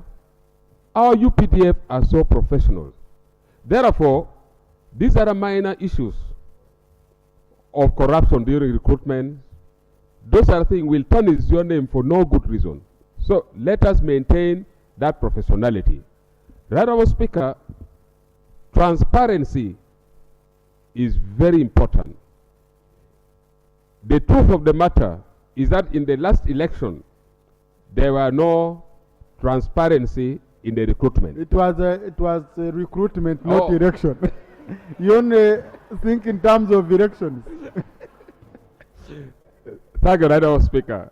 I withdraw the word election. I replace it with recruitment. Right Honourable Speaker, in the last recruitment, there were no transparency. But I would like to thank the UPDF representatives for admitting what went wrong. This is a learning time, and in the next recruitment, let us try to be very transparent. Let the representations be quite equal. And the recruitment centers, right, our Speaker, that time they claimed that because of COVID-19, that is why the recruitment centers were quite far away. At this time,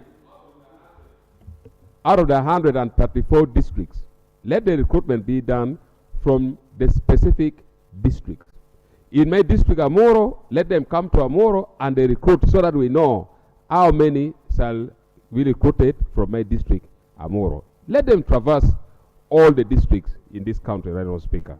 And as a right, Honourable Speaker, with due respect from our brothers from Karamoja, right, Honourable Speaker, you know, it is good that the recruitment and training be done equally. But in other region and part of the country, the training are quite done right from the childhood. For example, from Karamoja, once you are born, you are trained on how to use guns, how to fall, how to do so many things.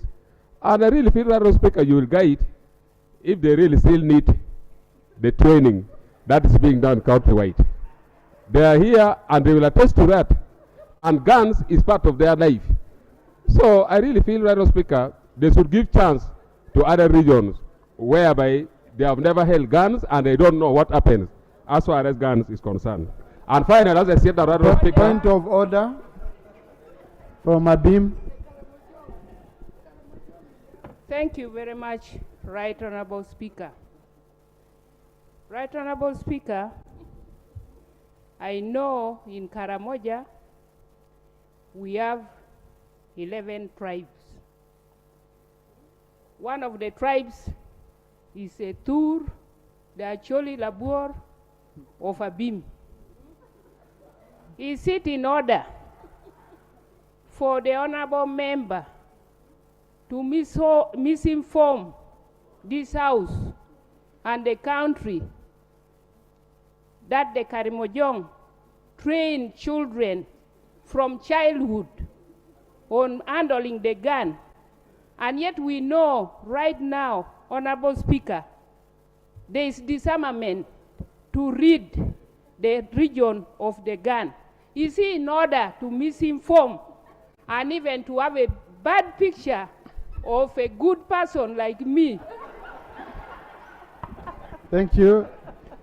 No, you know, I took it on a light note, but you know, issues of tribes, especially where there has been contention between the two tribes. The Honorable Gilbert Oranya has come on the floor several times to complain about the Karamojong. So they might not take it lightly, the way some of us can take it on a right note. So Honorable Gilbert, you need to withdraw that statement, my brother, for the sake of sanity. Thank you, Right Honourable Speaker. Yeah. On that note, I withdraw that particular part. Right Honourable Speaker, I know. That's why I was. And now don't try to justify and everything. Conclude. Thank you, Right Honourable Speaker. Finally, Right Honourable Speaker, I would like to urge our UPDF representatives who are here and the Minister to audit the past exercise. You know, it's very important to understand what went wrong and what happened in what point. So you try to audit how the exercise went so that next time the same mistake is not repeated. Otherwise, thank you, Right Honourable Speaker. I would like to thank you for giving honourable members ample time and for good participation at this particular time. And being the acting LOP, I think I've done my part well. Thank you. Congratulations on your appointment as acting LOP. I hope you're ready to hand over power. Honourable Minister, the chair will come after because the chair responds to all issues, including those by the Minister. Thank you, Right Honourable Speaker, and the members, including the acting LOP. And for all the suggestions, the proposals you've made, you've been very passionate about the recruitment process of the UPDF. We've taken note of the many concerns, and especially some of the areas that you've proposed reforms. I am here in Parliament at the technical bench with the Chief of Training, Brigadier General Matthew Gureme, and we've been taking note. Most of the things that are stated here, the committee handled most of them, and but you emphasized, and I wanted just to correct that this matter is not overtaken by event. The issue of recruitment is not a one-time thing. This is going to be recurrent, and so we are benefiting from the wealth of knowledge that has been shared here. But I want to state it on the record that those who have been apprehended, we can share the list we shared with the committee, but it's not a secret that there are some rotten eggs or rotten tomatoes amidst the great patriotic, nationalistic UPDF army, your officers. So I want to let you know that a few isolated cases of extortion were reported, and those were investigated, and they have been apprehended. But nonetheless, you should not ignore the finding of fact that some of the people who are alleged to solicit, bribe, and extort money from the Wananchi actually could be officers who are not assigned that job. So they take advantage of the little time given. We are making proposals, and we want to engage Parliament and local governments in the next further recruitment. We can involve members of Parliament in information sharing, so that we engage you first for like a week before or what, so that you get the basic requirements that we need and you relay them to the Wananchi. I am not sure that the members of Parliament would be glad to be nominating and endorsing forms. But the specific responses could take us a little longer to respond to each one of you. But generally, I found them very useful for our own reforms and improvement. The UPDF is a national party, a national army. The other one which I wanted, the national party, is the NRM, but the UPDF is a national army, and it must serve all shades. And interestingly, when they are recruiting, where the confusion is the use of the data of 2014, 14th of August 2014, the national statistics data, and that where the population, some districts things have changed, and I believe that next time we shall do better, but we are mandated, whatever we did it according, whatever they did it according to the law, despite a few challenges. Thank you very much for your kind attention and the recommendations you've made. Thank you. Thank you, Honourable Minister. That's very, very important. And really what we need is improvement. That next time we can do better. And you count on our support. This is part of oversight. When MPs see a problem, instead of it exploding, they bring it here, we inform you, and then you go and you do better. Chair, conclude. You don't need to respond to specific issues. It should be general. Yeah, thank you so much, Right Honourable Speaker, and I want to use this opportunity to thank honourable members for the comments, additions, subtractions to our report. We take all the comments in good faith as a committee. Right Honourable Speaker, just one regarding the distance, time, and probably the cost involved to these recruits moving to the recruitment center. Probably I would implore the UPDF to adopt the method, the system being used by Uganda Police Force now.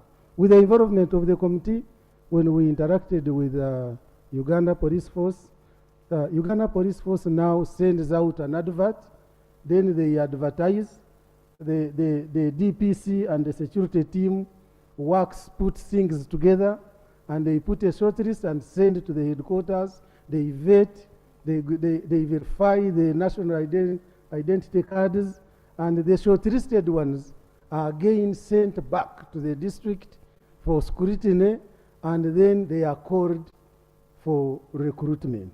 Probably if that system is adopted, it can really try to solve this matter. But Right Honorable Speaker, I also want to implore members that at times when we are making our submissions, really we should make submissions based on the facts.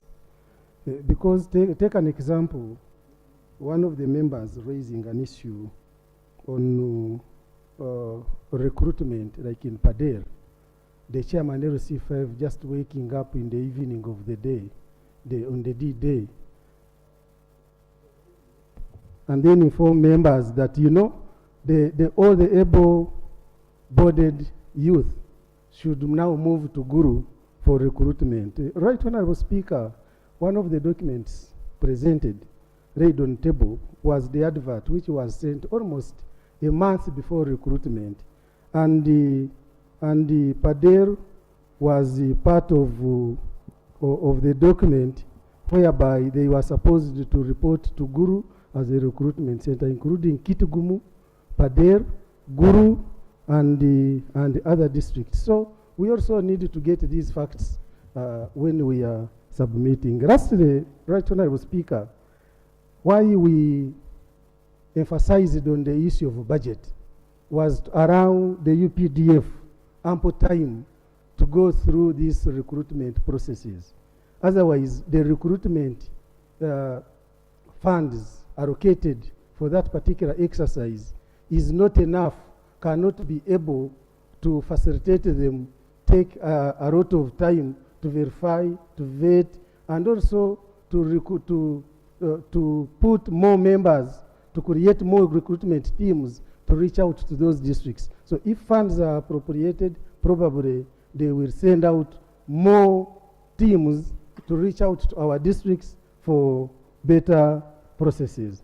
Thank you, Right Honorable Speaker, and I want to thank members, particularly for members of the committee, for this kind of report. I thank you. Thank you.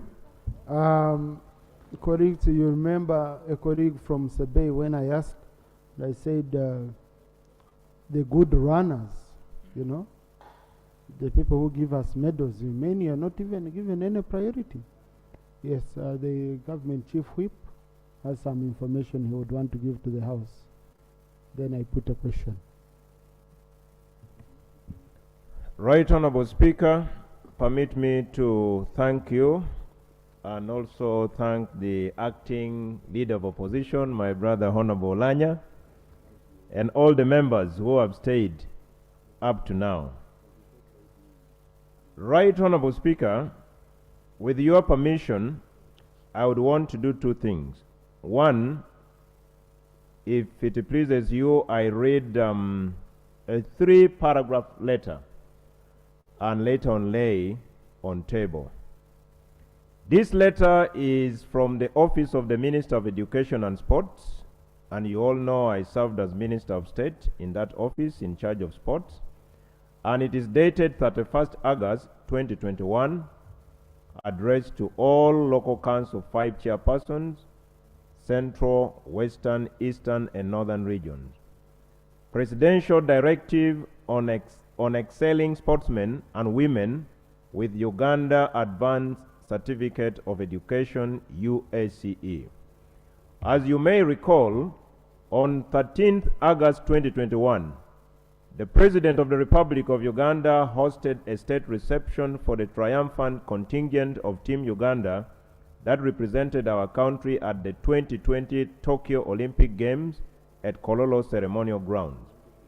During this event, the President directed that excelling sportsmen and women with Uganda Advanced Certificate of Education, UACE, be identified, recruited into Uganda's armed forces, and given humble time to train in order to represent the country in different sports disciplines while they simultaneously earn a living, into brackets, and participate in sports. The purpose of this letter, therefore, is to communicate this presidential directive and request the Office of the Minister of State for Sports to accordingly coordinate the implementation of this task. Yours sincerely, Janet K. Museveni, First Lady and Minister of Education and Sports. And the letter is copied to His Excellency, the Vice President, copied to the Speaker of Parliament, the Prime Minister, and the Minister for Presidency. So, honorable members, there exists a standing presidential directive on excelling sportsmen and women who would wish to join the different armed forces, UPDF, Uganda Police, Uganda Prisons, and Uganda Wildlife. And as you know, a number of our excelling athletes are coming from these four groups. Kiplimo belongs to Uganda Wildlife Authority. Cheptegei is an officer in Uganda Police Force. So let's take advantage of this, but we are looking at excelling, not those playing in the jury league, Aleptong district. I beg to report and also lay on table, Right Honorable Speaker, for the record to capture this. Thank you. Yeah, thank you so much, Government Chief Whip. I think the problem is the one to whom the letter was addressed, because the letter is addressed all local council 5 chairpersons. But as you've seen, their role is almost not there in the recruitment process. So maybe it would be good if you can pass it on formally to the UPDF so that they know they have to consider these people. Yeah. Yes, Honorable Boda. That is actually a special slot. Yeah. So they don't need to worry about that. It is from this side. If there's any person who is recommended by the LC5 that side and is excelling as is indicated, there would be no hindrance with the Honorable, we've not seen their role in the recruitment process. What we are talking about is when you're communicating to them about the upcoming recruitment, you can inform them. So if you have sports people who have excelled, I make that please, undertaking. Yeah. That from today onwards, as we should, even in that. Yes, you can Honorable put it Cooper in likes that. amending things from the other side. Thank you. Colleagues, I now put the question that the report of the Committee on Defense and Internal Affairs on alleged unfair and discriminatory recruitment by Uganda Post Defense Forces be adopted. Those in favor say aye, and to the contrary, no. The ayes have it. Colleagues, I want to thank you for today. I came knowing we would finish by around 5:30, but your commitment has made me push harder so that we accomplish a bigger part of the order paper. We are trying to finish up, to map out all this business so that we have enough time for the budget framework paper, where I've continued to urge you that please go and research. And then you come here, I give you enough time to make submissions. Now, with the budget framework paper, please don't come here to list what your constituency has not gotten. Let us be nationalistic in our arguments, in our presentations. Come here as a member of Parliament of Uganda, not only for Mitoma, not only for Kasiro, but go beyond the horizon, analyze the budget. And you don't need to go for the whole budget. You might be having a sector which you're interested in, and you want to see how best that sector can benefit. But the Honorable Guzuri challenged us. You see, we usually put finance on pressure. You have not given sons this project money, you have not given this sector money. Can we also come up with proposals on revenue generation? how to generate, because sharing, saying give so and so is very easy. But what do you want Mzee Kasaja to give out? Okay? Well, yeah, if we are to continue sharing the poverty, then we shall continue having having very many issues. So let's be honest in our discussion. Let's look at the state of our economy. Let's look at how we can improve on revenue generation so that we can have a much more constructive debate when we come to the budget framework paper. I adjourn the House to tomorrow at 2 p.m.